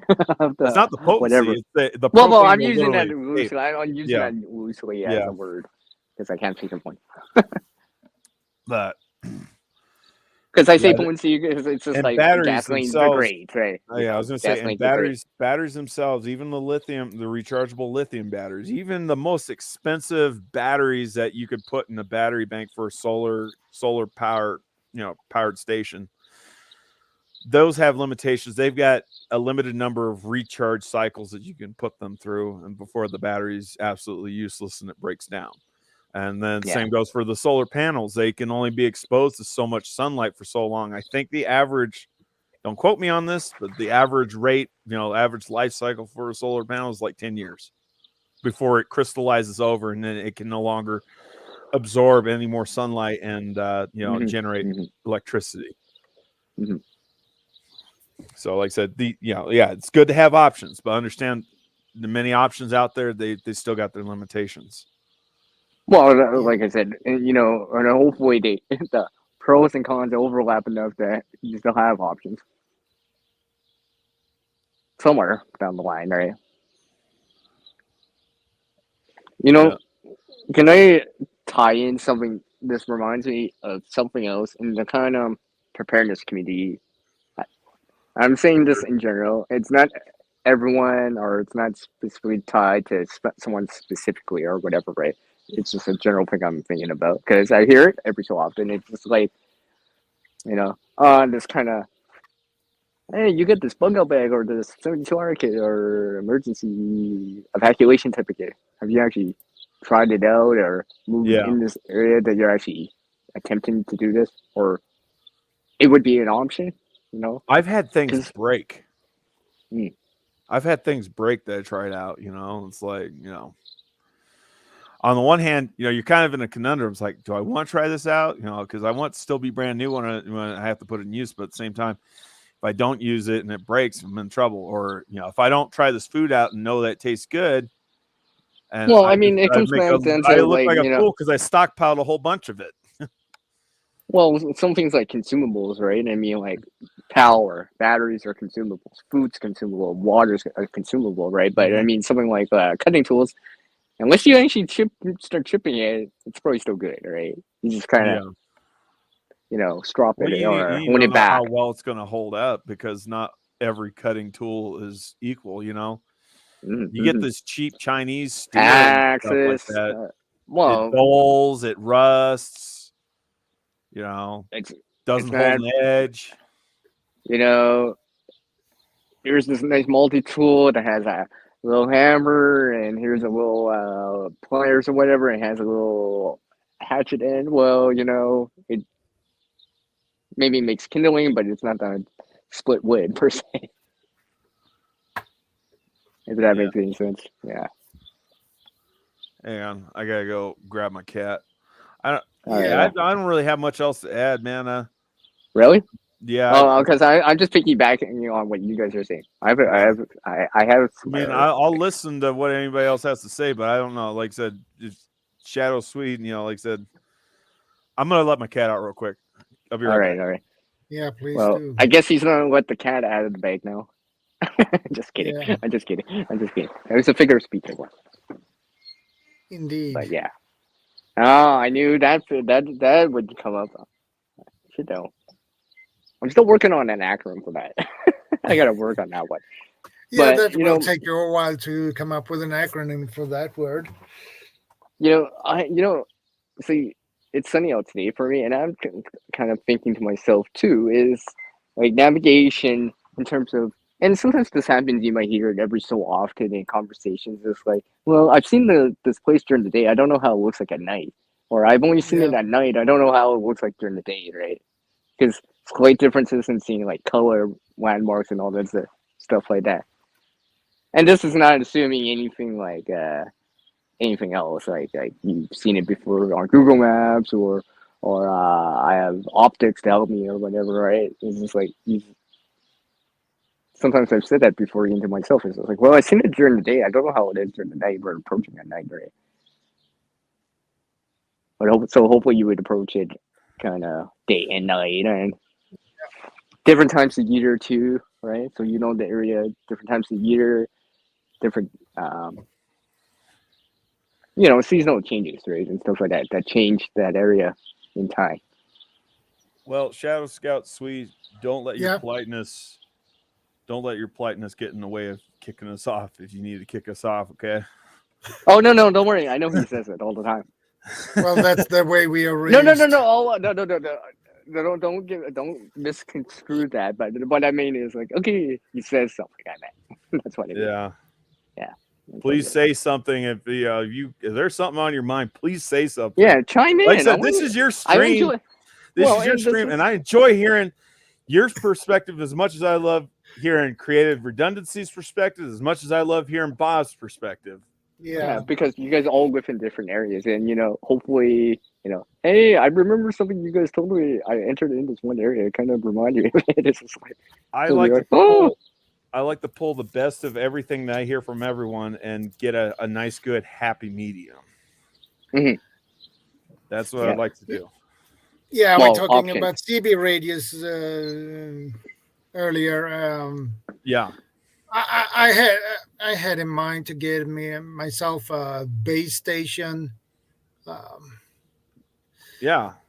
And I had in mind to get a decent one, because the CB radios, you can get them for the cheapest you can get one for is $700-800 in my currency. Corona, or is that 700-800 US dollars? In kroner. And the most expensive 3,000, 4,000, 5,000 for a base station. Well, so that is pretty expensive. You can get a decent one for maybe 1,500 to and a half, 3 maybe. You can get a decent one. Sounds about average, at least for. They're not base stations. It's just like regular trucker CBs over here in the U.S. Because like I've been to the Flying J's and the Loves, and I've seen some of these fancier CBs, and they're in the neighborhood of about $200-300, which would be about what you're saying in Corona, Yeah. The CB radios are coming back again. They disappeared. The use the use of the CB radios disappeared for a couple of years, but now they are beginning to come back again for some reason. I don't know why, but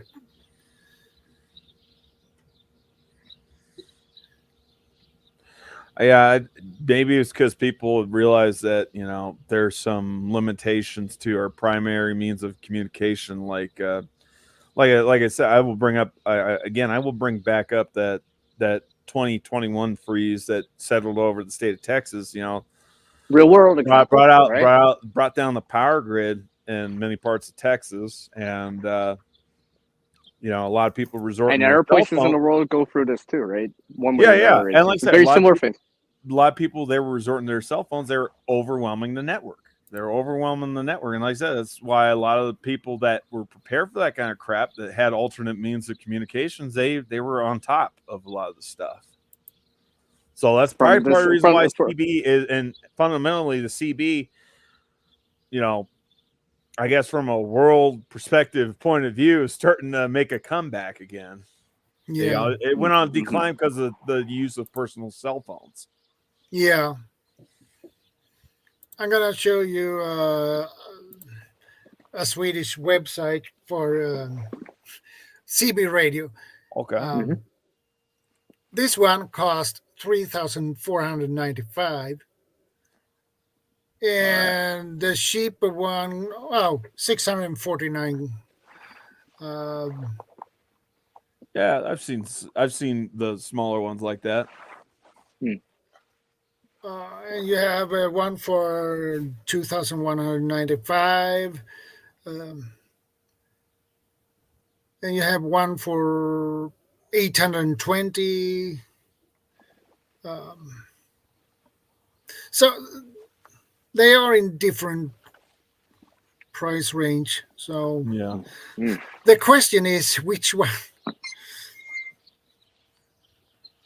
Yeah, I've got. Yeah, like I said, I've got like 3 or 4 of the smaller, like 2-watt 40 channel CBs. They're like $50 US a piece.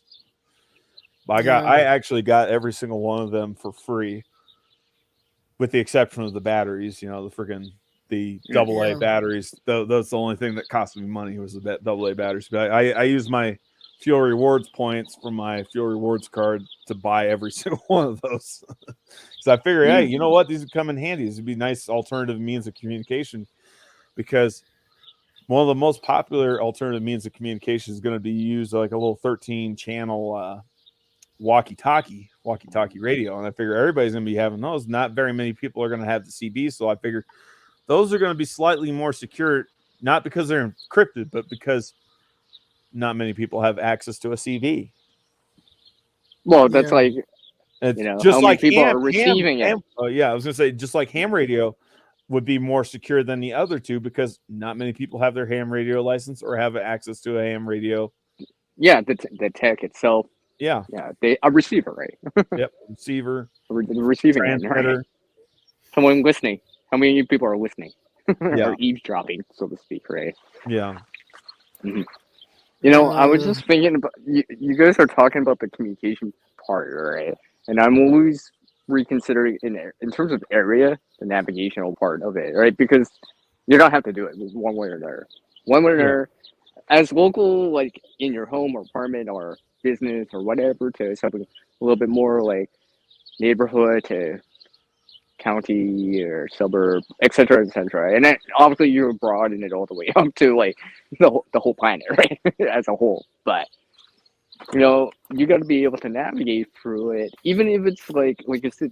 One of the things I always think to myself is, and I know we jumped on that in terms of not being able to see in the dark, because it comes back to navigation. It's just like your home, right? It's just like I ever set it up where I have these options in these areas already in place. So if I have to navigate through these areas, even though I know them because I can see them, what happens if I can't? Because it's dark time or whatever, right? And we'll just say, I always go back to kind of like knowing your area is setting up your area in advance. Especially, it's just like the cache is setting up your route in advance, right? Those areas too, right? You're setting it up in advance, for example. To me, it's the same thing about like being ready for a power outage at, let's say, home, apartment, or whatever, right? Like Gil, for example, we came in. That's gray man prepping with like all A, as he says, like America, as he's.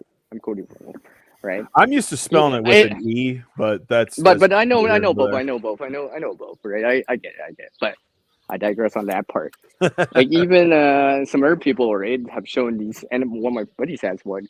It's just like a plugged in kind of flashlight that turns on automatically if the power goes out. For example, if it's just because the grid's down or whatever, right? There's no power coming to the outlet and stuff like that. To something like I always say is like, if you have a dark washroom or whatever, what happens if the power's going out right when you're in the shower, right? I want to see the area I'm in at the moment, so I don't stub my toe and make things worse. Like, oh, really? I had to stub my toe. I'm just getting out the shower, just still shampoo in my hair. I'm crying because of the shampoo.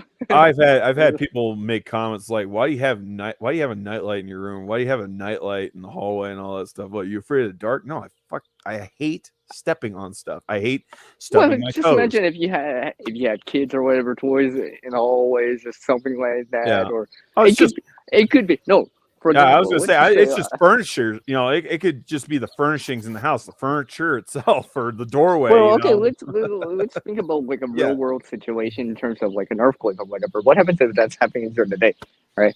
Now, that's not a power outage, so these plug-in things aren't going to go out, but you'd be like, oh, I know it's right there. I can start making my way to an exit here, right? For example, right? And it could be useful, especially if you have visitors too, right? They're staying the night or visiting or whatever, right? Yeah. And I get right? Then they have a peace of They're mind. not as like, familiar with your home as you. Yeah, exactly, right? But just imagine that, right? And like, obviously, I carry stuff, so I don't have to rely on that too heavily. But it's nice to know that they have that too, where it's just like now I can actually see where I'm going, not stubbing my toe or I stepped on the cat by accident.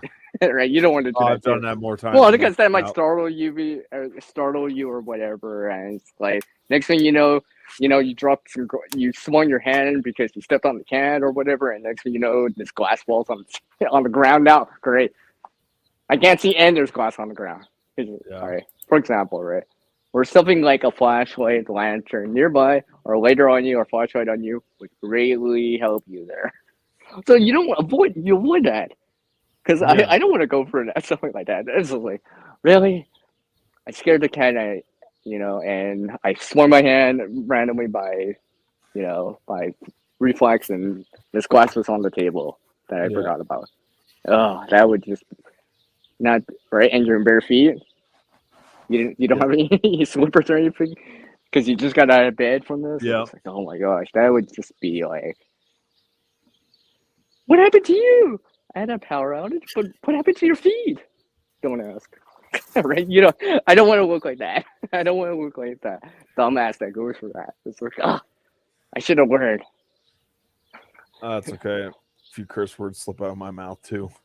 No, but I mean that in a more emphasized way, right? Yeah. Because no, I curse too, but I tried to emphasize it in there. Yeah. And choose my words here. But yeah. I don't know. Do you agree with that, Shadow? Because I want to bring you back in all the time, man. You're the host there. We're just I know. co-host. Yeah. We're just the co-host. The co-host, the co-pilot. No, he's the host. We're just the panel. That's it. That's what we are. Just the panel. Yeah. No, because Shadow, I know you live in an apartment because like you don't have to be very specific, but I mean like, well, it's just like setting up your area. It's just like instead of having a flashlight in this random junk drawer, why not actually put it in useful areas like in the wash where you might need it, by your bedside where you might need it, where you set up the area. Like I know we were talking about area like outside, but inside your home too, right? Yeah, I have a simple headlight. Like I know about phones and all that stuff and stuff like that, but it's nice to know that it's a pretty decent flashlight. That's not bad. Yeah, it's way better than nothing. Way better. Hell, that's better than it is. Well, at least you'll be able to see it in the apartment right away, right? Yeah, that's better than trying to light a birthday candle with a lighter that has no more butane left in it. Yeah. That's an option, but you don't have to. That's an option. Let's remember that. That's an option. Spending 20 minutes trying to light. No, I watched the video. I was just saying. No, I understand what you were trying to exercise. You're trying to exercise a point where, if you got determination, there are options out there. Yes, options. Yes, exactly. Yeah, you don't have to resort to that.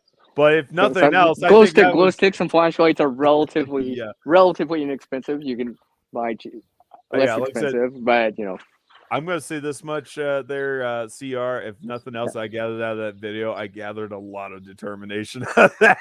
I am determined. I am going to light this candle. Even if it takes me 20 minutes or longer, I'm going to get it to light up. No, like I said, I'm not laughing at you. I'm just, I understand.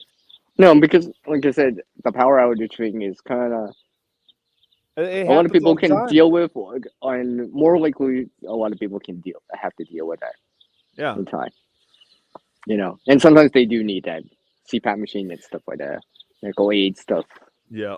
That uses that. So, it would be nice to know actually where it is too.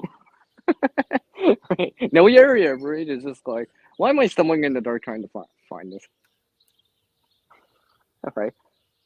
Because it's one thing, everyone it's like, oh, I know my area quite well. Try doing that without being able to see, navigating without your senses like sight. I mean, it's way more difficult. I think, trying to learn from like people that are blind, right? It's just like, maybe something happened or your vision's kind of temporary or whatever, right? Stuff like that, temporary blindness or something like that. It's just knowing your area, Yeah. being able to navigate it through, right? I'm not saying don't have lighters or whatever, Well, but yeah, I'm not. I'll give an I'm not, example. I have eyes, but I also realize it's like.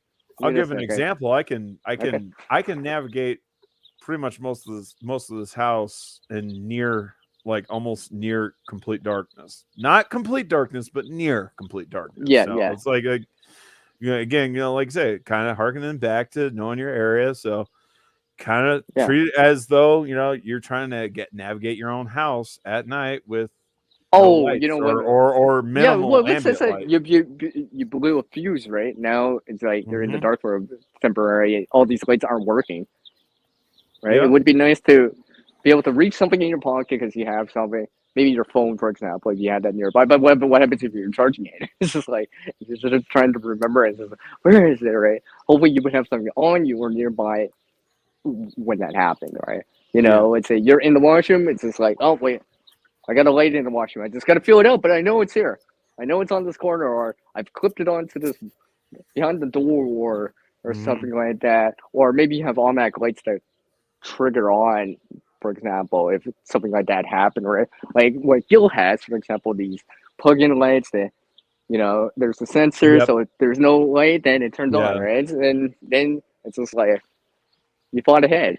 Right? Yeah. It could be just as simple as avoiding that stubbed toe. That stepping on the cat or something like that. Trying to make the situation a little bit better in advance for I what feel it horrible is. every time I step on my cat. And I've stepped on him more times than I like. I think I've stepped on usually because you don't see it. You're trying to avoid doing that. You don't want to do that, but sometimes you just don't see it. Sometimes it's not always intentional, right? He likes to lay in dark places in the hallway, right exactly. in the path of foot traffic. And it's like, I didn't notice him until it's like, oh, I'm so sorry. I didn't mean to kick you while I'm wearing my dang friggin' steel-toed work boots.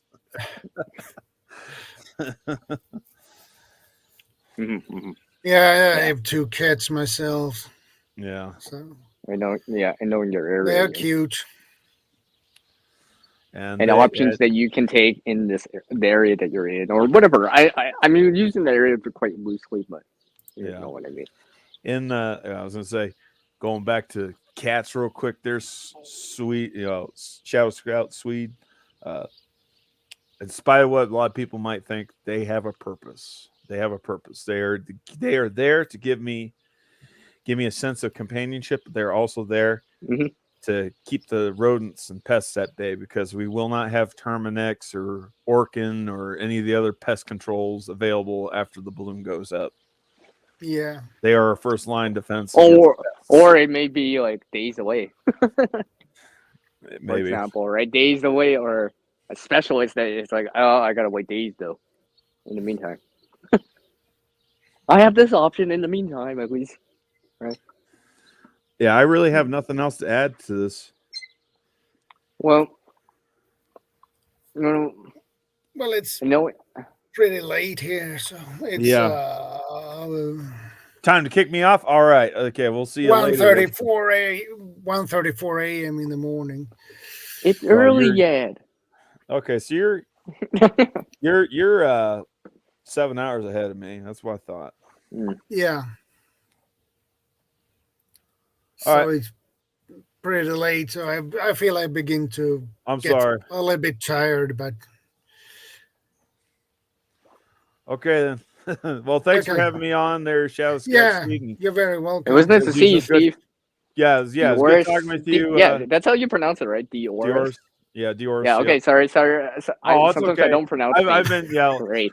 Oh, friggin' Steve Corsair Trainers. He calls me Diorsey, and I've had other people. No, but sometimes I don't pronounce things well, even though I okay. try to. No, it's all right. All right, good Not talking smart. to you. Creative Redundancy and Shadow Yeah. Scout. We'll see you guys. I need to ask you something in the backstage, Shadow. Okay. I figured. Well, for next week's topic. Yeah. We're ending the stream That soon, one. right? Yeah. He knows what it's called. Yeah.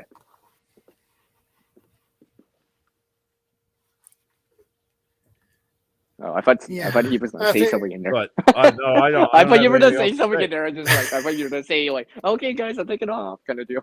Yeah, that's what I was waiting on too. Sorry.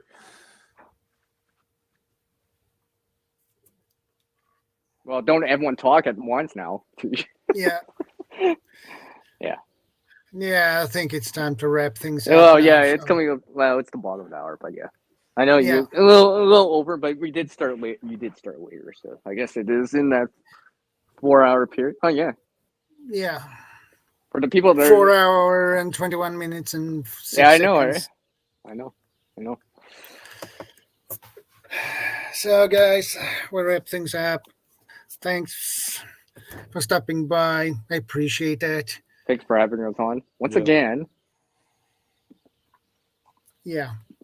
Yeah. Stay safe, take care, and God bless. You guys have Take care, everyone. Know your area.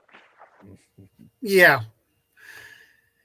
Be part of the solution, not the problem.